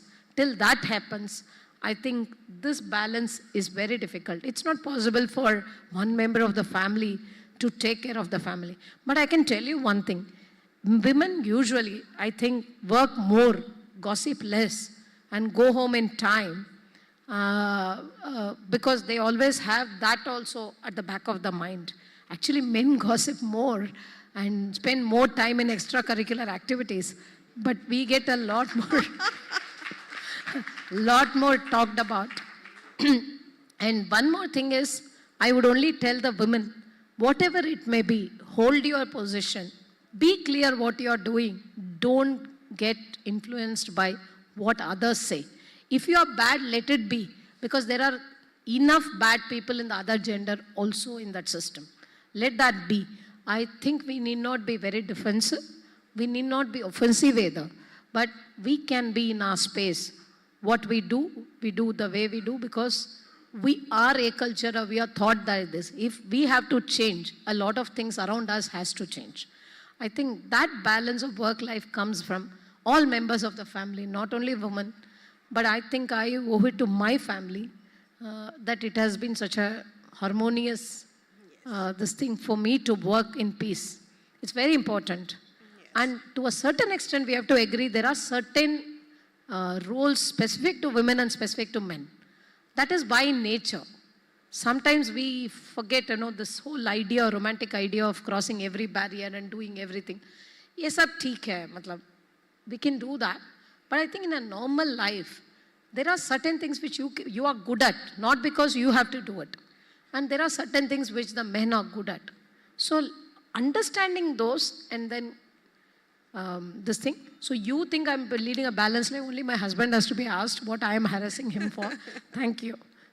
Thank you so much, ma'am. That was straight from the heart. And like I told you, Sher Khul Gaye, that answer kind of really hit the nail on the head.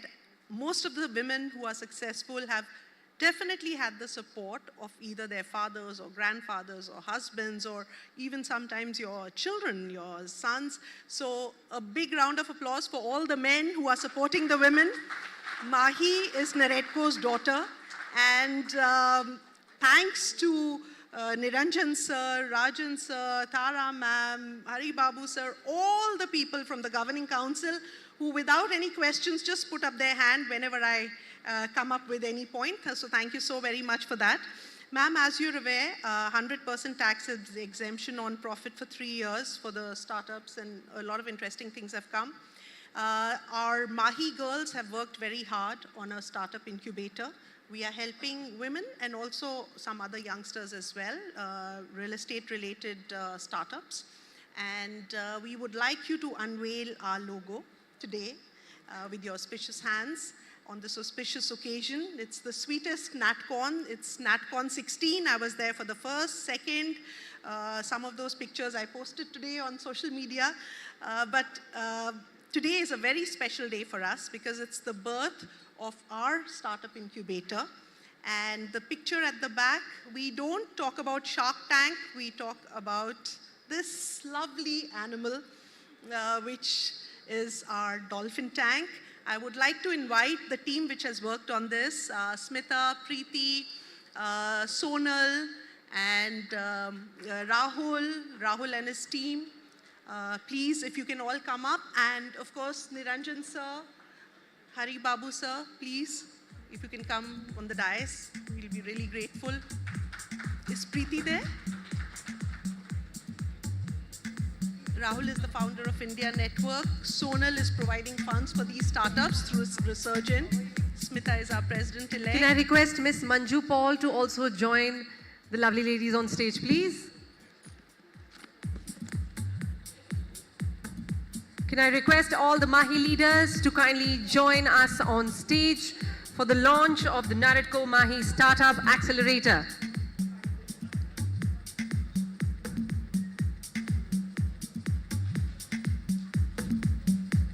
And I would like everyone to kindly welcome this launch with a big round of applause.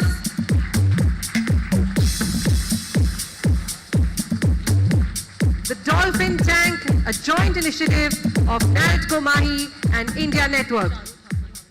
Can I request Ms. Charu Thapar to kindly come up on stage as well?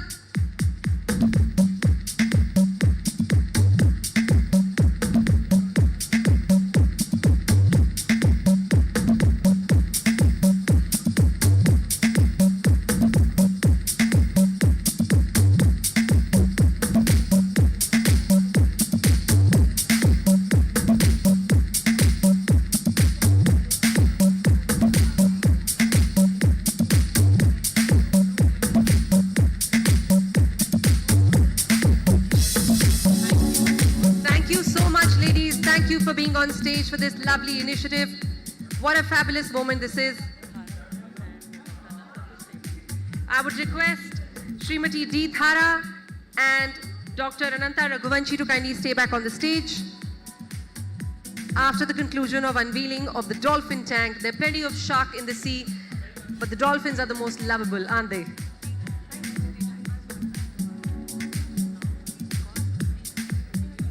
Can I request Mr. Bharat Agarwal to kindly come up on stage, and I request D. Thara ma'am and Dr. Ananta to kindly remain on stage. Can I request Mr. Bharat to felicitate Srimati D. Thara, please?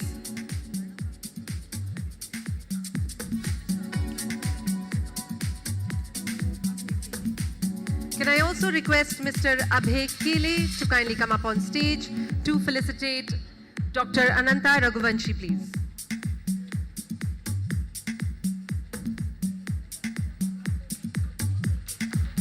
Thank you so much, ma'am, for joining us today and for a fabulous conversation and some great ideas.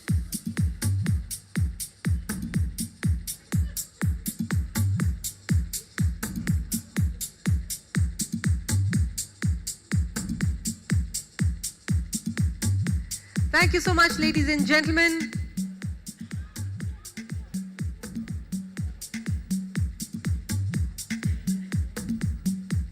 Mr. Kelly to felicitate Dr. Ananta.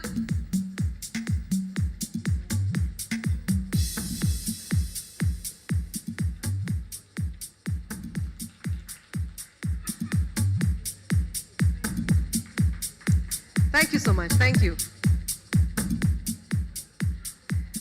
Thank you, Dr. Ananta.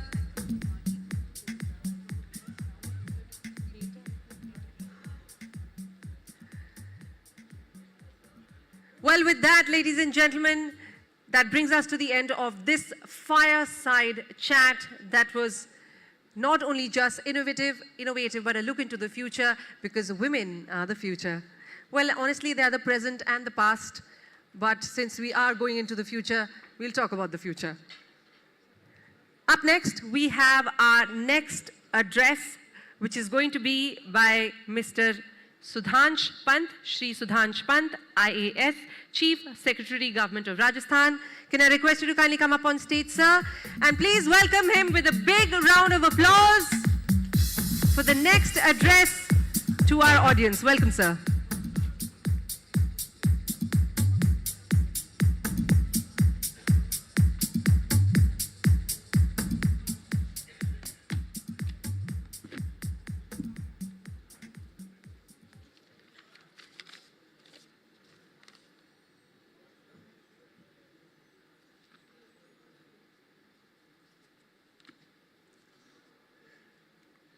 नमस्कार। अगर audience को आपत्ति ना हो तो मैं हिंदी में बात करने की अनुमति चाहता हूं।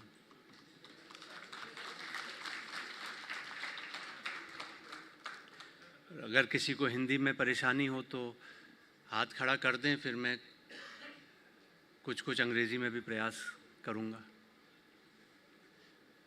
तो इसका मतलब सभी को थोड़ी बहुत हिंदी समझ में आ जाएगी, अच्छी बात है। तो आदरणीय श्री निरंजन हीरानंदानी, चेयरमैन नरेडको, आदरणीय श्री हरि बाबू, प्रेसिडेंट, श्री नीलभ गंगवार, श्री आदरणीय श्री अशोक पाटनी, राजस्थान रेडको के कर्ता धर्ता,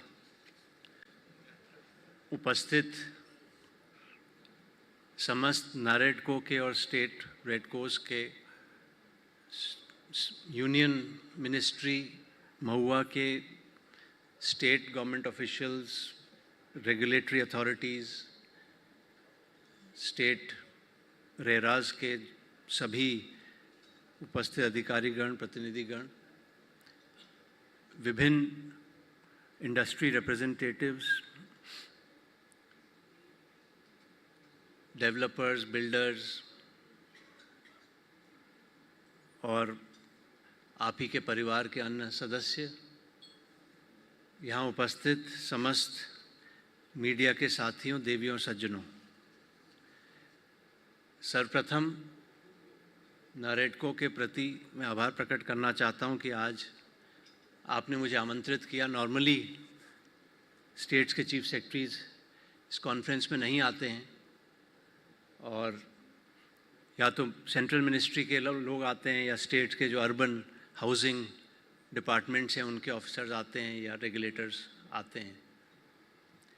लेकिन अशोक पाटनी जी का इंसिस्टेंस कुछ ज़्यादा ही था, और इसलिए मेरा सौभाग्य है कि मेरे को आज ये अवसर मिला आपके समक्ष आने का।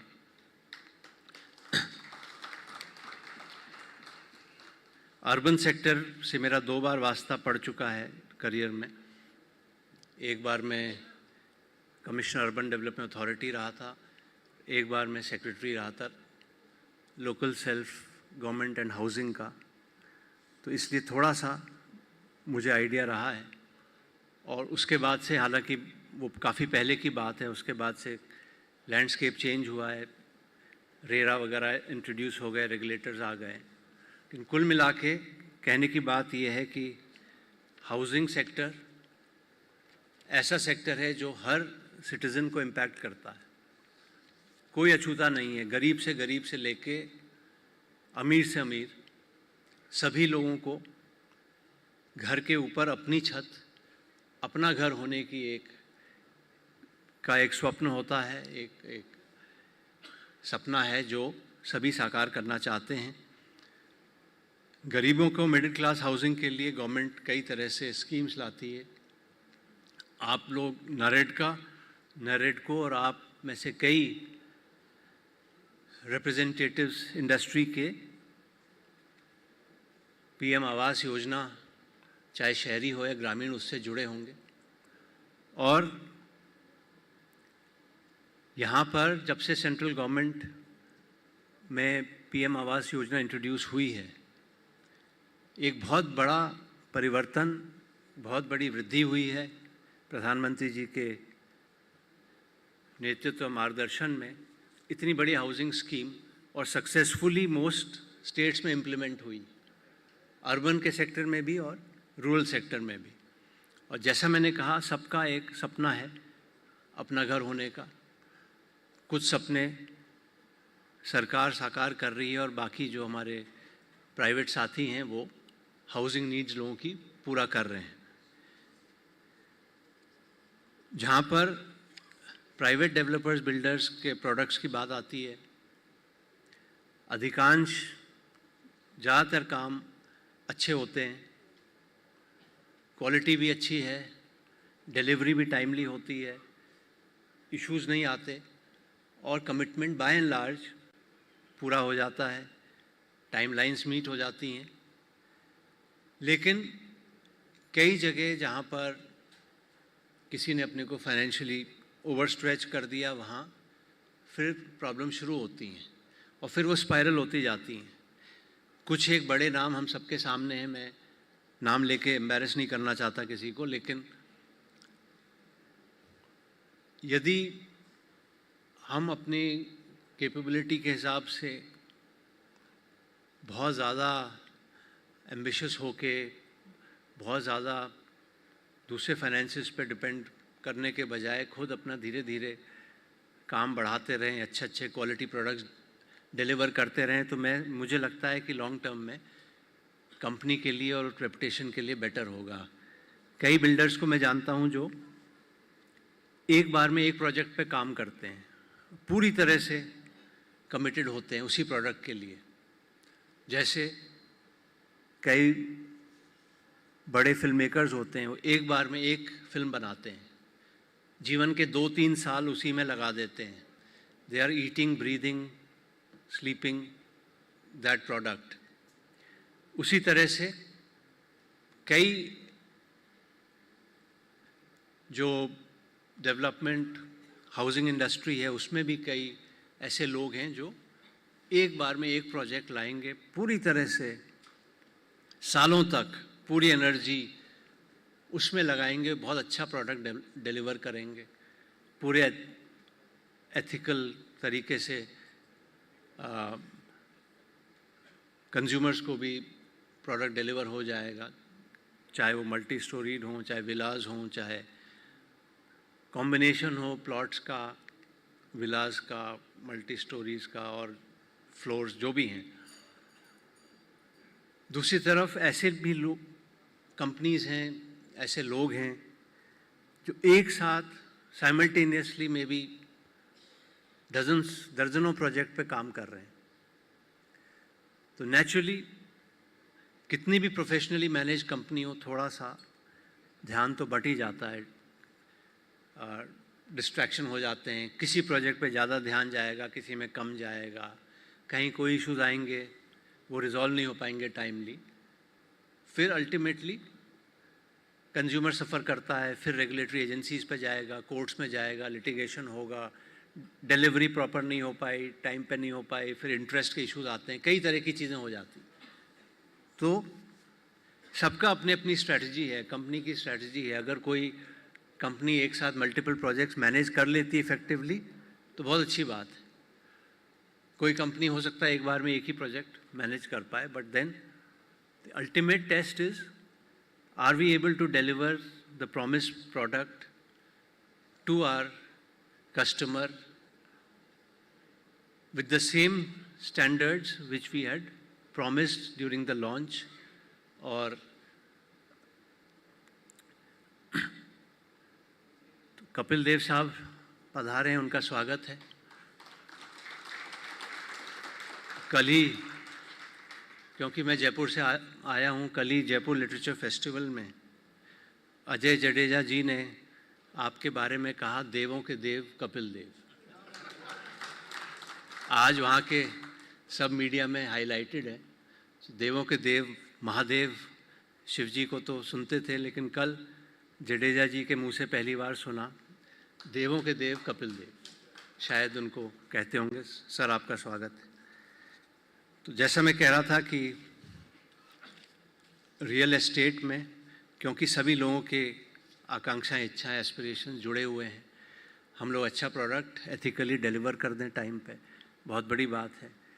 रेगुलेटरी चैलेंजेस धीरे धीरे करके गवर्नमेंट्स, चाहे स्टेट गवर्नमेंट्स हों, मोस्टली रेगुलेशन उन्हीं के पास है, वो सिंप्लीफाई करते जा रहे हैं। सभी चाहते हैं इन्वेस्टमेंट फैसिलिटेट हो, ज़्यादा से ज़्यादा प्रोडक्ट्स टाइमली डिलीवर हों। रेरा के आने के बाद भी, ये जो रियल एस्टेट रेगुलेटरी एजेंसीज आने के बाद भी काफ़ी कुछ सुधार आया है। तो इस अवसर पर ज़्यादा ना कहते हुए, और बहुत से वक्ता अभी शेष हैं, तो मैं पुनः नारेडको को आभार प्रकट करना चाहूँगा कि आज आपने मुझे आमंत्रित किया, और शायद करीब 10-12 साल बाद किसी नारेडको के फंक्शन में मैं आया, क्योंकि डायरेक्टली मैं फिर अर्बन सेक्टर से, हाउसिंग सेक्टर से जुड़ा हुआ नहीं रहा। बट अब क्योंकि चीफ सेक्रेटरी स्टेट का होने के नाते सभी डिपार्टमेंट्स को हेल्प करना, सपोर्ट करना, फैसिलिटेट करना मेरी एक तरह से ड्यूटी भी है। और मैं जो भी यहाँ पर कंपनीज, बिल्डर्स, डेवलपर्स और हाउसिंग इंस्टीट्यूशंस हैं, मैं सबसे रिक्वेस्ट करना चाहूँगा कि राजस्थान में बहुत अच्छा माहौल है कंस्ट्रक्शन के लिए, हाउसिंग के लिए। बड़े बड़े शहरों के अलावा जयपुर, जोधपुर, उदयपुर, बीकानेर, अलवर, भिवाड़ी वगैरह के अलावा भी, और अजमेर, या जो बड़े शहर हैं उसके अलावा अब छोटे जो टियर 2, टियर 3, टियर 4 सिटीज़ हैं, वहाँ भी बहुत स्कोप हो रहा है। बिकॉज़ खुद का प्लॉट लेके मकान बनाना मुश्किल होते जा रहा है। तो ज़्यादा से ज़्यादा लोग आजकल प्रोफेशनली बिल्डर्स, डेवलपर्स के थ्रू आना पसंद करते हैं। तो आप सबको इनविटेशन है, न्योता है कि राजस्थान में अगर आप आएंगे, आपके कई साथी ऑलरेडी राजस्थान में हैं, कई बड़े नाम भी हैं, आप लोग आएंगे तो आपको एक अच्छा माहौल देंगे, आपको फैसिलिटेट करेंगे। और जिस हद तक हो सके जो सरकारी एजेंसीज या इंस्टीट्यूशंस या रेगुलेटर्स की समस्या हैं, उस कारण से तो आपको परेशानी नहीं होने देंगे। तो इसी के साथ आप सबका पुनः आभार, आप सबको शुभकामनाएं, धन्यवाद, जय Hind.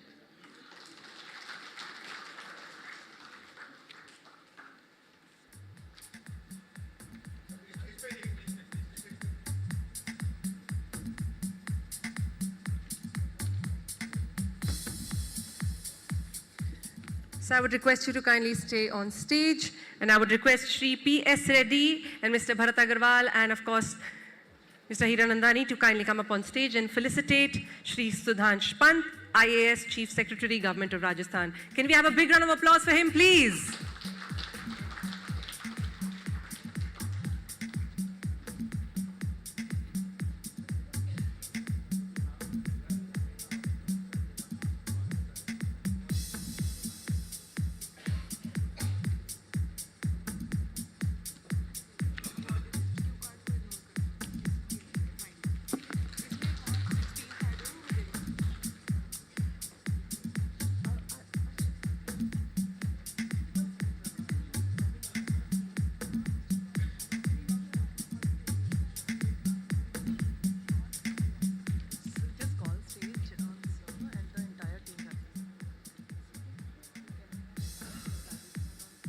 Can I request the entire team Rajasthan to kindly come up on stage for a lovely photo op?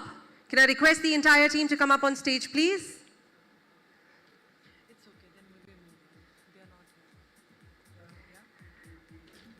All right, moving on, ladies and gentlemen.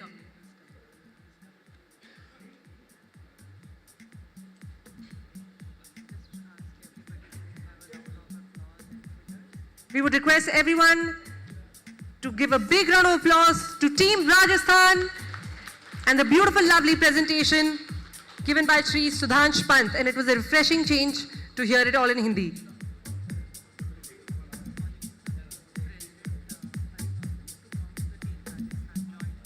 Can I request our President Shri Hari Babu to kindly join Team Rajasthan on the stage, please?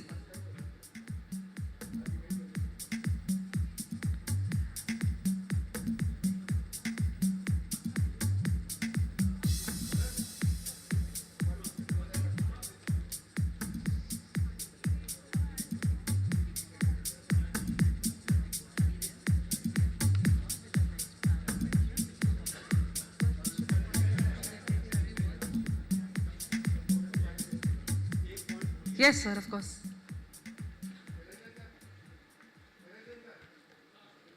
Sorry, मैं एक point बताना भूल गया कि government of Rajasthan ने कुछ साल पहले राजस्थान रेडको को 5000 स्क्वायर मीटर प्लॉट एक कंस्ट्रक्शन, क्वालिटी कंट्रोल और इनोवेशन लेबोरेटरी के लिए अलॉट किया था। तो अब हम उम्मीद करते हैं कि with the full support of NAREDCO उस पर जल्दी से कंस्ट्रक्शन पूरा होके और वो क्वालिटी और इनोवेशन लेबोरेटरी जल्दी तैयार हो जाए। प्रॉबेबली ऑनरेबल चीफ मिनिस्टर उसका बहुत जल्दी उसको शिलान्यास, फाउंडेशन वगैरह भी करेंगे। तो that is the kind of support which government of Rajasthan has been extending to NAREDCO and the state red. Thank you. Sir नहीं बता सकते थे, वो इनिशिएशन जमीन का जब sir commissioner Jaipur development authority थे तो पहला लेटर सर ने ही गवर्नमेंट को लिखा था। धन्यवाद पंत साहब। Thank you so much, gentlemen, for that lovely interaction. Moving on, up next, we have a very important aspect of this day, which are the Next Gen Icon Awards. And who better to call upon the stage to give away these awards than another icon, a national hero, a force to reckon with, somebody who our country is recognized for, a celebrated cricketer, a celebrated sportsman, and I've had the good privilege of hearing him before. It's not just about the sport with him, it's about a heart-to-heart conversation. And that's what we are looking forward to. Can we please welcome with a huge round of applause, Shri Kapil Dev. And I would request him to kindly say a few words and address the audience. And we move on to the nitty-gritty, sir, but the most important part is for your words. Can we have a mic, please, a handheld?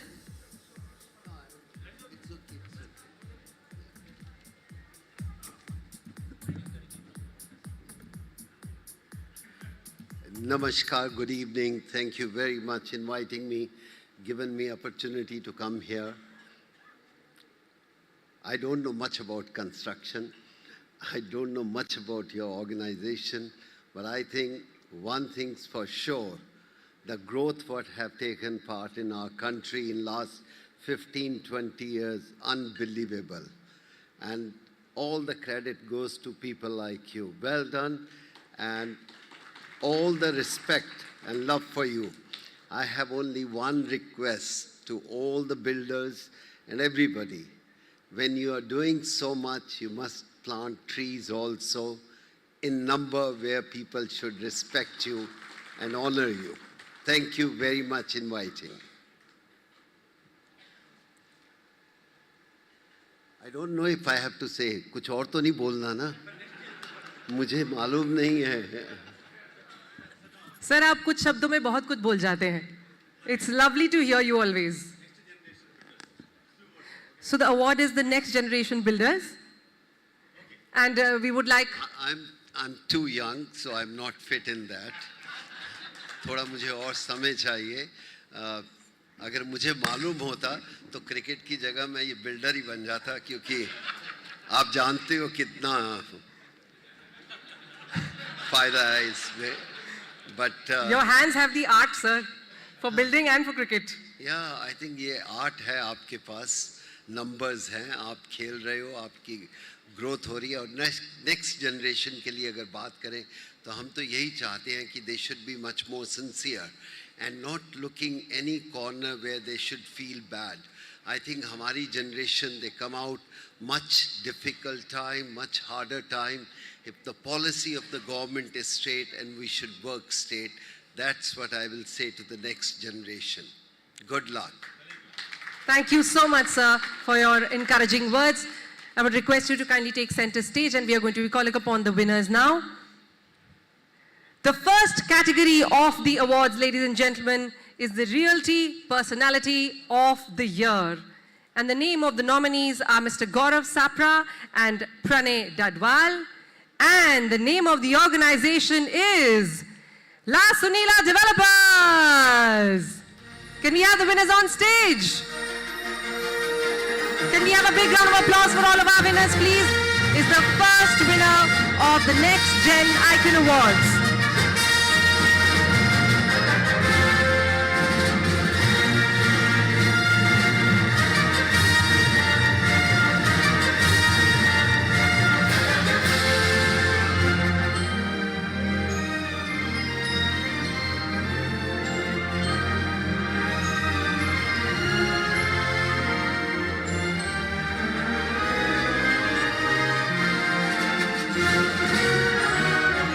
I'd request Mr. Ravi Reddy and Mr. J. Morzaria to kindly come up on stage as well to accompany Mr. Kapil Dev to give away the rest of the awards. Sir, I'm getting you some company on stage. And Shri Hari Babu also to join them on stage. Moving on, ladies and gentlemen, to the next award of the evening, which is the Emerging Real Estate Leader. The name of the nominee is Mr. Mupa Vishnu Vardhan, and the winner is Mupa Projects India Private Limited.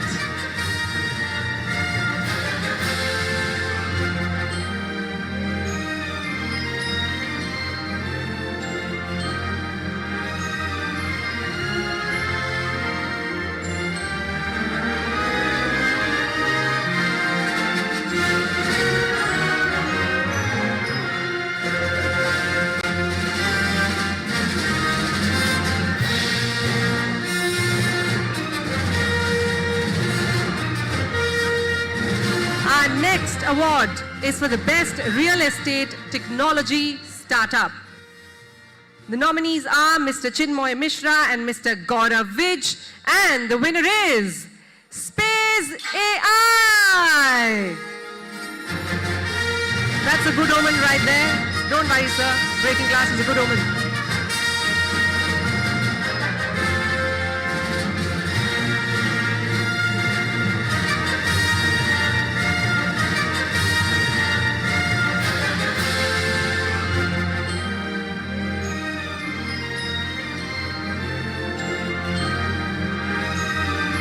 Our next award is for the Best Affordable Housing Project. And the name of the nominee is Mr. Srinivas Ripala, and the winner is Jeevan Developers. Run to the stage, Jeevan Developers. You're our winners for today.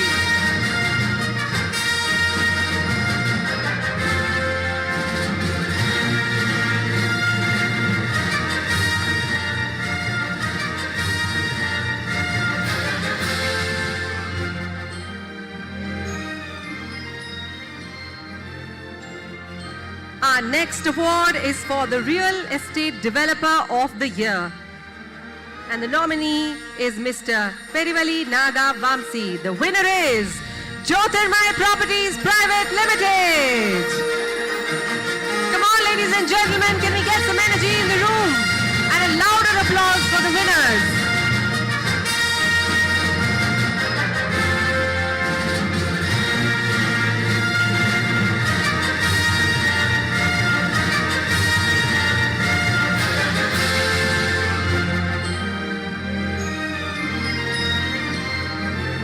As we spoke about Nari Shakti, how can there not be an award for the Women Achiever of the Year?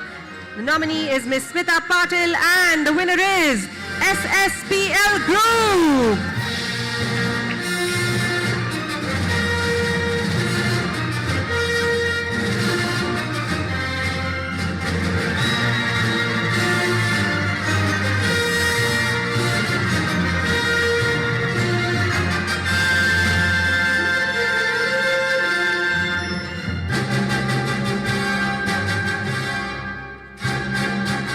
Next award of the evening is the Young Achiever of the Year, and the winner is Miss Manasvi Abhay Kele from Kayozon Hostels Private Limited. Manasvi, can we have you on stage, please? Can we have a big round of applause for our next winner?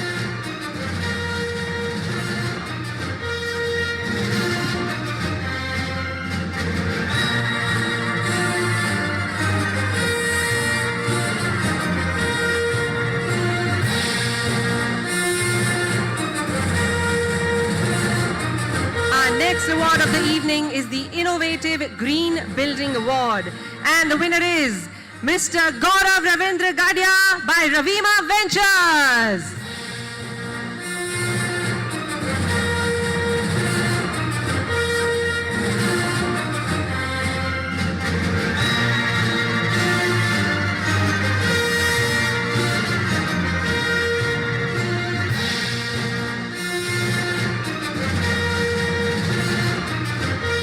Next award is for the Emerging Real Estate Developer of the Year.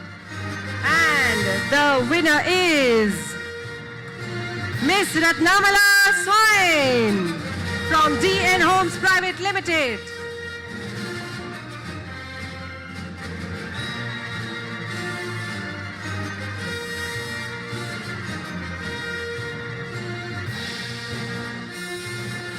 Our next award is for the best luxury projects. And the winner is Mr. Koripalli Sachiravant from Hallmark Infracon India Private Limited.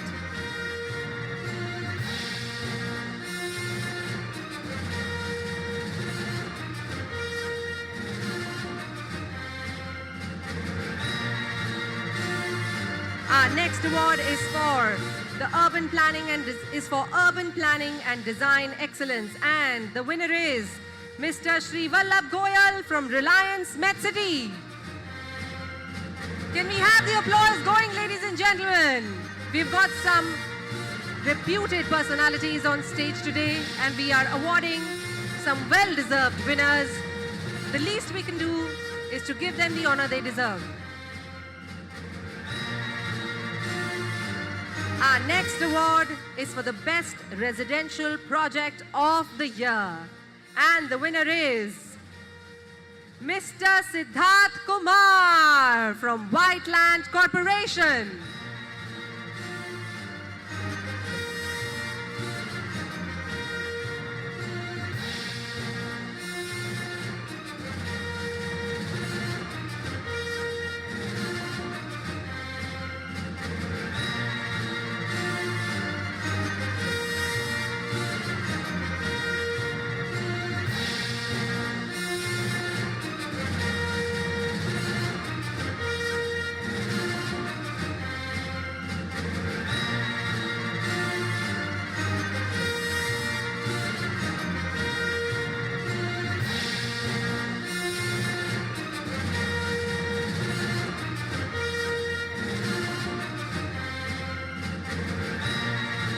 Just a correction, from Whiteland Corporation, we have Mr. Yash Sethia, who has come on stage to receive the award. Can we have a big round of applause for him, please?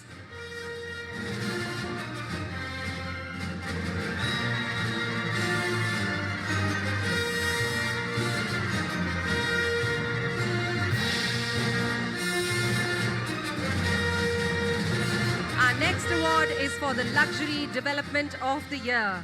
And the award goes to Mr. Vipin Narendra Kandhari from Sahil Realcon Private Limited. Mr. Vipin, can we have you on stage, please? Are you here? Can you raise your hand? Oh, you're there. Sir, rush to the stage, please, in that winner's energy. Can we have the applause going, please? Let's cut the silence in the room.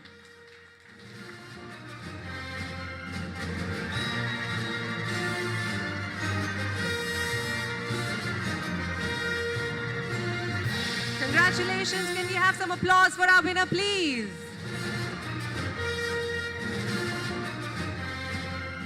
Our next award is for the Emerging Real Estate Leader. And the winner is Mr. Shashikant Reddy Paduri from Haven Ventures. Sir, you're in close comfort, so you can rush up.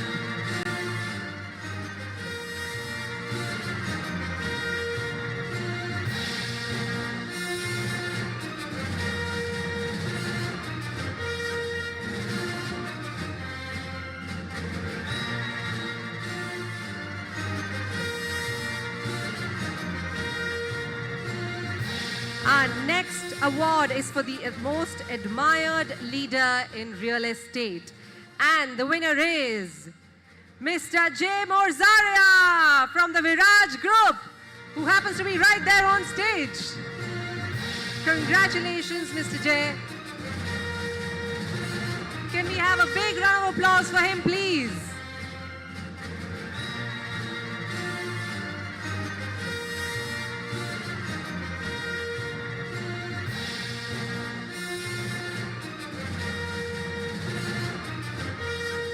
And last but not the least, the final award of the evening, which is for the best layout developer.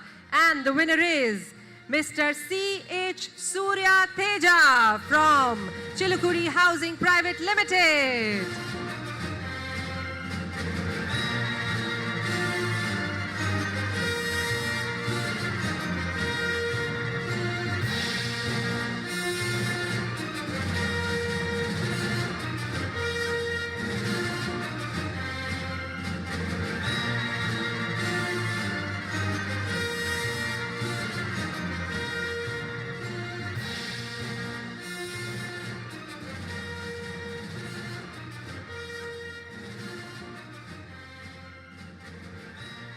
I would request our dignitaries to kindly stay back on stage, and I would request our next Gen Report team to kindly join them on stage, followed by the launch of the next Gen Report by Resurgent India.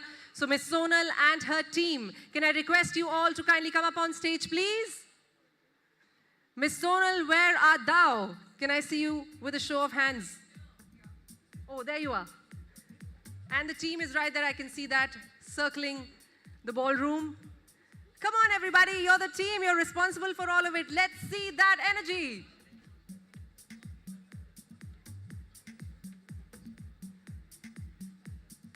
This is the team from Resurgent India.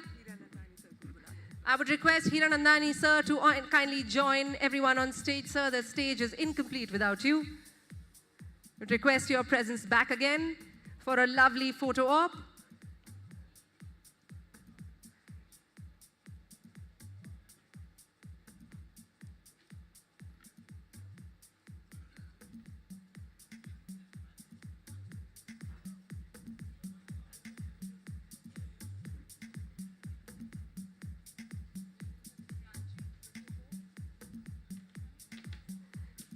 This is a really, truly blessed moment because we are launching the next Gen Report by Resurgent India. Can we have the report on stage, please?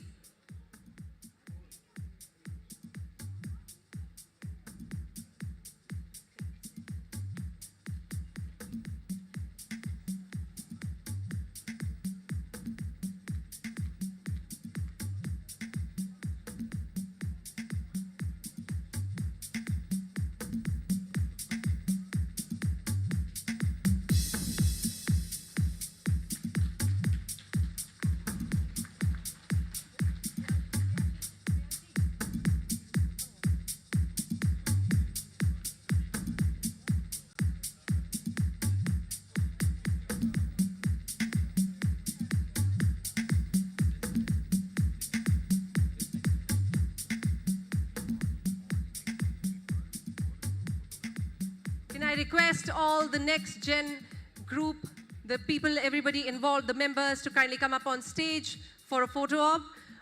All the people involved in this report, the next gen, can we have you on stage, please? Yes, gentlemen, kindly step up on stage. I would request all the awardees, the winners, to kindly join our dignitaries on stage for a lovely photo op.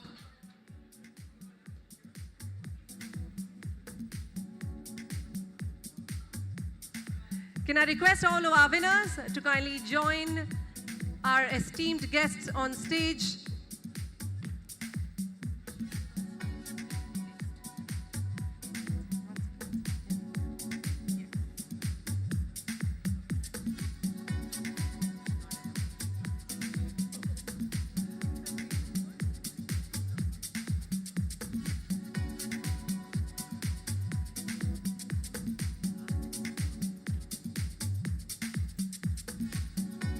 I would request everyone to kindly scooch in a little bit to get a lovely picture so that everybody is included. Everyone, come on, scooch it. You're part of one big, lovely team.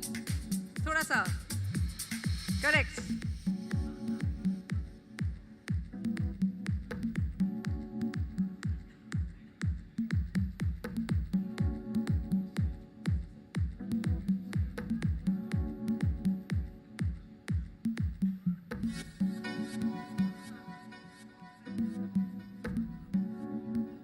Next gen, you are the next gen, so you have to have the energy of the next generation. So let's hear a yay when you do the picture. Woo! On the count of 3, give me a loud hurrah. 1, 2, 3. Hooray! Fantastic. That sounds like the next generation. Of course, Kapil Dev ji sir being the youngest, like he said. Of course, sir, you are the next generation. We completely agree with you. And I've seen you on stage before. Your energy is unmatched. We are not in comparison. Can we have a big round of applause for our esteemed guest, Shri Kapil Dev ji, for gracing us with his presence. Thank you so much for being here. You are truly an inspiration to the next generation. You are young as hearted anybody could be. So thank you so much for being here. Thank you, ladies and gentlemen. There could not have been a better icon of our country to give away the Next Gen Icon Awards. Thank you so much, sir. And congratulations to all the winners.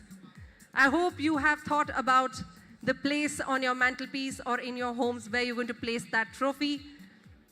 We would love to see it. Congratulations again.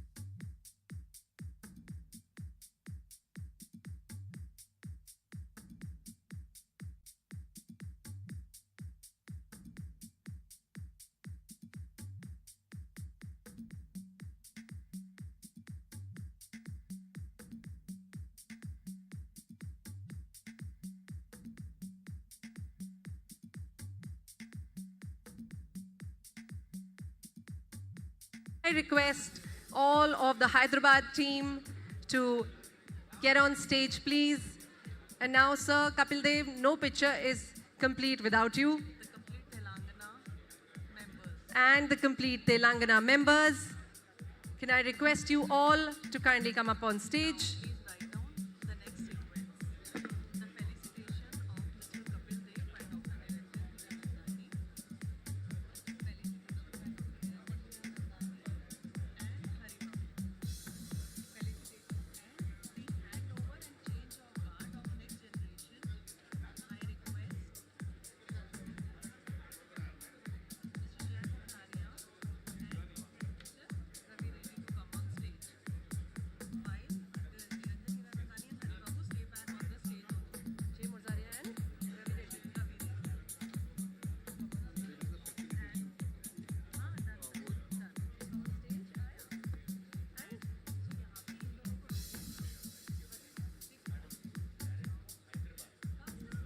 NAREDCO Hyderabad, what are you waiting for? Come up on stage.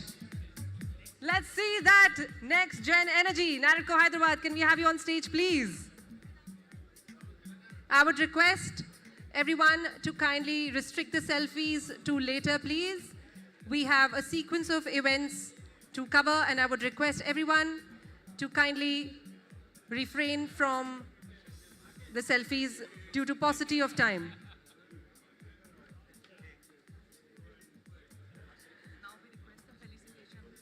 Can I request all the gentlemen and ladies to kindly go back to their places?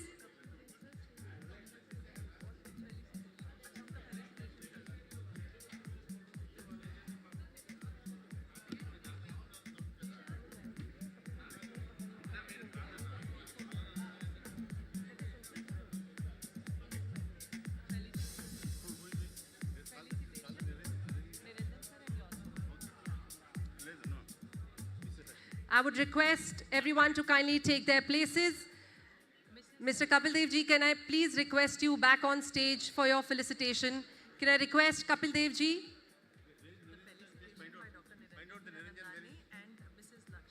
Can I request Dr. Hiranandani to kindly come up on stage, please? Along with Sri Hari Babu to felicitate our esteemed guest, Mr. Kapil Dev.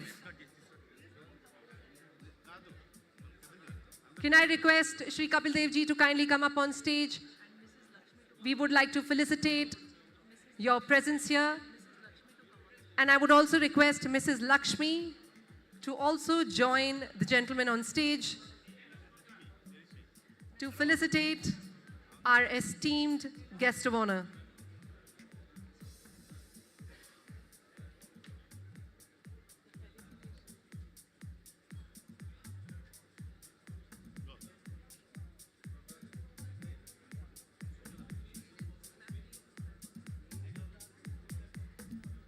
Ladies and gentlemen, a big round of applause for the iconic Kapil Dev.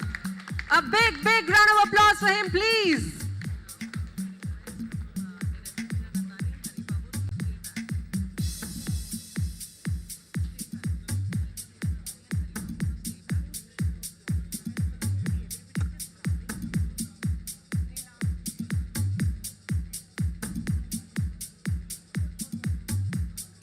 I would really request all the gentlemen to kindly take their seats back to take over the events of the evening. Can I request everyone to go back to their seats, please?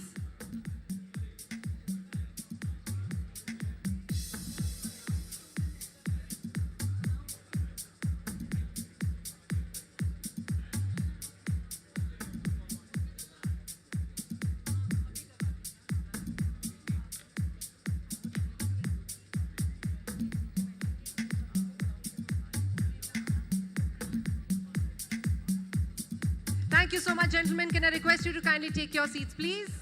Thank you so much. Thank you. I would request Hiranandani sir, Sri Hari Babu and Mr. Kapil Dev to kindly remain on stage, please. Can I request all three of you to kindly remain on stage? Kapil Dev sir, I would request you to please remain on stage.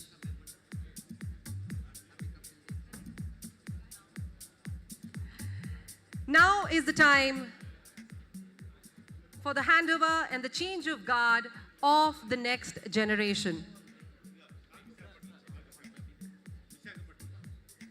Can I have team Visakhapatnam to kindly come up on stage?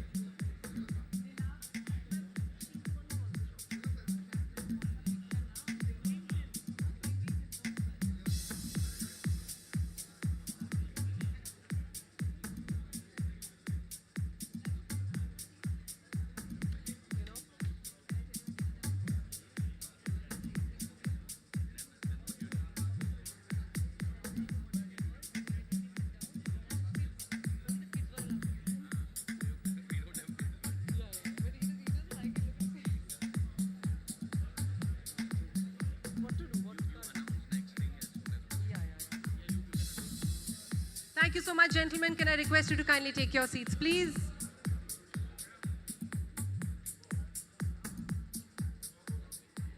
After this photo op, I would request a very important moment in this evening, which is going to be the handover and change of guard of the next generation.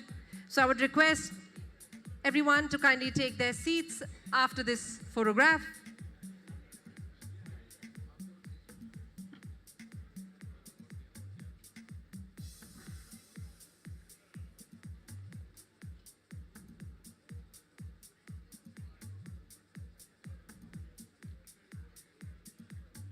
Thank you so much, gentlemen. I would request you to kindly take your seats. We will be continuing with the rest of the events of the evening. I would request Dr. Hiranandani and Shri Hari Babu to kindly stay back on stage. Thank you so much, sir, for your presence. All right, ladies and gentlemen, moving on. Like I said before, that we are handing over and changing the guard for the next gen. And for that, I would request Mr. J. Morzaria and Ravi Reddy to say a few words and do the honors. I would request before that for everyone to kindly take their seats. We can only continue once everybody is well rested in their seats, paying attention to the stage. All right, ladies and gentlemen, before the next speaker comes on the mic, can we have a big round of applause for all of you here and for this lovely convention? Come on, everybody, give me some energy. Come on, a big round of applause for all of you here. Applaud for yourself. Come on, louder, louder, louder. All right, all yours, gentlemen. Hello. Ladies and gentlemen, as I stand before you today, my term as the founder national president of NAREDCO Next Gen is coming to a close, and it fills me with a mix of emotions. Over the past 2 years, together we have achieved remarkable milestones and played an important role in shaping the future of real estate industry. Our journey began on December 27th, 2021, in the esteemed presence of dignitaries such as Sri Hardeep Singh Puri ji, our Honorable Housing Minister, Sri Jitendra Singh ji, a Minister of PMO Office, Sri Manoj Sinha ji, LG of Jammu and Kashmir, and many other dignitaries. Since then, we have embarked on a mission to foster growth, knowledge sharing, and networking among young developers in the real estate sector. Reflecting on our achievement, one standout event was the NAREDCO Next Gen Accelerate 1.0 that was on sales and marketing, and followed by Accelerate 2.0 Tech for Real. We proudly served as the industry partner to many of the events. Our commitment to community welfare was evident during the visit of Sri Sanjay Kumar, Mission Director, where we showcased our skilling initiative under Nipun projects. We also participate in cutting-edge technology discussion at IC event. We also played a significant role in executing Homathon 2022 and 2023, attended by Chief Minister of Maharashtra, Sri Eknath Shinde ji, and Deputy Chief Minister of Maharashtra, Sri Devendra Fadnavis ji. From organizing successful events like NAREDCO Next Gen Times Realty Conclave and Icons 2023, we have left a remarkable mark on the industry. Our interaction with key figures such as Sri Atul Save ji, Nitin Gadkari ji, Sri Devendra Fadnavis ji, Sri Anand Kumar ji, Sri Ajoy Mehta ji, and many other national leaders underscore our commitment to addressing industry challenges. These achievements are just a glance of 250 plus news articles, TV appearances, and interviews that have showcased our dedication and contribution. As my term concludes, I want to express my gratitude for all your support and collaboration. My special thanks to Dr. Niranjan Hiranandani sir, our President Hari Babu sir, and our mentor Rajan Bandelkar sir, and all my GC members. Without support of my secretariat staff, it wouldn't have possible to reach so far. My special thanks to Preeti, Nirlab, Lavin, Yogesh, and my entire team of NAREDCO National.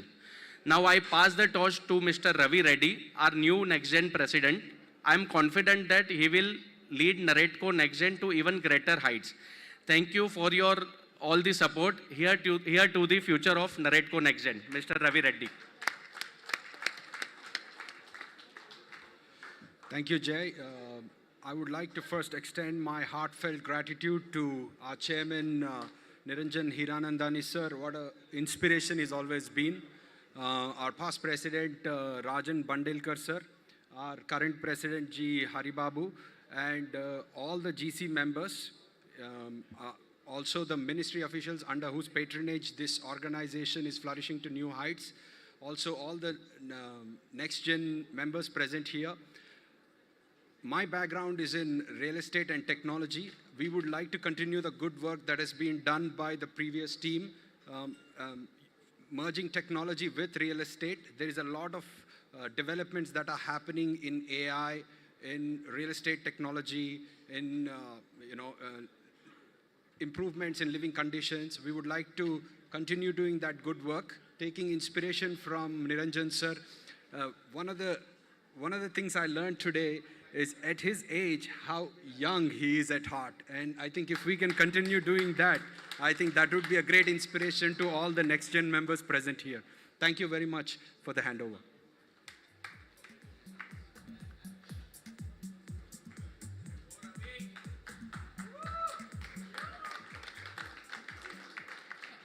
I am very, very, very happy with the NextGen. I must congratulate our president outgoing for a fantastic job that you have done. Congratulations, wonderful beginning. You know, they've laid a foundation for a great beginning, and that is extremely important to stay a level at which the NextGen president now has to compete with you to take it further to that level. So I congratulate you once again, and I wish the new generation. I've been discussing with them about what they're doing, and I'm really proud that they have taken the bull by the horns, and they're really working very hard in order to imbibe it. I have a special request to them, and if they will permit me, I would like to join the NextGen. Age is against me, but I think I'm entitled to an exception to the rule. So I would request if you could allow me to become a member of your NextGen association also. It is there. They've already invited me to be a part of their study group in going to ISB in Hyderabad, and they have agreed to take me as part of their member group to learn about real estate, and that is why I'm going to go and relearn, uplearn, return, and do new things in the next couple of years. So be ready to face me, but be ready to see that the next generation leadership does a wonderful job. So congratulations, wish you all the very, very, very best. Thank you.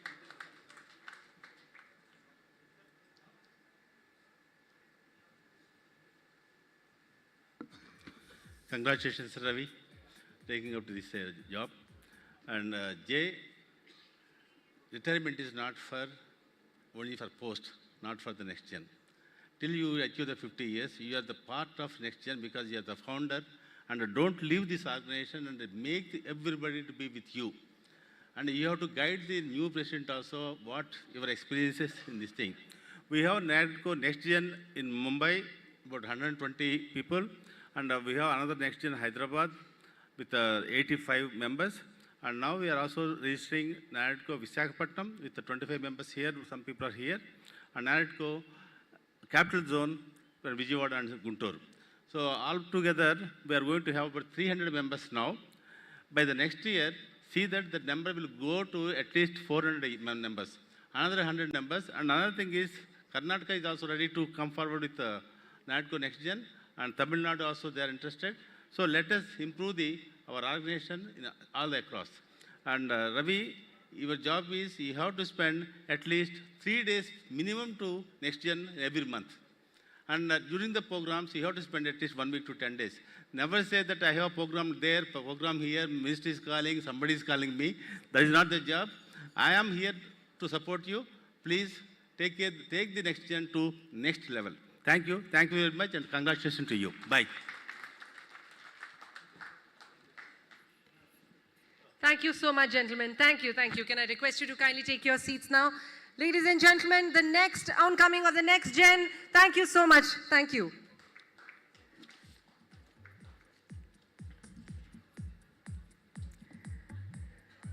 Moving on, ladies and gentlemen, we have our next presentation on the brink, which is going to be presented by Mr. Srinivas Valluri, CEO, Synergy Infra, which is going to be on sizing MEP equipment impact on carbon footprint.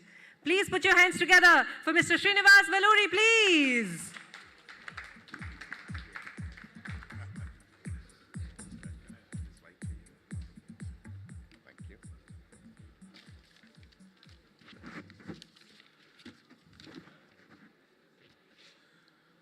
Good afternoon, everybody. Good afternoon. Yeah, thank you, at least. Because I thought only with Kapil Dev that energy is gone out of this room. Thank you, first of all, NAREDCO, for giving this opportunity. I don't know how many times MEP people were asked to present in a NAREDCO summit, but definitely this is a good beginning, I feel. And this is one of the most important things, in my opinion. Probably earlier days, the cost would have been, the MEP cost would have been 5 to 8%. But today it has crossed 25%. I'm sure with the decarbonization and other things, whatever we are looking at, the new technologies, it will touch, in my opinion, especially looking at 30 trillion economy by 2047, this may touch around 40 to 45%. So that is the kind of, the systems which we are going to do. And here, one of the things what I would like to tell you is, there is a lot of requirements and amalgamation or consolidation of codes required with respect to MEP, and we want the support of entire NAREDCO to make sure that these kind of codes are brought out. So what we have here is basically a simple introduction. When we are talking about decarbonization, the Government of India, Honorable Prime Minister has committed that by 2070, India will become net zero carbon. So for that, we need to make sure that now itself we have to start our steps, which is a very challenging activity. And you are aware probably, the kind of carbon that is produced per capita by India is around 1.8 tons. When compared with countries like US, which is 14 tons almost, 14.7 tons. And India, because of our population, we are the third largest producer of these greenhouse gases and carbon. And if you look at, the kind of Europe and North America for the last 150 years, they are the major contributors towards this. We are still at low level. But the kind of economical growth, what we are looking at, I'm sure, I think we will be surpassing many of these countries. So it is very high time that we need to look at all our, green, sustainable practices in place immediately. And out of this, the building industry contribute almost around 38% globally. Out of that, 11 to 14% is embodied carbon and other one is operational carbon. And out of the embedded carbon, again, 43% is from cement, 27% from steel. So we have to make sure that even those industries are completely decarbonized, which are heavily electricity consumers. So this is one of the major steps. We are also going to have a panel discussion where we could probably deliberate on some of these things. And the embedded and operational carbon, right from mining to manufacturing and then transportation, coming to our site and then installation, all these things are part of the embedded carbon. And operational, mostly it is related to electricity as well as the water conservation. So here, the new codes, Mr. Saurabh is here. The Bureau of Energy Efficiency has already brought out the draft codes. I'm not sure whether every one of you have gone through, but it is important for all of us to go through the code, and it is under review. By 12th of this month, we are supposed to give our comments on this code. And the Ekonova Samhita is applicable for all residential buildings. The complete change from the previous CCBC that was only concentrating on energy conservation. Today, the codes are looking at sustainable site management, building envelope, building services, more or less in the lines of IGBC green building guidelines. Maybe there could be some differences here and there, but more or less in that line. And also, they have different requirements for this. I don't want to go into all these things. Anyway, we are going to discuss some of these things. And also the same way, the earlier Energy Conservation Building Code has become Energy Conservation and Sustainability Building Code, where even the water conservation and sustainable sites and other things have been brought into the code. Both the codes are developed very well. I'm sure with the introduction, already I understand 24 states have been implementing the ECBC for the commercial buildings. And I'm sure some of our states will definitely come forward because already the process in place. So most of the residential buildings also we may have to go into this kind of thing. And some of the issues generally as a designer what we face, we look at some kind of clarity while doing it. Whenever we sign a paper, especially with respect to environmental clearances, we sign a thing that we provide solar PV for all common areas. We provide 100% stormwater handling within the site. 100% recycled water will be used within the site. But is it really practical?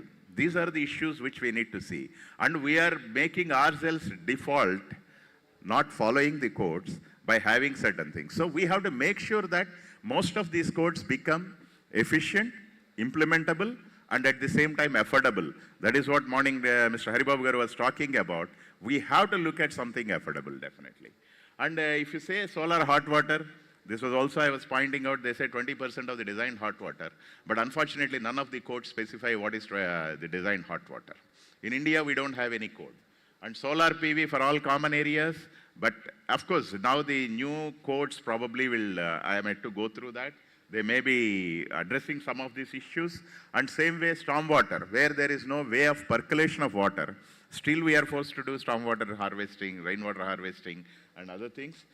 And one more most important thing is the diversity and demand factors are not clearly defined in any of the code. And whatever the definitions that were given, especially for plumbing, which was, by Dr. Roy Hunter in 1940, the same thing are followed even as on today.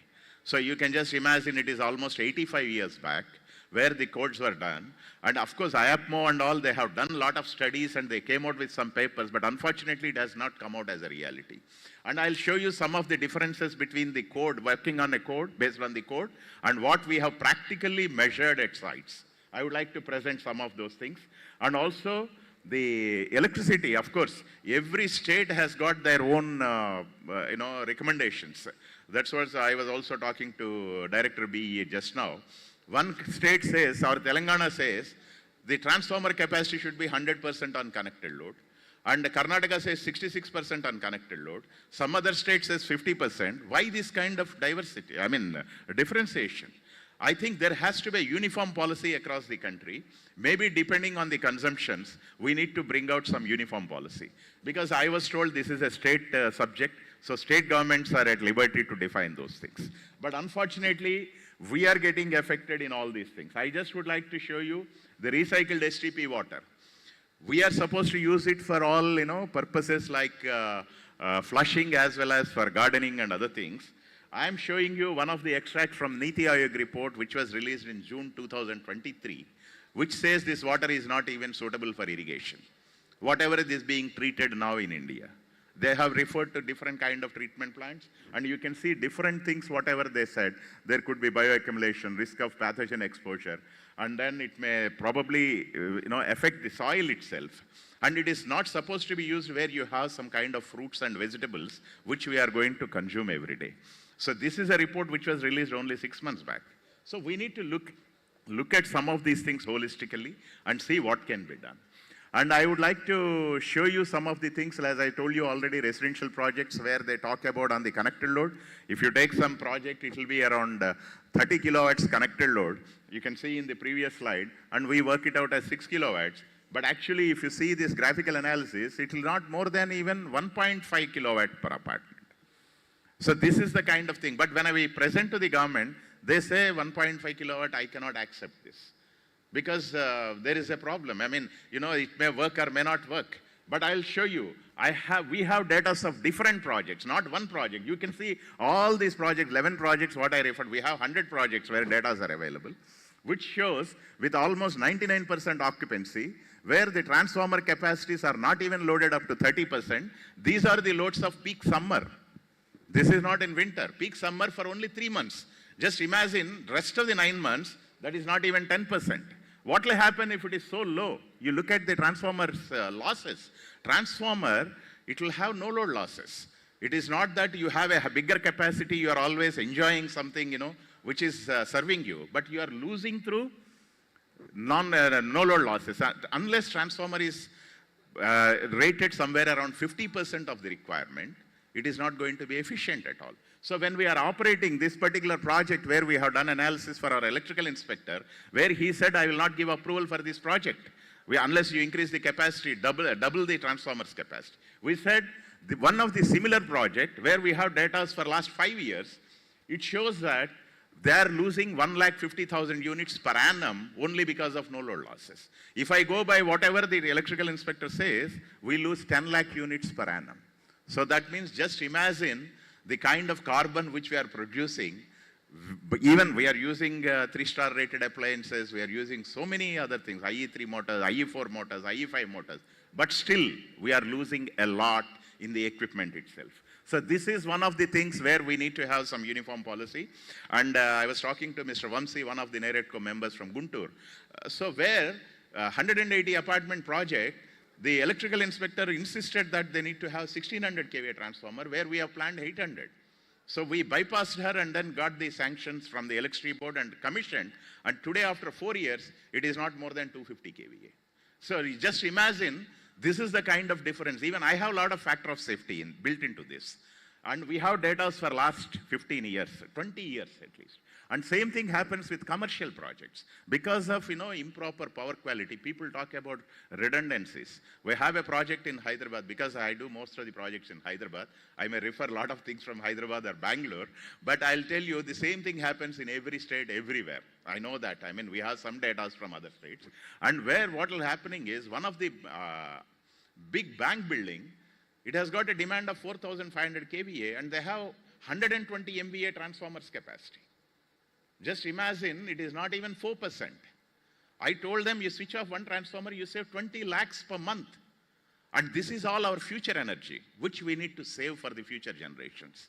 And when we talk about decarbonization, sustainability, and so many things, these are some of the basics where we need to define the demand factors and other things. And this is for an IT park, where, 2 numbers of 4,000 kVA transformers insisted by a PMC and client, whereas still today demand is not more than 1,500. We have data for last 8 to 10 years. This is in case of a educational institution, where if they switch off one transformer, they save a lot of energy. This is what is happening. This is in case of a hospital. Not one case. I'll show you, plenty of such cases where I'll just skip some of these things. I think the time is going, running short of time. And I'll tell you, in case of UPS, people use indiscriminately. One of the doctors told me, Srinivas, my bill has gone up from 5,000 to 12,000 rupees suddenly. What is the reason? I said, it cannot go by itself unless meter is faulty or something you have done. He said, I have not done anything. I have a UPS lying idle in the hospital, so I thought I'll get uninterrupted power there. So 15 kVA UPS, it is giving, 10% loss. 24/7, and that is resulting in 7,000 rupees. Exactly, I told him, you switch it off, you will save that money. So otherwise, definitely comfort is required. At the same time, we also have to make sure that we are not wasting energy. So there are, and in the case of water supply systems, I have already told you about Dr. Roy Hunter, which he has developed around in 1940. These are some of the data what we have collected using hydromatic systems of the present project, one of the project which is operational for last 10 to 15 years. It's almost 2010 it was commissioned, 15 years. We have data of all these things. And you can see, if I work out this project based on NBC, I'm not finding a fault because this is what we are supposed to follow. That is the code available. It needs 192 cubic meter per hour of pumps. But actually I can show you, only it has got 70 cubic meter per hour for 4% of the time on a working day. We have taken data for working days and non-working days, both the times, and both the cases, it is not more than 70 cubic meter per hour. So what is happening? 70 cubic meter per hour versus 192 cubic meter of pumps. I have 64 cubic meter per hour pumps, 3 numbers working, and that is loaded only up to 4%. My efficiency of the system is only 5%. What is the use of having an IE4 motor for the pump? When the pump is supposed to have, pump motor have to have at least 60-65% efficiency, they are operating at 5%. We told them to replace one pump with one small pump at 10 HP, where they can get their money back within 20 days or 25 days. So this is the kind of energy savings that is possible. So these kind of things have been done for various projects. I'm not looking at some of these things, but we have to make sure that we get some kind of, codes and standards so that everybody follows these things uniformly. Or otherwise, my request to all of you is to bring out yourself some of these guidelines as a best practices, which will help the entire industry. In case of a high-rise building where you have low-flow fixtures, today we have beautiful low-flow fixtures which cost nothing actually. It's nothing. And IPA, Mr. Gurmeet and Gupta ji are here. They have done extensive job on this to save lakhs and crores of liters of water. If you can do that, not only your power consumption comes down by 50%, you can see here, forget about ideal condition, gravity system, 1800 units versus 1300 units. You can save 30 to 40% energy savings because of reduction of water. Other than reduction in capacity or some other STPs, all these things can be brought down. So that is again, if you work out all these things, it will be quite substantial. And the same thing in, some of the codes, they also talk about variable frequency drives. But variable frequency drive can only work at, partial load conditions, that too not only up to maximum 40%. At 100% where you have a constant flow requirement, it will add up to by another 4 to 5% of loss unnecessarily. So we have to judiciously look at some of these things, and pipe sizing and other things, they also can result in a lot of energy savings. And this is one project where we have done 380 apartments with centralized air conditioning, and against 4,400 tons of air conditioning with VRF or splits or whatever it is, today it is only 400 tons. The requirement, demand is only 400 TR, not more than that.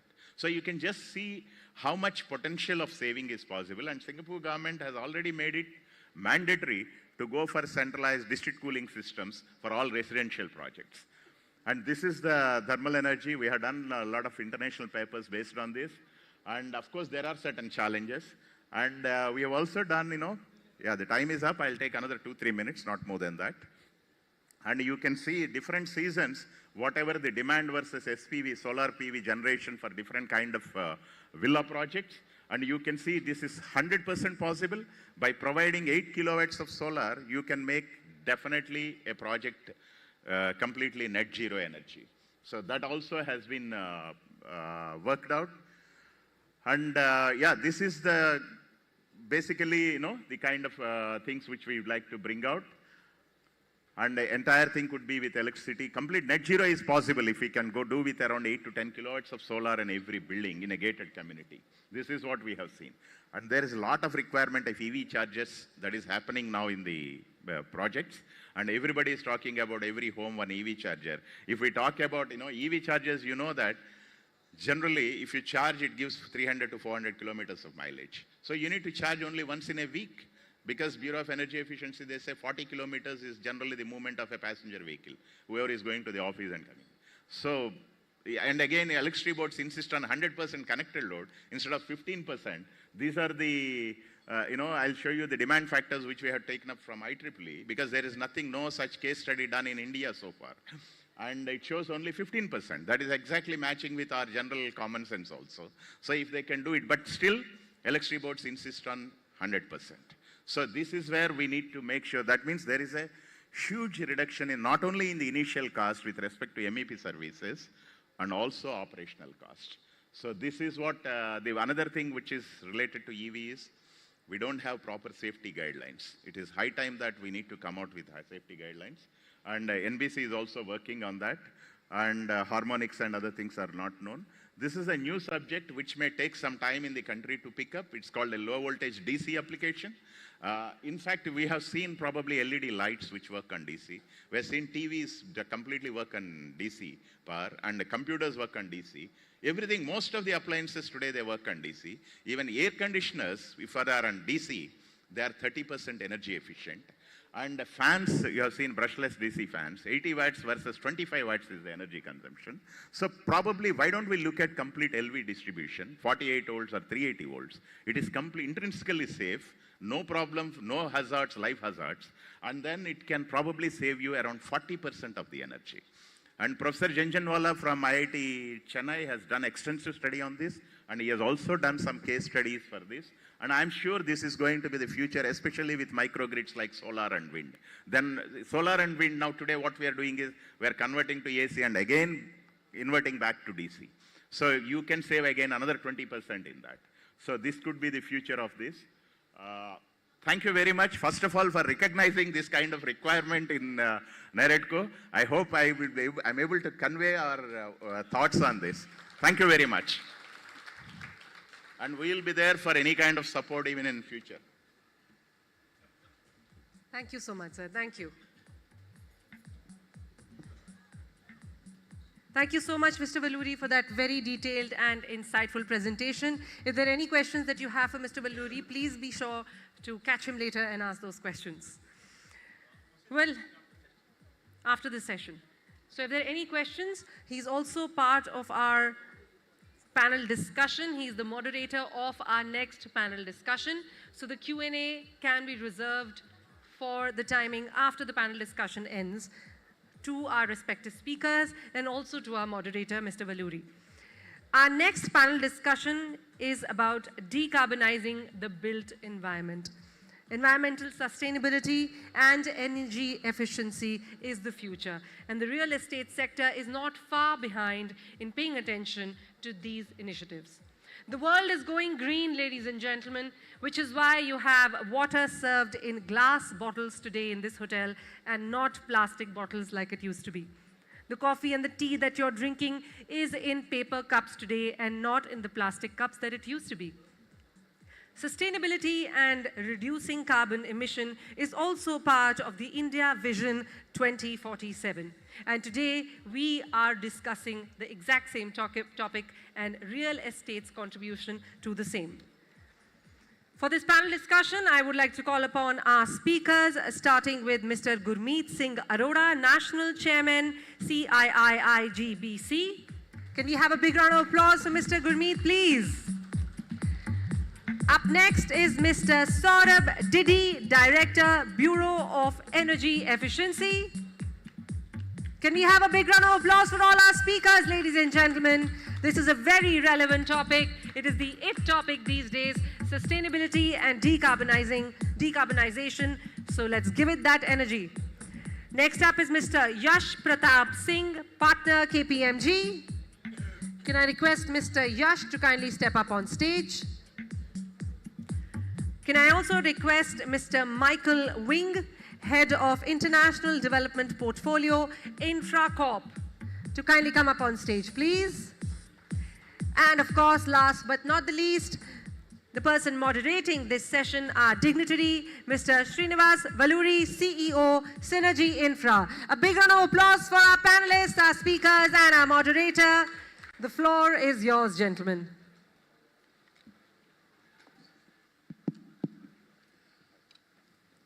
So once again, good afternoon, everybody. Welcome to the panel, to all the stalwarts in the industry, Mr. Gurmeet, Mr. Saurabh, Mr. Yash, and Mr. Michael. First of all, again, I would like to thank NAREDCO because this is most important subject as far as everybody is concerned in the country. By 2070, we have to become net zero carbon. And unless today we start this process, I don't think we'll be anywhere nearby. And as we have started, I was talking to Mr. Saurabh. 2007, I think the first ECBC was brought out, and it has taken now almost 15 years for 24 states to implement it. I think for the residential also now it is being brought out, and probably it may not be take so much of time, but at least it will take some time. But we need to look at how quickly we adapt ourselves to the new requirements of the decarbonization. I think this is a challenge, and construction industry, definitely focus will be on the construction industry, because 38% or 32% in India, rather, whatever they say, 38% globally, are the carbon emissions from the construction industry. So let us understand from these experts what we can do, how do we move forward in future. Sir, Mr. Saurabh, first question to you. You have brought out nice code books of, Econivas Samhita and ECSBC. And how do you think, they meet the requirements of this decarbonization? Where are they with respect to that? Thank you, sir. First of all, thank you to NAREDCO for organizing such a beautiful event and for calling Bureau of Energy Efficiency here. I think in the presentation you have also showed, you gave the glimpse of the codes that how these two new codes are coming, and you can say that these two codes will be the first green building codes of the country. So as such, we don't have any green building code for our country, and these are going to act as it. It will not cover everything, I will say, because this is the first step towards the sustainability. So one of the major thing which may be left out is the embodied carbon of the material. But this code will actually take one step towards that, because we are saying that what exactly your material, kind of material you are using, what kind of embodied energy it has. But we are not restricting that what kind of embodied energy it should have. So that way, I'll say that this is a step towards that net zero in all the aspects, not only from the energy conservation, but also the embodied carbon of the material. Also, this code is focusing on various other aspects. For example, rainwater harvesting, waste minimization. We are working on the circular economy kind of concept so that all the materials which are there can be used. Also, we are trying to focus on the local raw material availability.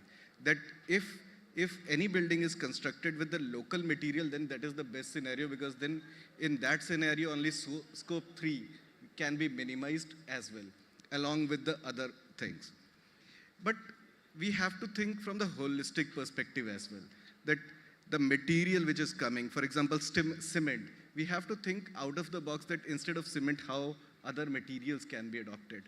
How we can restrict our buildings to be rather than being a concrete block, how these buildings are having intrinsic low energy, plus also it will consume less energy, so that as the temperatures are increasing, and if you look at this year as well, December was very hot, and this time Feb is so cold. We have never seen such temperatures. And the way what happened in Manali and what happened in Chennai, how things are changing, we have to develop our buildings in such a way that they are resilient to the climate. So all those things are required. And so we have tried to cover all these concepts in the Sustainable Building Code. And these codes are available on the Bureau of Energy Efficiency portal, so that even and it is a request to all the developers that you should also look into these codes. If you feel that there is a change required in these codes, we can do now. And implementation is in your hand. Yeah, I think it's very, very important even for all the developers, because they're the people who are going to construct the buildings. I'm sure they need to understand these things very well. And I'm sure the stakeholder conferences, whatever you did, I think some of the people have attended. I think you have to extensively discuss among yourself and then probably come back with some feasibility of any of the issues, or non-feasibility of any of the issues. Next, Mr. Yash, he is talking about embodied energy. So what do you think, what is the significance of that? And because this is also going to be a very critical factor, but again, it is not in the hands of real estate developers. This is completely outside their scenario, right? So what do you say about the significance? Well, thank you very much, Srinivas, and thank you very much, NAREDCO, for giving this opportunity to be here. First of all, it's a privilege and honor to be being a part of this esteemed panel. I think embodied carbon, my colleague Saurabh also mentioned that it's coming as a part of the sustainability code, which is now going to come up. And if I put this in the context of the overall construction industry landscape, we did our our own analysis in KPMG last year, and we figured out that, if we do our part right, the construction industry addresses embodied carbon in the right manner at the right stage, we can nearly offset close to 5 billion ton of embodied carbon on an annual basis.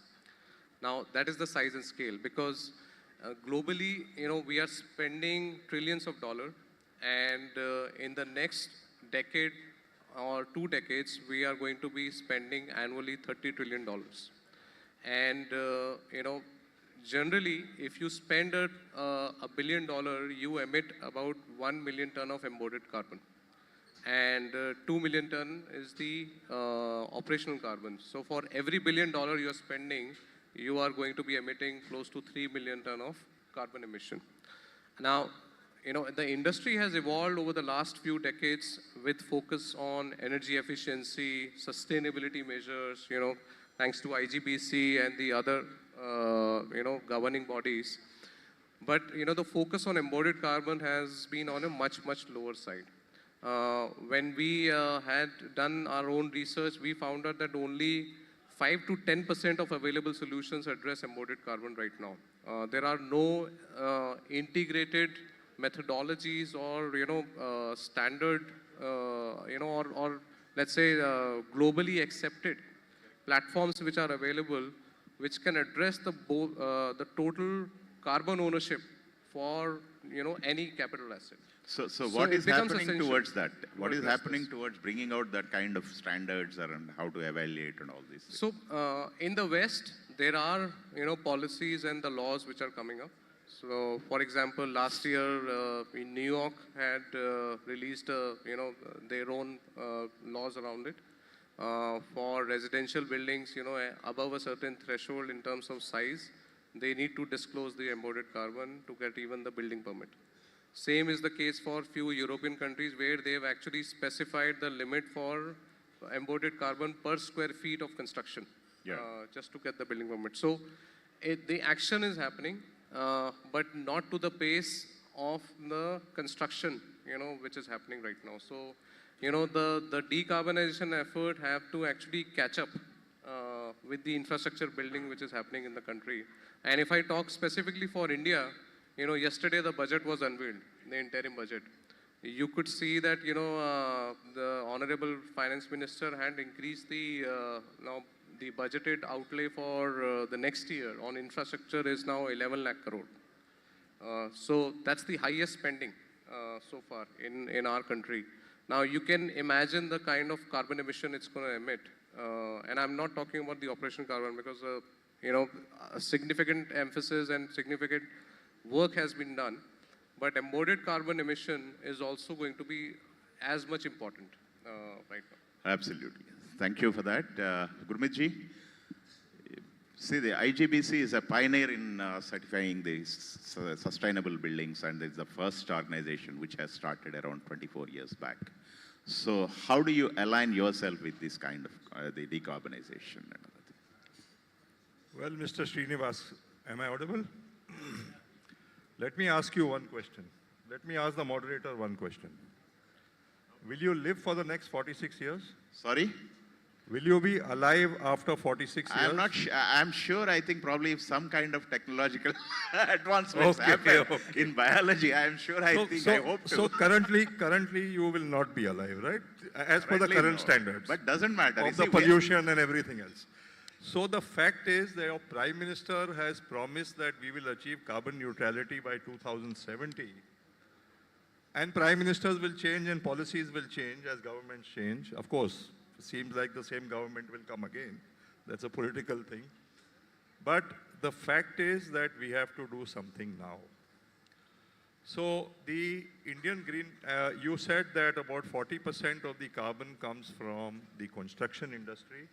Please understand there are two major polluters. One is the vehicle industry, transport industry, and one is the building industry sitting here right in this room. And the transport industry is an asset which you buy for 5 to 7 years and you change it and you get into Bharat stage 1, 2, 3, 4, 5, 6 and whatever. Or you get into electric vehicles or or higher fuel efficient vehicles, lower emission vehicles. But a construction industry, a building is an asset which is built for 50 to 70 years.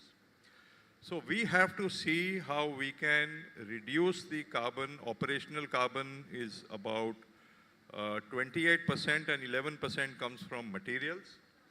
IGBC has taken the lead, being the largest green building council, not only in India, but the second largest in the world, by certifying more than 8,000 products which are either energy efficient, water efficient, a recyclable potential, a recyclability potential, that is a cradle to cradle approach rather than a cradle to a grave approach, low on water, low on energy, or low on carbon. So we launched the net zero rating on energy on World Earth Day in April 2021. Then we went on to launch the net zero water, net zero waste to landfill.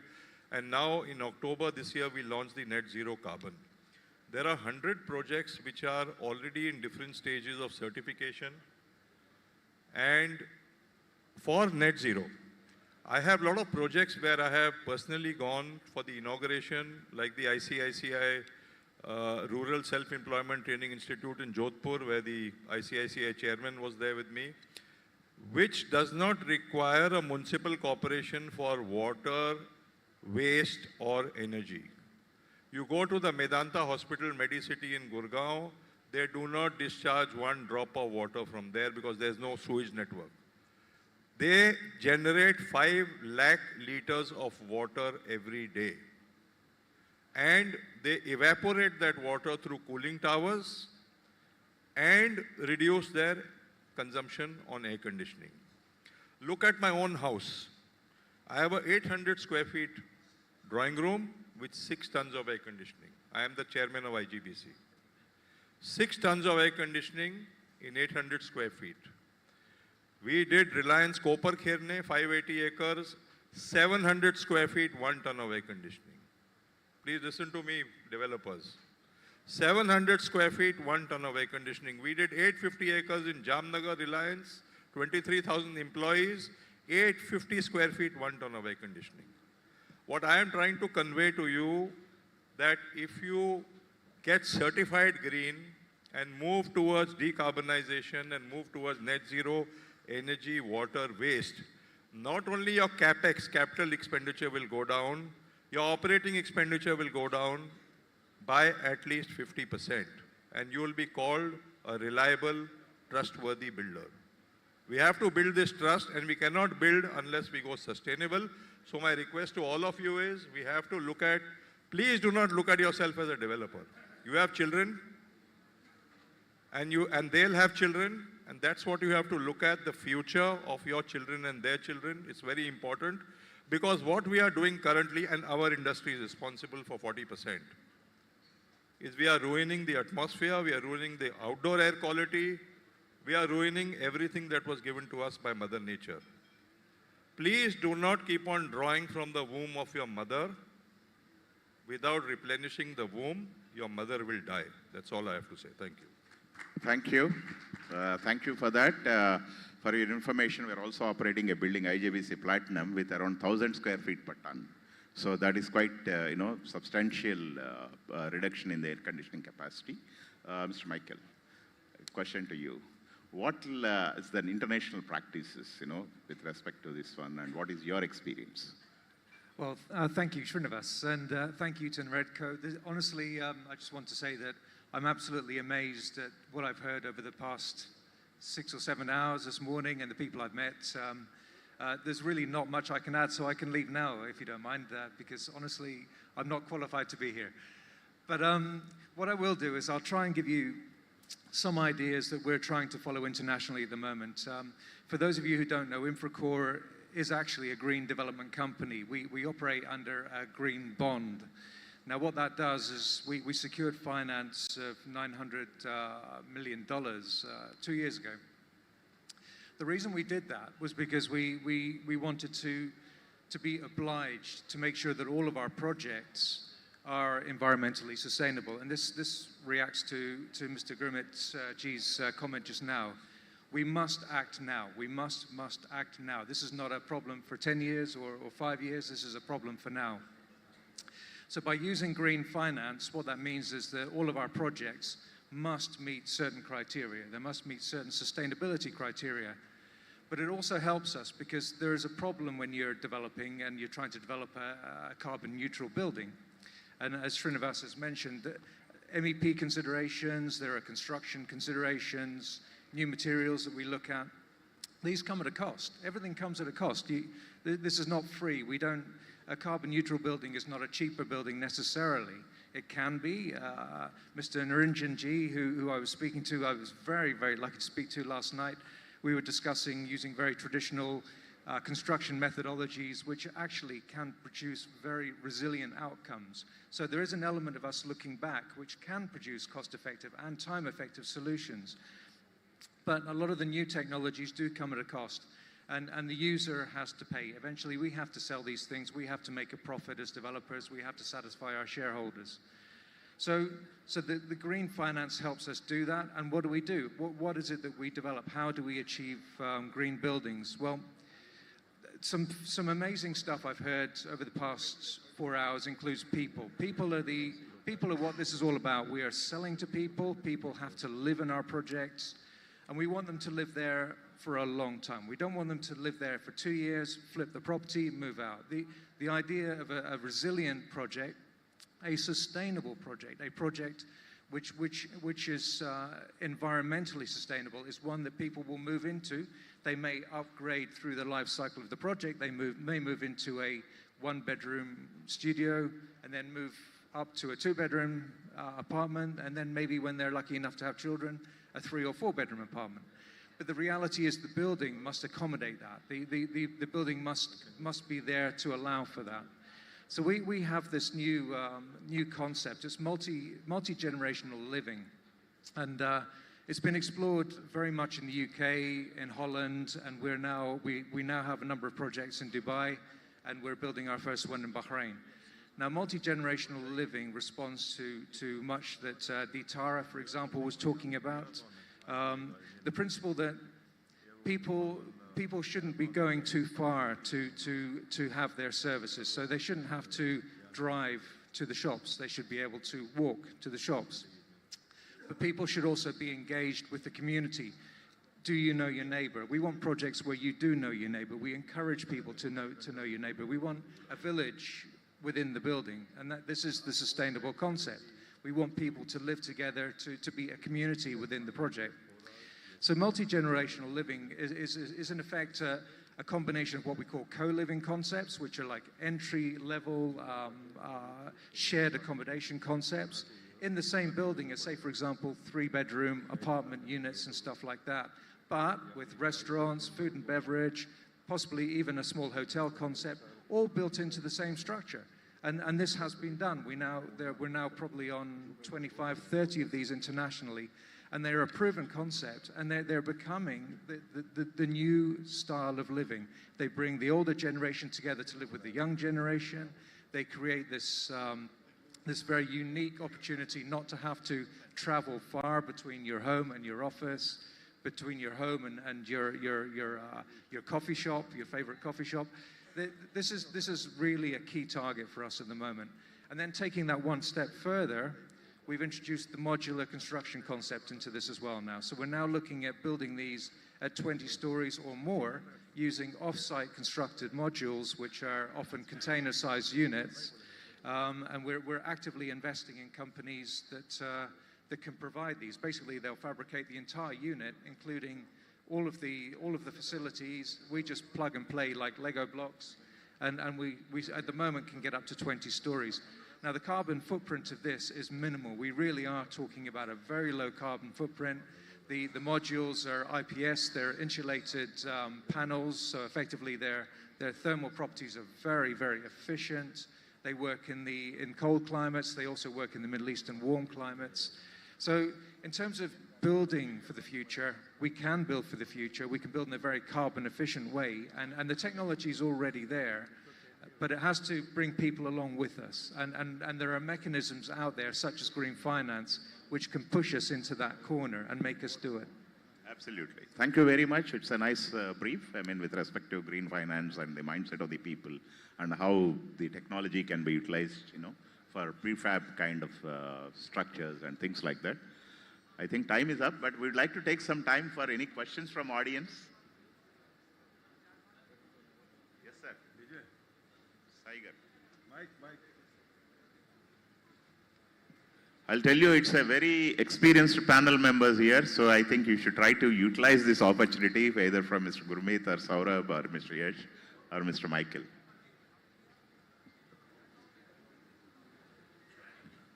Sir, my question is here. One gentleman says, question to Sarojji. My Srinivas in presentation, he says what the capacity of the motors were fitting, what is that power, capacity of the power transformers were putting, everything is working at 20% level. And Gurmeet is telling for 800 square feet, 1 ton air conditioning, 800 square feet, 1 ton air conditioning. See, 850 square feet, 1 ton air conditioning. Now we're sitting here, we're all not sweating actually, the temperatures are not good enough for us. Actually, I requested the hotel people to reduce the temperature because the temperatures are high. See, and he says last 10-15 years he studied and he has given the various things. Why codes are not changing?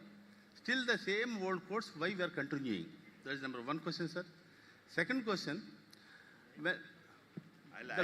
I discussed with him, sir, off the card. Anyway, you can explain. Saurabh, you can talk about ECBC Super and ECBC, and so we have put aspirational values, including IE5 in the codes. We have done that. Okay, there are few things which I can say here. One is that now code, all these data are being revised, and if you look at the new codes, it will promote IE5 or all those kind of motors. But also there was one issue which we discussed is that we have implemented everything, but KVA rating or contract demand will remain same.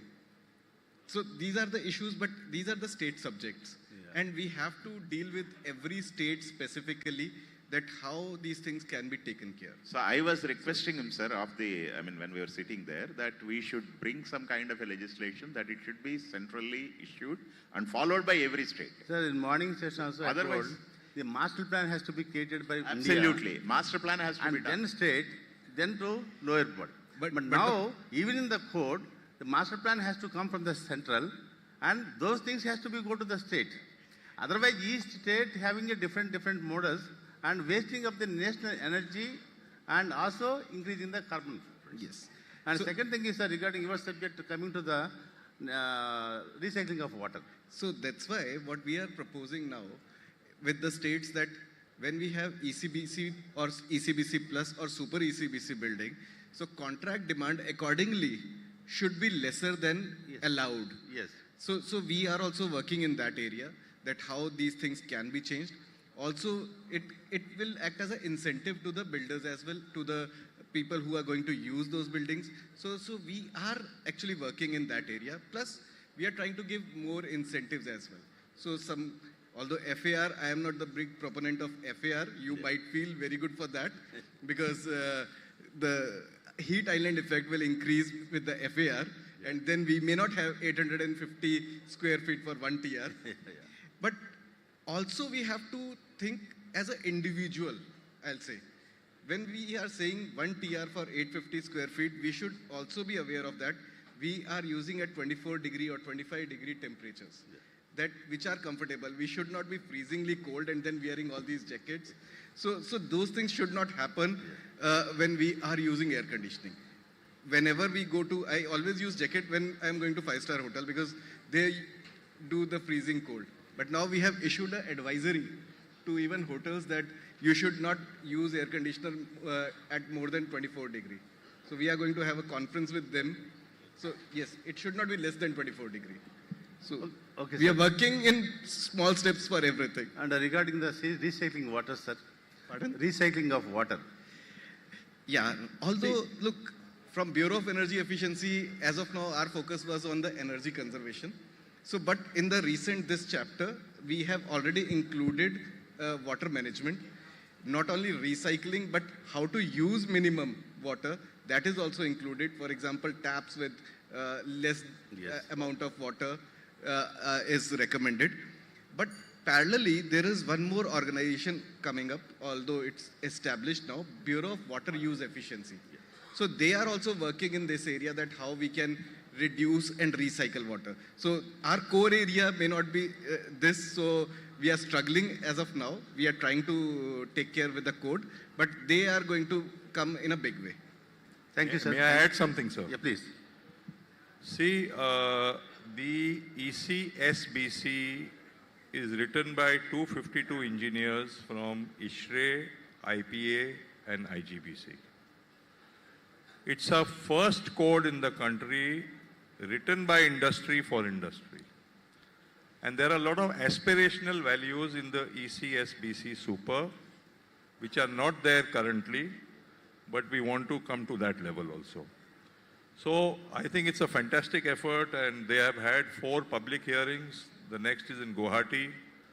The issue is now the code of conduct will be declared, and we wanted to launch this on the 1st of March, which will not be possible, and this will now be delayed to after May. This is, by the way, driven by the Prime Minister's office, and he wanted it done in 2 months, and we did it in 2 months. My people have been working till 10, 11, 12 in the night, my technical committee.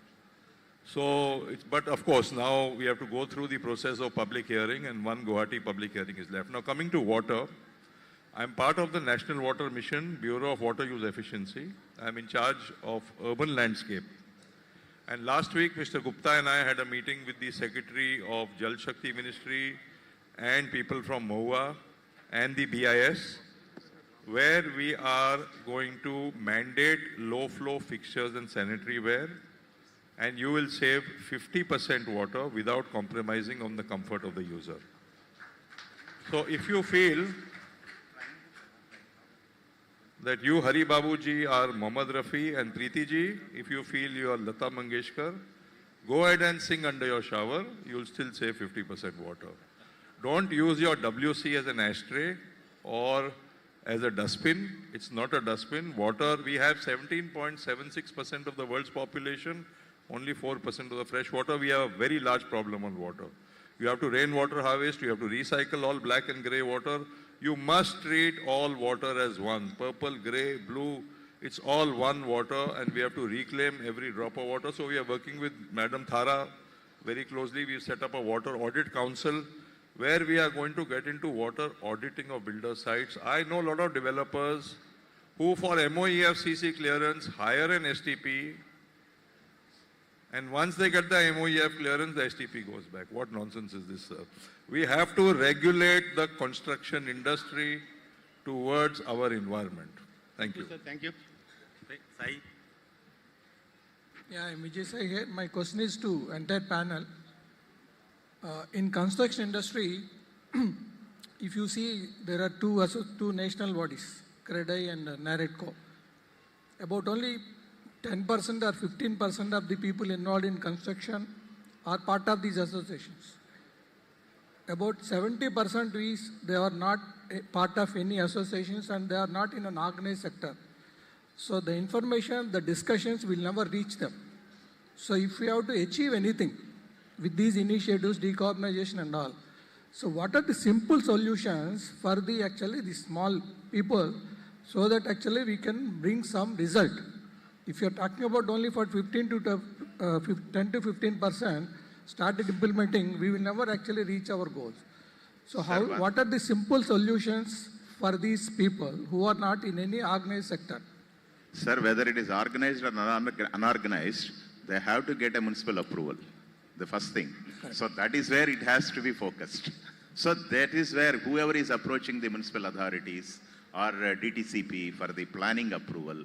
So there it has to be verified and implemented. I'm sure, like ECBC, whatever we are doing in some of these states, I think that is the only way. And then probably we have to educate those people, whoever is coming for approvals.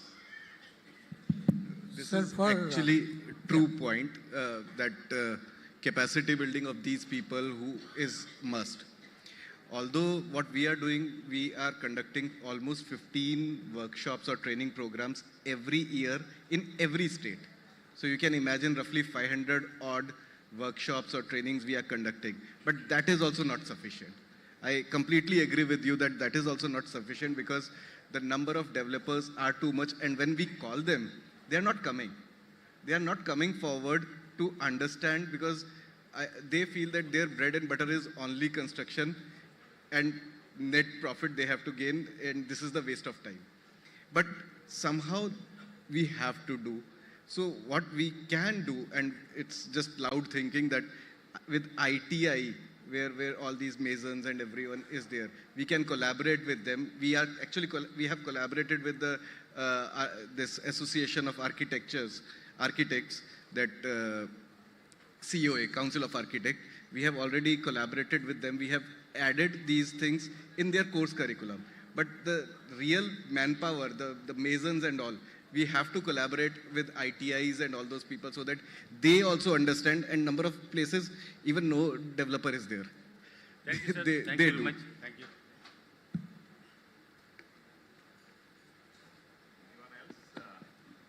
Or we can conclude the panel. Please. Yes, sir.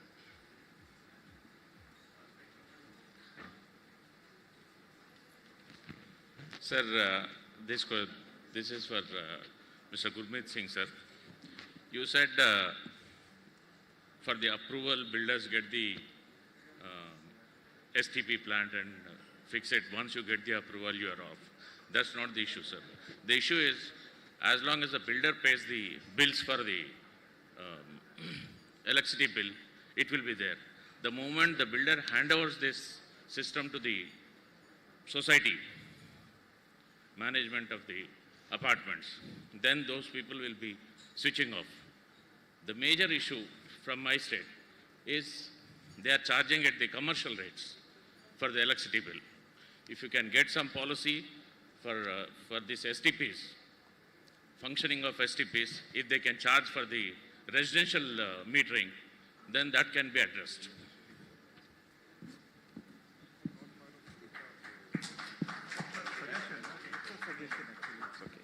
I have spoken enough, but what you can measure, you can monitor. So get a certification from IGBC, will reduce your energy and water.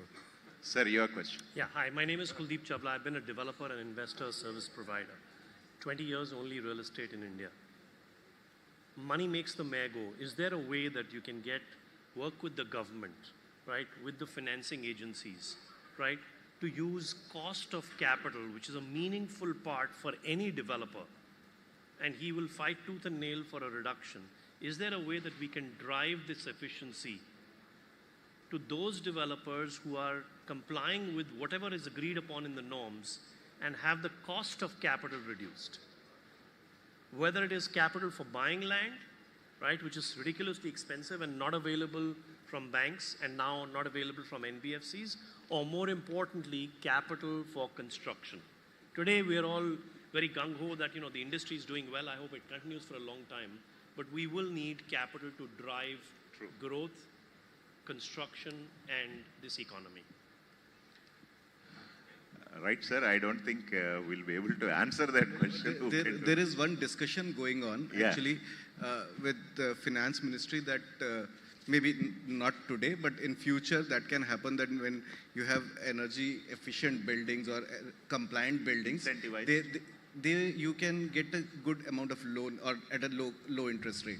So there will be discussions for that green buildings. So like any energy efficiency project like IGBC facilitated, sorry sir, IGBC facilitated a lot of projects through IFC, World Bank, through HDFC for green finance, which is much cheaper than normal finance.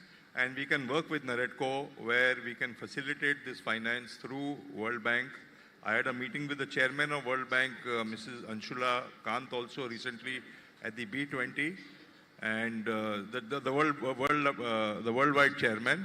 And of course, there's a chairperson here, Wendy Wigner in Delhi. I can introduce NAREDCO to her, where you can tie up with World Bank for much cheaper finance than what you get from Indian banks. Thank you. Very quickly, very good point, sir. I have been a beneficiary of that IFC World Bank line. But the challenge is that there are some limitations around that. My suggestion is, why can't we work with the finance ministry to get the state banks and the private banks who provide a much wider canvas? Because not every developer will qualify for that IFC World Bank line. That's my limited point. Okay. Sure. Thank you. That brings us to the end of this very interactive Q&A. Thank you so much to our panelists. Can we have a big round of applause for them, please? I would request our panelists to kindly stay back on the stage, including our moderator. And I would like to invite the following people to felicitate them, starting with Shri R. Chalapati Rao, to kindly come up on stage and felicitate Mr. Gurmeet Singh Arora. Mr. Rao, can I request you to kindly come up on stage, please?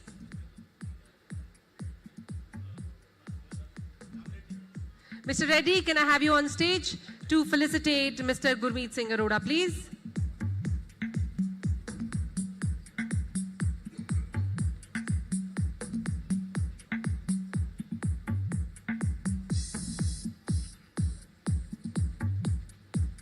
I would also request Mr. Mereddi to also felicitate Mr. Saurabh Didi, Director, Bureau of Energy Efficiency. Can we have a big round of applause for our panelists, please? Mr. Shyam Mereddi to felicitate Mr. Saurabh, please.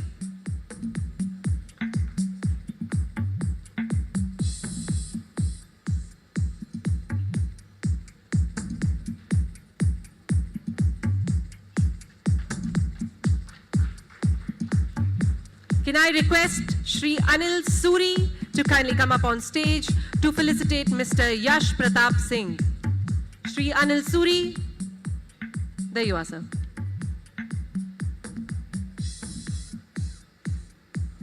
Thank you, Mr. Mereddi. Shri Anil Suri to felicitate Mr. Yash Pratap Singh.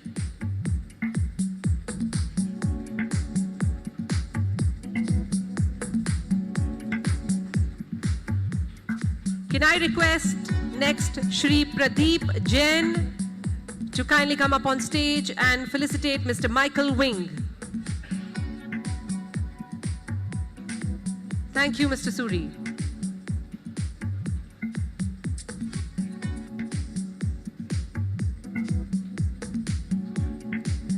Can I also request Mr. Vaya Kiron to kindly come up on stage and felicitate our moderator for this panel, Mr. Srinivas Veluri.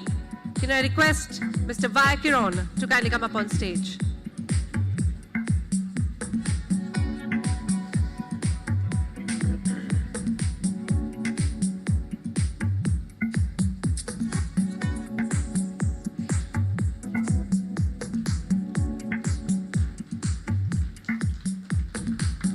Thank you so much. Thank you so much, gentlemen, for your kind words and that lovely interaction which garnered so many questions from our audience. And I apologize for reducing the time of the Q&A, but due to paucity of time, we have to continue the rest of the series of the events.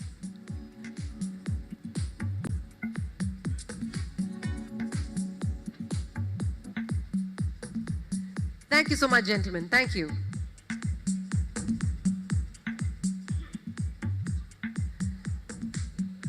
Well, with that, ladies and gentlemen, we are ending another panel discussion on this very exciting and insightful day one of the 16th National NAREDCO Convention.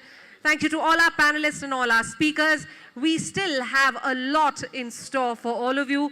But before that, I call upon the next speaker. Let's take a break. We have a running tea and coffee. I would request you to get your tea and coffee if you want to. But let's take a break mentally. I want everybody No, we are not going anywhere. I'm not announcing tea and coffee. We don't have a tea and coffee break, unfortunately, because due to paucity of time, we have to continue. We have to keep the show going. The show cannot stop. But what we can do is we can take a little bit of breather. So everyone, I want you to take a deep breath inside on the count of 3 and take a deep breath out. Everybody knows how to breathe? Who knows how to breathe here? No hands up? सबको सांस लेनी आती है? Actually, no. 90% of the people breathe wrong. We should do deep breathing, and that's what we are going to do right now. It gets energy. So are you ready to all breathe with me? Are you ready to breathe with me? Okay, so on the count of 3, you'll take a very deep breath inside, and on the count of 3, you will take the breath outside. Are you ready? Okay, 1, 2, 3. Breathe in. Let me hear those nostrils, not too loud. And breathe out. And breathe in. Breathe out. And this last one has to be done with your eyes closed. Everybody, eyes closed, please. Get that energy, feel that energy inside. Keep your eyes closed very gently. And let's take one last breath of this session together. On the count of 3, take a very deep breath in. 1, 2, 3. Breathe in. And breathe out.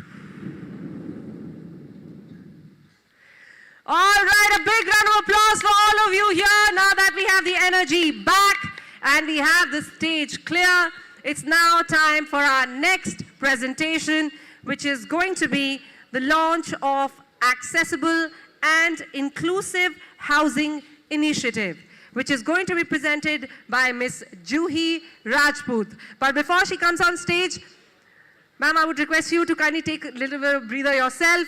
Can we have a big round of applause for our next speaker, please? Come on, I can't hear you. The first lane, at the back benchers, you were doing so well before. What happened? Oh, there you are. Come on, raise your hands up in the air. Give me a big round of applause for yourselves. Come on. Louder, louder, louder. That's more like it. Ms. Juhi, the stage is all yours.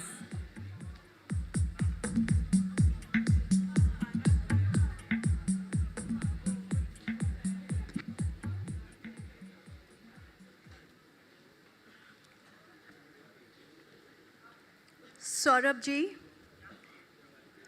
Gurmeet ji, Hari ji, Niranjan ji, Anil ji, Kashinath ji, Vijay ji, and Preeti ji.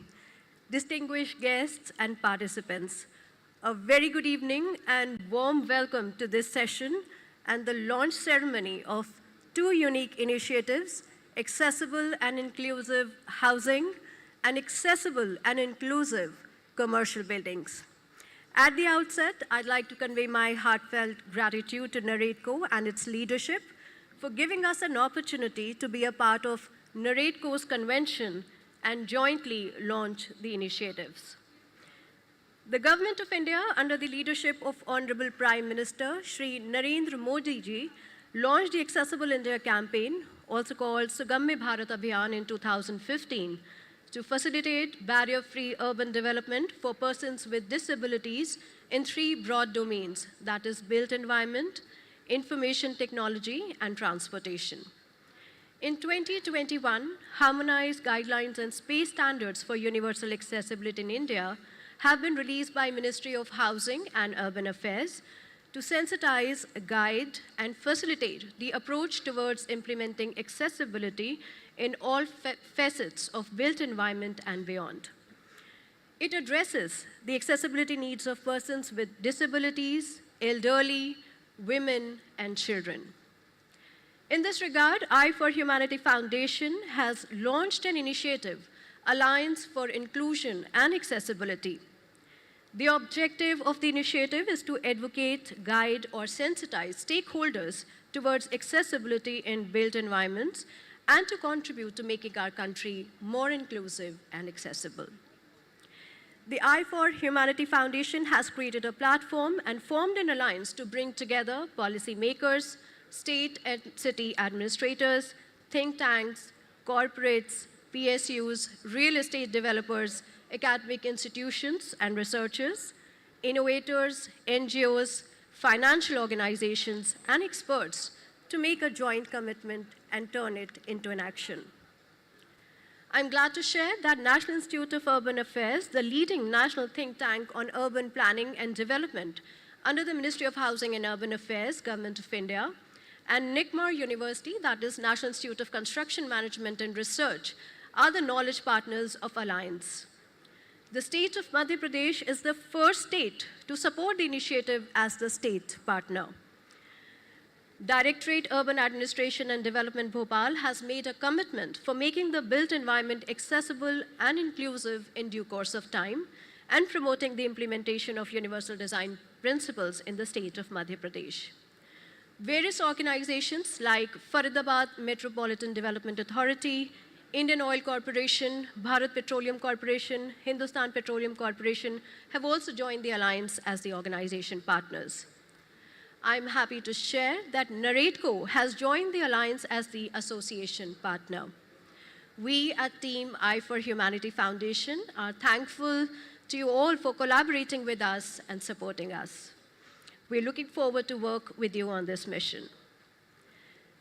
It's an important day for the foundation as we are launching today two important initiatives with our association partner NAREDCO, and that is making the residential and commercial buildings accessible and inclusive. As a part of this initiative, I for Humanity Foundation will guide real estate developers and members of NAREDCO in incorporating universal design specifications in upcoming residential and commercial buildings. So we as Alliance has a three-pronged approach, and that is raising ambition, catalyzing change, and empowering action. So we are raising ambition by creating awareness and activating leaders to make commitments. So as the first step, we will motivate real estate leaders to join the Alliance, take a pledge, make a commitment to adopt universal design specifications. Following this, we will organize training sessions for real estate developers and introduce universal design perspective, or we can say new guidelines released by Ministry of Housing and Urban Affairs. So I'd like to mention that there is no cost of joining the Alliance and this movement. All you have to do is to take care of the logistic cost and the cost of the experts from National Institute of Urban Affairs, NICMAR, etc., who would conduct a training session. It can also be conducted online. So second stage is catalyzing change. Here we are motivating partners for turning commitment into action. So firstly, by assessing the current design specifications being followed by your team of architects or engineers in the organization, and then making changes as per the universal design to make residential or commercial building projects more accessible and inclusive. I'd like to mention here that as such, there is no change in the cost when you kind of implement these design specifications. But once it has been implemented, then you do retrofitting or you change, then it's approximately 15 to 20% cost increment. So it's always better to kind of implement at the implementation stage. So third stage is empowering action. But by providing a platform to government representatives, innovators, and stakeholders to scale actions and solutions. So by creating the innovation platform, we are collaborating with central and state government organizations. We are creating knowledge bank for sharing best practices. We are going to organize annual national level event, Accessibility and Inclusion Action Leader Awards, for recognizing the efforts of various stakeholders, including state representatives, city administrators, corporate leaders, real estate developers, etc.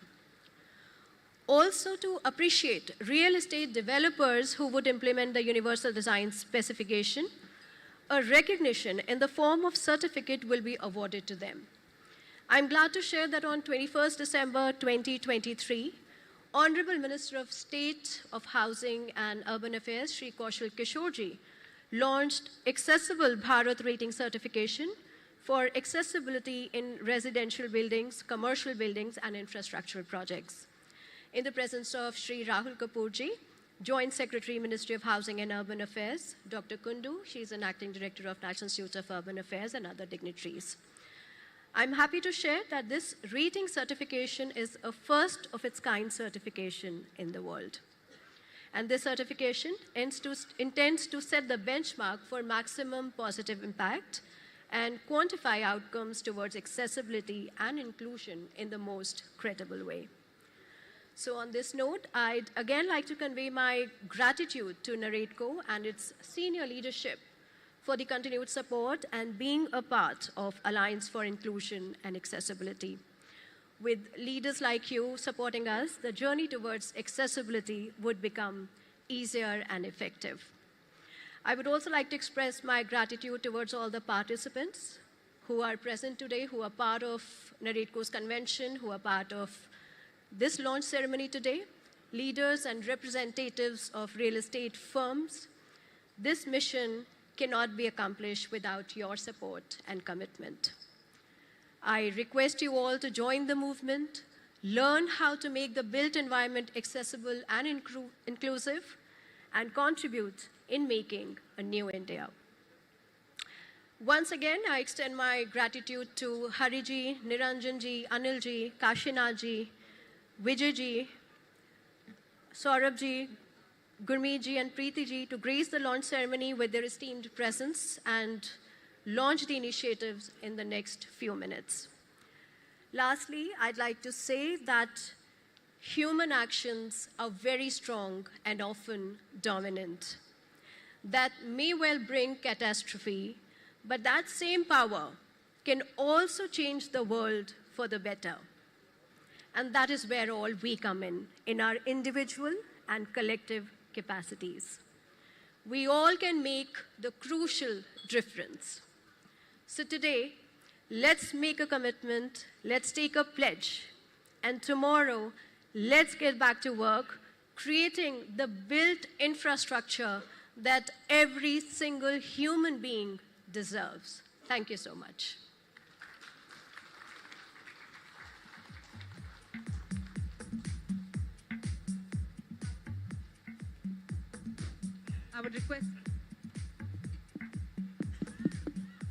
I would request the following people to kindly join Ms. Juhi on stage, please. Shri Gurmeet Arora, Shri Hari Babu, Dr. Hiranandani, Mr. Anil Suri, Mr. Kashinath, and Mr. Vijay Sai. Can I request all of them to kindly join Ms. Juhi on stage for the launch of accessible and inclusive. Please join Preetiji, please. And Preetiji to kindly join her on stage for the launch.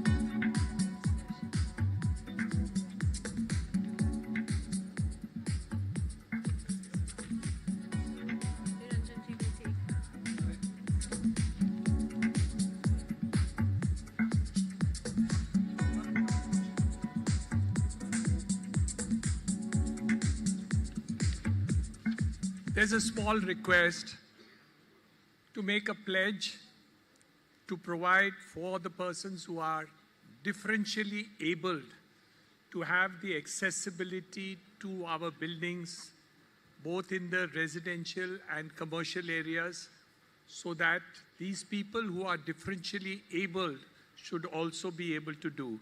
So just remain seated, but please, if you could kindly take this pledge along with us. Please begin. We pledge to implement universal design and standards in all the housing and commercial building projects, and will make sincere efforts to make our country inclusive and accessible. Thank you very much. Thank you. Thank you. Thank you. Very nice. Beautiful. Thank you so much to our dignitaries for that lovely pledge that everybody should religiously abide by. What a great moment this is, where we have witnessed some fantastic speakers, some great discussions, and what the warmest was about this whole day were the questions that were invited from these panel discussions. So we have one last fireside chat ready for all of you. And one of the most eminent members of the real estate industry, the stalwarts, are going to be part of this fireside chat. But before that, I would like to request everyone to kindly glue their attention on the stage for this very important fireside chat, which is going to be our last panel discussion for the day, before we conclude and meet again tomorrow for another interesting day of discussions, innovations, and insights. After the fireside chat, we have the final address also and the felicitation, so kindly do not leave the space. Stay put and enjoy. For the fireside chat, which is based on our motto, the motto of this convention, fostering trust with transparency, pathway through 2047. I would like to call upon the following dignitaries for this fireside chat, starting with Dr. Niranjan Hiranandani, Chairman NAREDCO. Sir, can I have you on stage? The stage really does love you, doesn't it? And without you, any fireside chat or discussion would be incomplete, sir. Can we have a big round of applause for Hiranandani ji? His vigor and energy is unsurpassed. I don't know how you do it, sir. We'll have a chat later. Next up, I would like to invite Shri Bharat Agarwal, VP NAREDCO. A big round of applause for Mr. Agarwal, please. And Shri Manoj Joshi, President NAREDCO Uttarakhand. Moving on, I would like to invite Shri Jyoti Prakash Gadia, Member Finance NAREDCO, who is also going to be the moderator for this chat. Can I request Shri Jyoti Prakash ji to kindly step up on stage? Without our moderator, we will not be able to steer this discussion.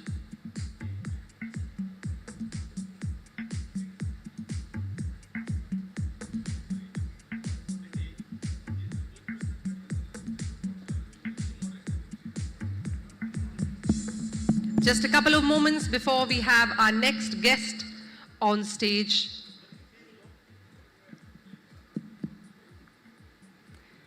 Shri Jyoti Prakash Gadia, can I have you on stage?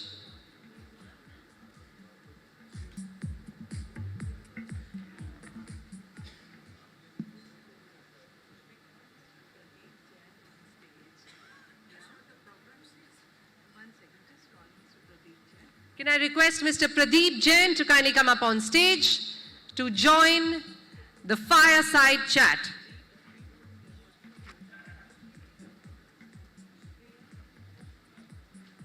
Who is also going to be the moderator for this session, Shri Pradeep Jain, Chairman, Parasnath Developers.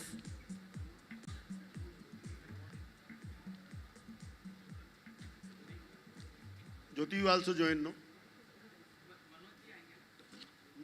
I believe so.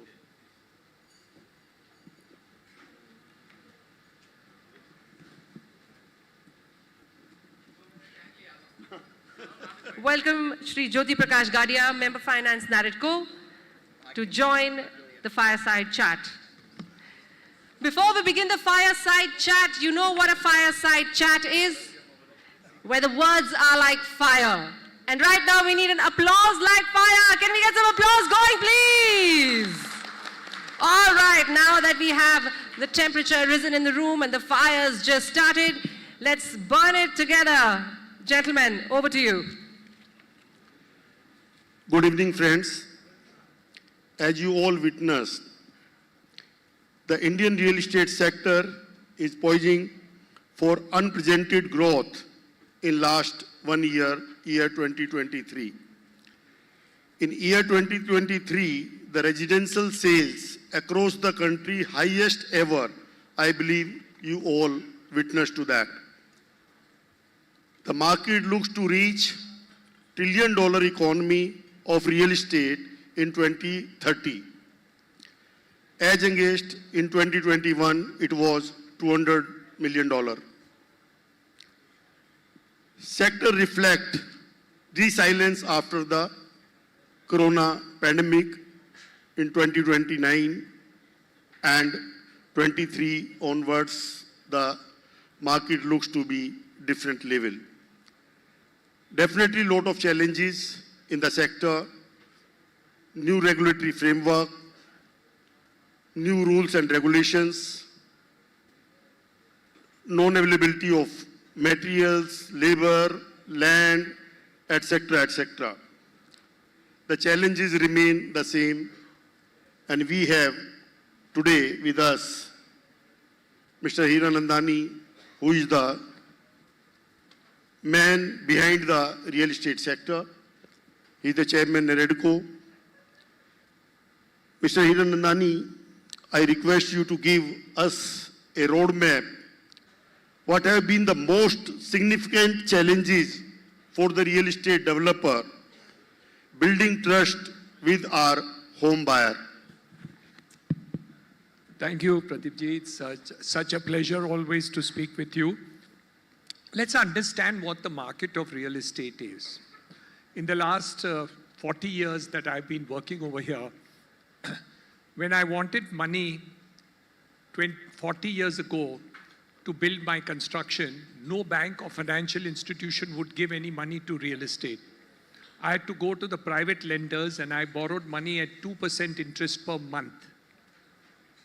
2% interest per month.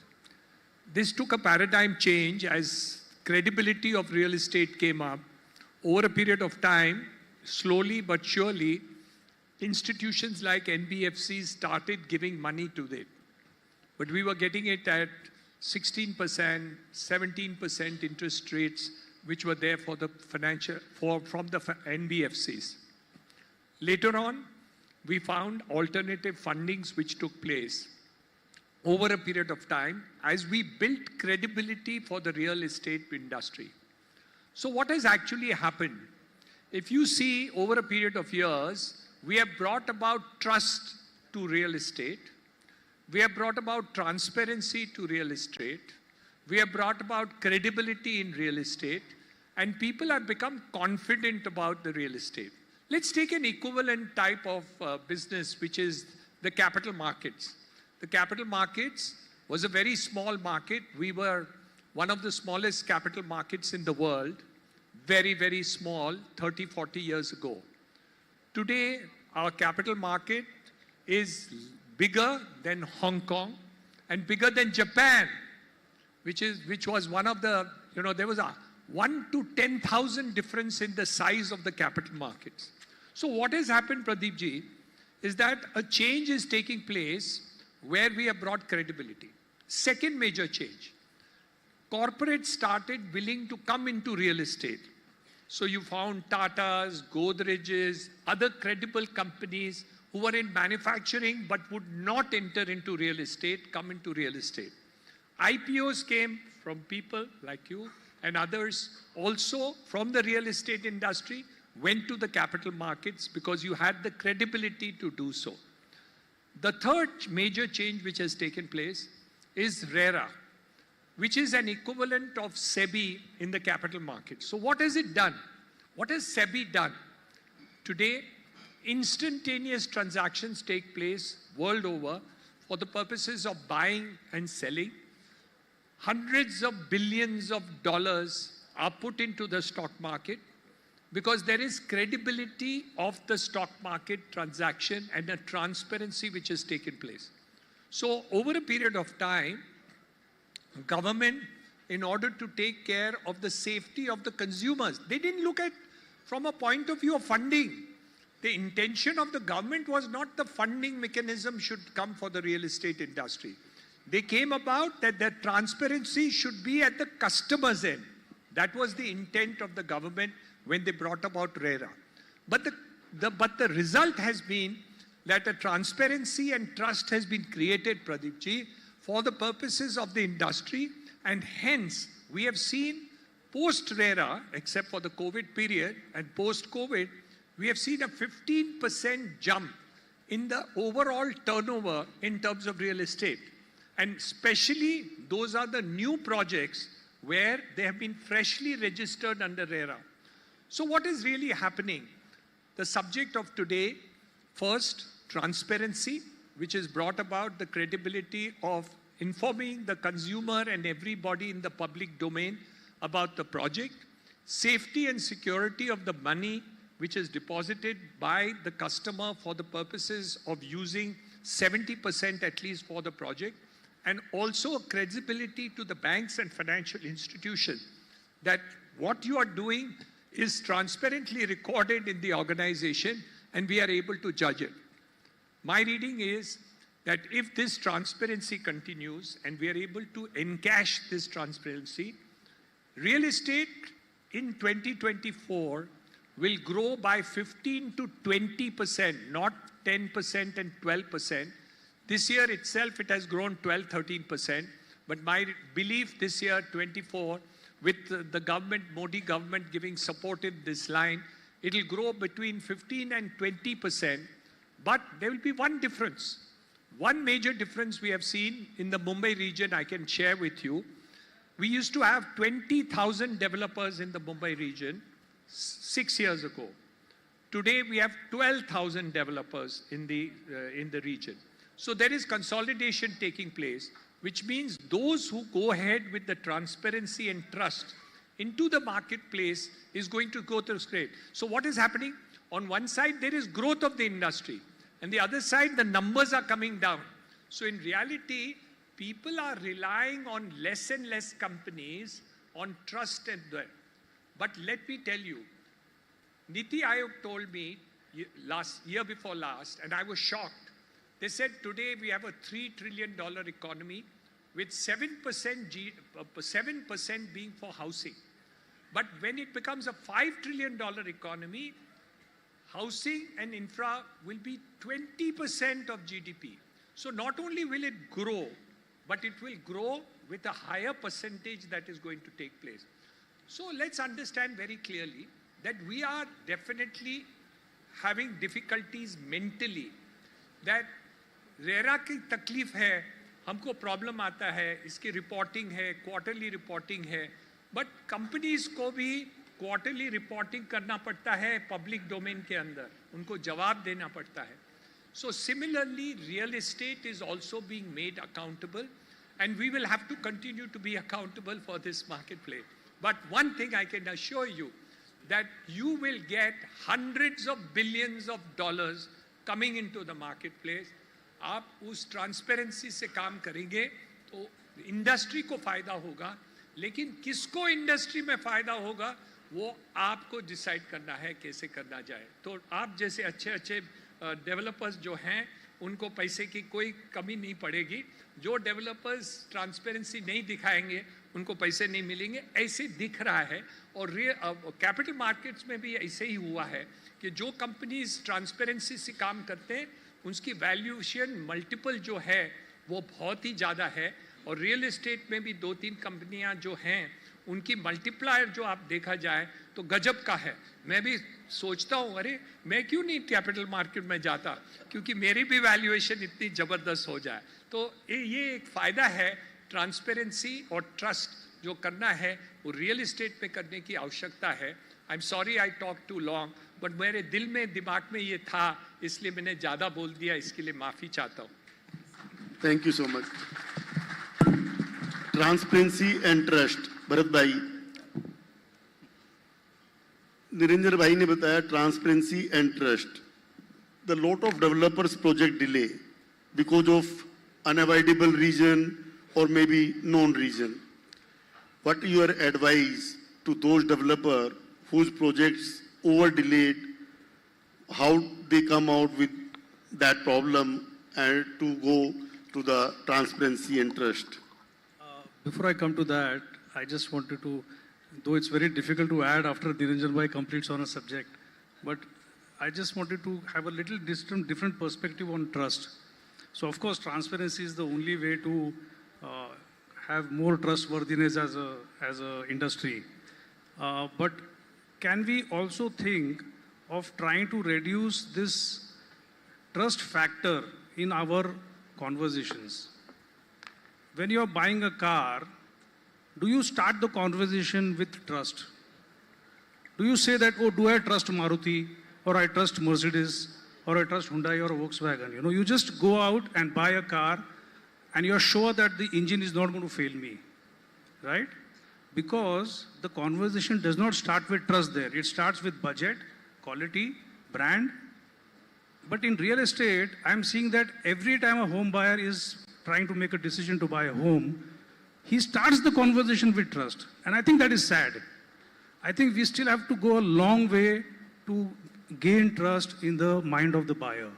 In a scale from 0 to 10, I think we've reached 5.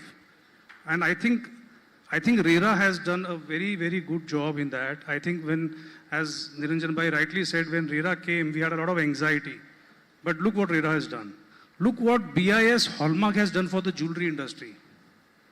When BIS Hallmark came in the jewelry industry, every jeweler felt, my business is over. All my adjustments are over. I'll be finished. But look what that did. Every local jeweler in every city now is sitting on 10 branches. Look at the way the business flourished, because now a buyer can just go in any jewelry store and buy jewelry off the shelf. Same happened with the automobile industry. IATF did such an excellent job. So I think what we need as a community is certain construction standards. Gurmeet Bhai, I was just having a discussion with him, on lunch, and he said that, he's focusing on the IGBC side, the green rating side of the industry. But what about the basic standards of the industry? Which glass we are supposed to give to our window panels? Should it be toughened? Should it be laminated? What kind of window system we should give? What kind of paint we should give? We are sorted on the structural side because we have the Indian codes, the IS codes. So structural side we are sorted. But on the finishing side, I think there is a lot of anxiety in the buyer's mind.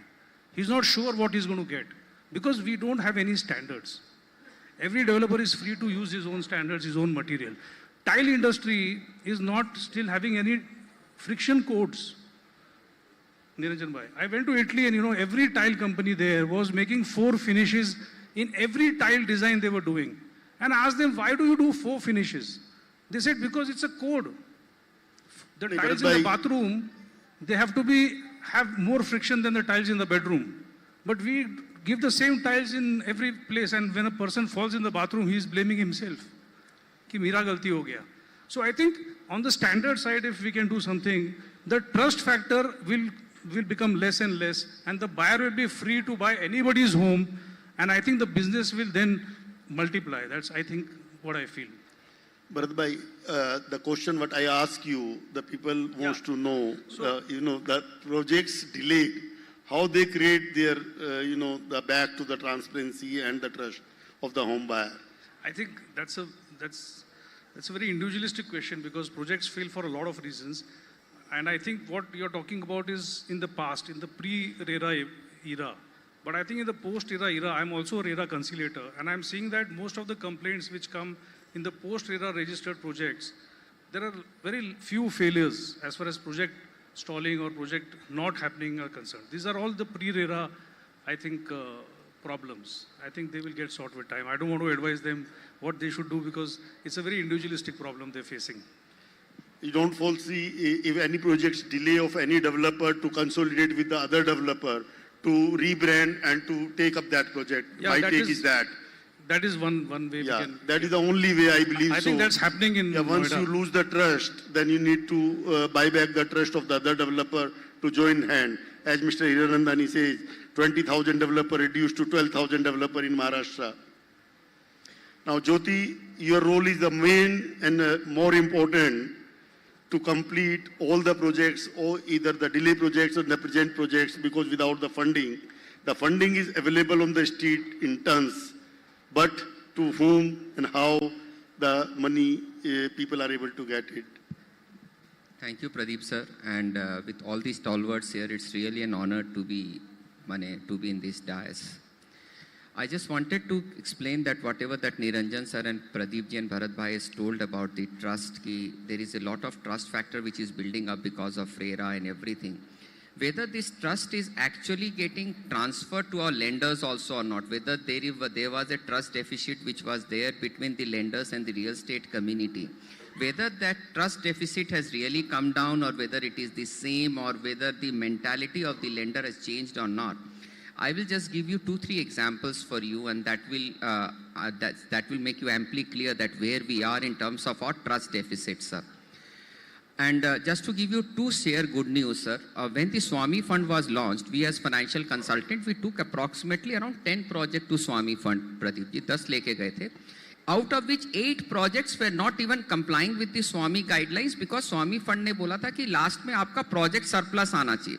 When for 5 years before, when we took to this Swami Fund those projects, fast forward after 3 years, sir, last year, all those 8 projects which were rejected by Swami Funds, all the 8 projects, they were all been cleared by the Swami, because now because of the real estate price increase and because of all the trust factor and everything, sir, boon to all the real estate industry, those projects which were not qualifying under the Swami criteria 4 years before, now those projects have started qualifying under the Swami Fund criteria. Given this background, Niranjan sir, what is now happening? Banker ने जो real estate को lending करने के लिए जो नियम कानून 2008-9 में बनाए थे sir, whatever the thought process which was there, sir, they are continuing with that thought process. I think so this is the right time that people like you and the NAREDCO platform, we should go and speak to the banker कि sir वो जो real estate को जो lending का जो criteria था, जो तरीका था, जो project based funding था, that is where you lost money. But now it has to come in the form of a working capital finance. There cannot be a term loan, because whenever there is a RERA project, because of the 70% money which is going to be invested into the real estate project, sir, banker will ask you कि sir आपका deficit क्या है जिसको मैं fund करूँ. Deficit can be only in the terms of the timeline. कि sir customer advance has to come in the month of January. It may not come in the month of January. It will come in the month of March. So there is a timeline gap that can happen. So based on those 4 or 5 or the company as a whole, whatever as an EPC contractor, what we used to look into it, we as a real estate developer, we have to start looking at from that EPC contract perspective. Sir, if we are handling around 8 or 10 projects, so there can be a timeline gap. There cannot be, because we are like an EPC, because whenever we are doing any road EPC or any other EPC, there the government is funding the project depending upon the percentage of completion method. Here the customer is funding us depending upon the percentage of completion method. So instead of talking about, I don't know, whatever the word developer, whatever that word that we use, but from a banking perspective, you have to go and teach to a banker, ki, sir, now the bank has to start considering the real estate like an EPC company and start giving us the working capital funding. This is the one humble request from this dais that I want to do. Second I want to do from this dais is the risk weightage, sir. In this risk weightage, sir, in our country, in the real estate, sir, rating has got no mechanism. Rating अच्छे बच्चे की, खराब बच्चे की कोई परिभाषा से कोई फर्क नहीं पड़ता है. Because if you are a real estate industry, risk weightage is 100% irrespective whether whatever the rating you are. So sir, in case if the risk weightage is 100%, we have to go and tell to a banker ki, sir, in this last 2-3 years, look at the NPA percentage to all the loan account. And why this risk weightage to this real estate industry is not going to be implemented, sir? In case if only with the rating mechanism itself, if the real estate can be judged and the risk weightage can be done, I assure you, sir, 5 times the capital. आज यदि real estate को जितना पैसा मिला हुआ, 5 गुना पैसा with the same amount of capital being deployed by the Indian banking industry will start getting that, sir. This is the second point. Third point. In the affordable housing category, sir, if we are considered as an industry, then why the land, at least in the affordable housing project, if the land is not funded? I assure you, sir, we will only talk affordable housing in a piece of paper, because affordable housing, it doesn't make an IRR for any developer कि आप पूरी जमीन खरीद के उसके ऊपर आप affordable, you invest all the money and then you do it. It will never make that IRR, and this affordable housing will only be a piece of paper. So in case I think so, ki, sir, my only humble request is this, ki, sir, all these 3 points, we should as a NAREDCO, so that because of this trust, because there is so much of change which has happened, we need to go and change our regulator, we need to go and change our banker accordingly. Thank you so much, sir. Thank you. With this, the time is up. The last word from Mr. Hiranandani to all of us. For all of us. So we have to believe, and we have to learn to believe, that if we have transparency, if we have trust, and we have commitment, both my co-panelists have just spoken about it. And can you imagine a person buys a 5 lakh of rupees Maruti, and he is 100% guaranteed he's getting, and he buys crores of rupees worth of real estate, and we are not able to give that guarantee. So I think that is something that we need to change as an industry, and the change is taking place, but we need to do it faster. So that's the first point. The second issue, which was very clear about the banking system that is coming up over there, we have to clearly understand the role of capital, the role of debt, and the role of the secured sums which are lying in the RERA account. I think if the cash flows are looked after, I think he's very clear that there will be no default whatsoever in this particular system, and I agree with him. I think he has put it in very clear-cut terms. And of course, I think, Pradeep ji, aapko last word bolna hai. Yes, sir, it is your experience. See, the trust, transparency, standard, and the guarantee is the final word. Yeah. Thank you so much. Thank you. Thank you all. Thank you so much.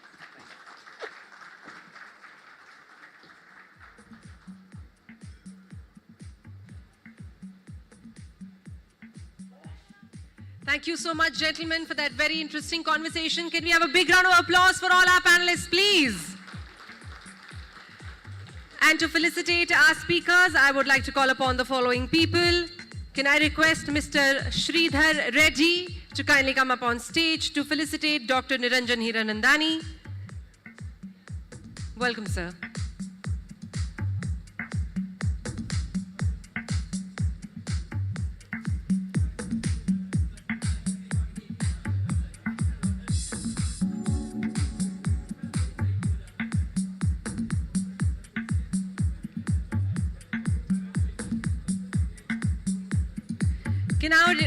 Can I request Mr. Ghansham to kindly come up on stage to felicitate Shri Bharat Agarwal.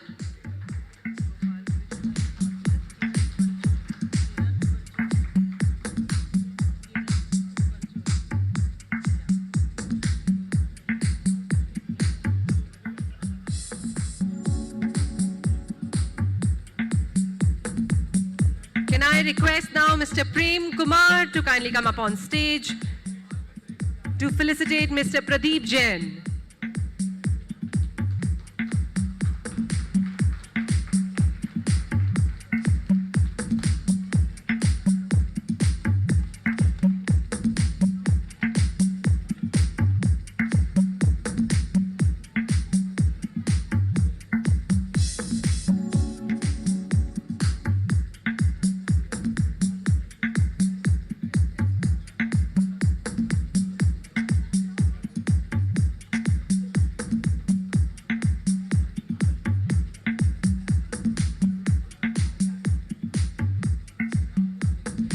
Can I request Mr. Kiran Parcholi to kindly come up on stage and felicitate Shri Jyoti Prakash Gadia.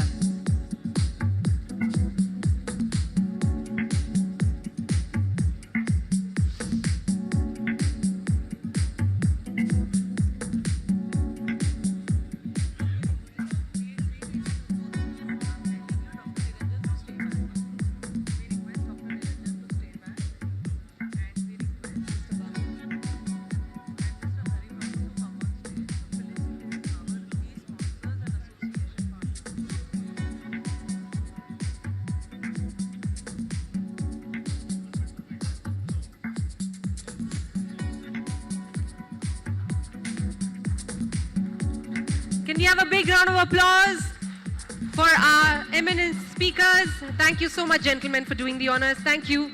I would request Dr. Niranjan Hiranandani and Shri Hari Babu. Doctor, can I request you to kindly stay on stage? Like I said, the stage loves you. And can I request Shri Hari Babu to kindly join him on stage for the next segment of felicitating our key sponsors and associates, without whom none of this would have been possible. So I would request these two gentlemen to be on stage.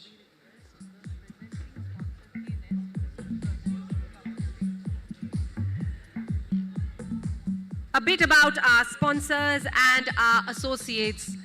Without them, this large convention would not have been possible. We are thoroughly supported by their constant endeavor, and we are thankful. And for that, we would like to honor them, starting with our key sponsor, Keynote. And I would like to call upon Mr. Pratyush Sinha on the stage to receive the honors. Thank you, sir.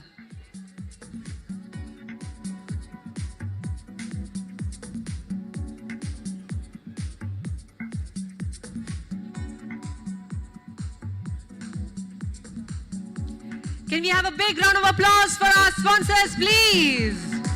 Thank you so much. I would also like to invite our next sponsor, which is Birla Pivot, and I would like to request Ms. Ruchika Gupta to kindly come up on stage and receive the honors.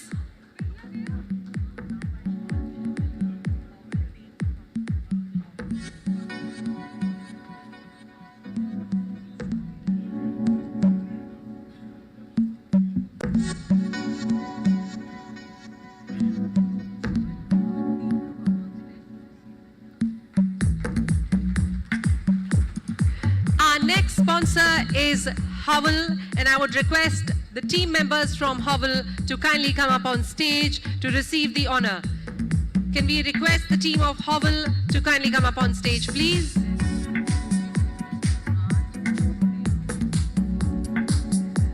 The Hovel team, where art thou? There you are. Congratulations. Thank you so much.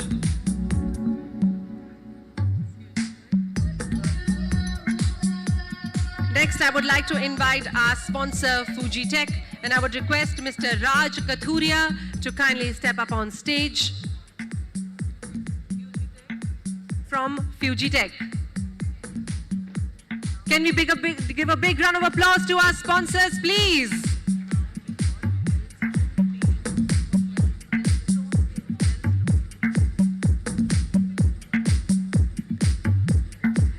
Can I request the team from Elstone to kindly come up on stage? Our next sponsor is Elstone. Can I request the team members to kindly join us on stage?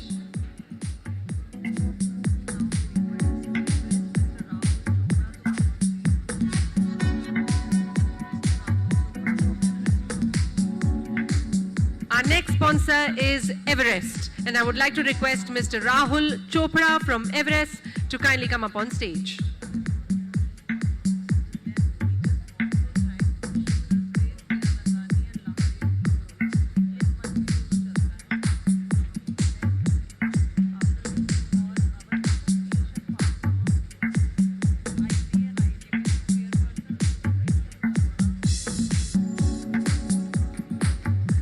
Thank you to all of our sponsors for constantly providing the support that we need.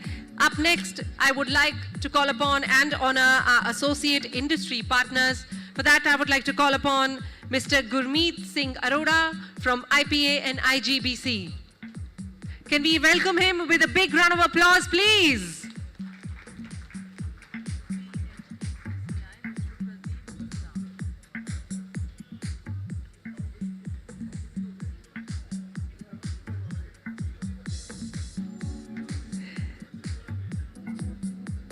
Up next, I would like to call upon Mr. Pradeep Gupta from PhD CCI.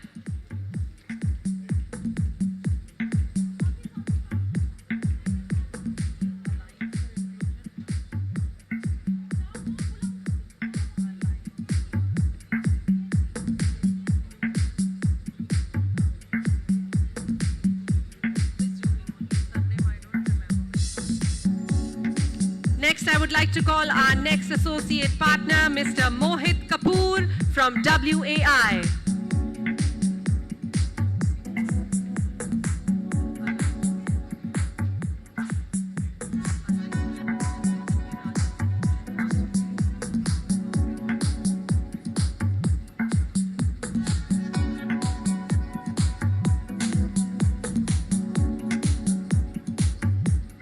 Up next, I would like to invite Ms. Juhi Rajput from Alliance for Inclusion.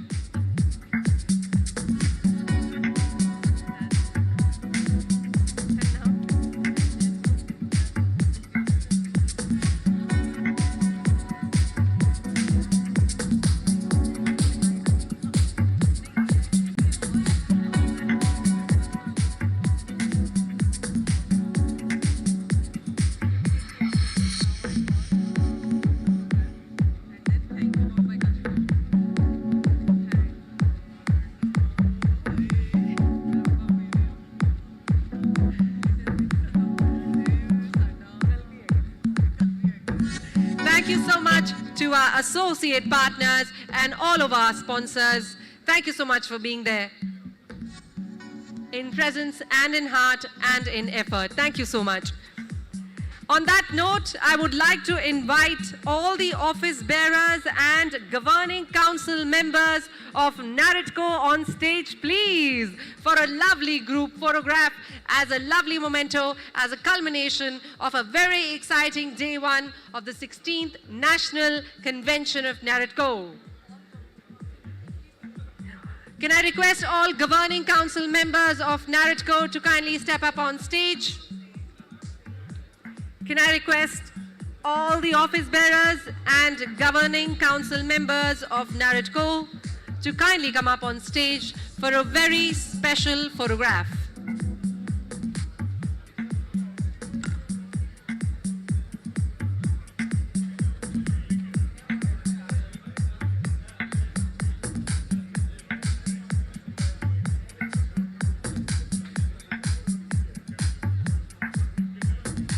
Again, I would like to request all the office bearers and the governing council members of NAREDCO to kindly join us on stage for a very special photograph.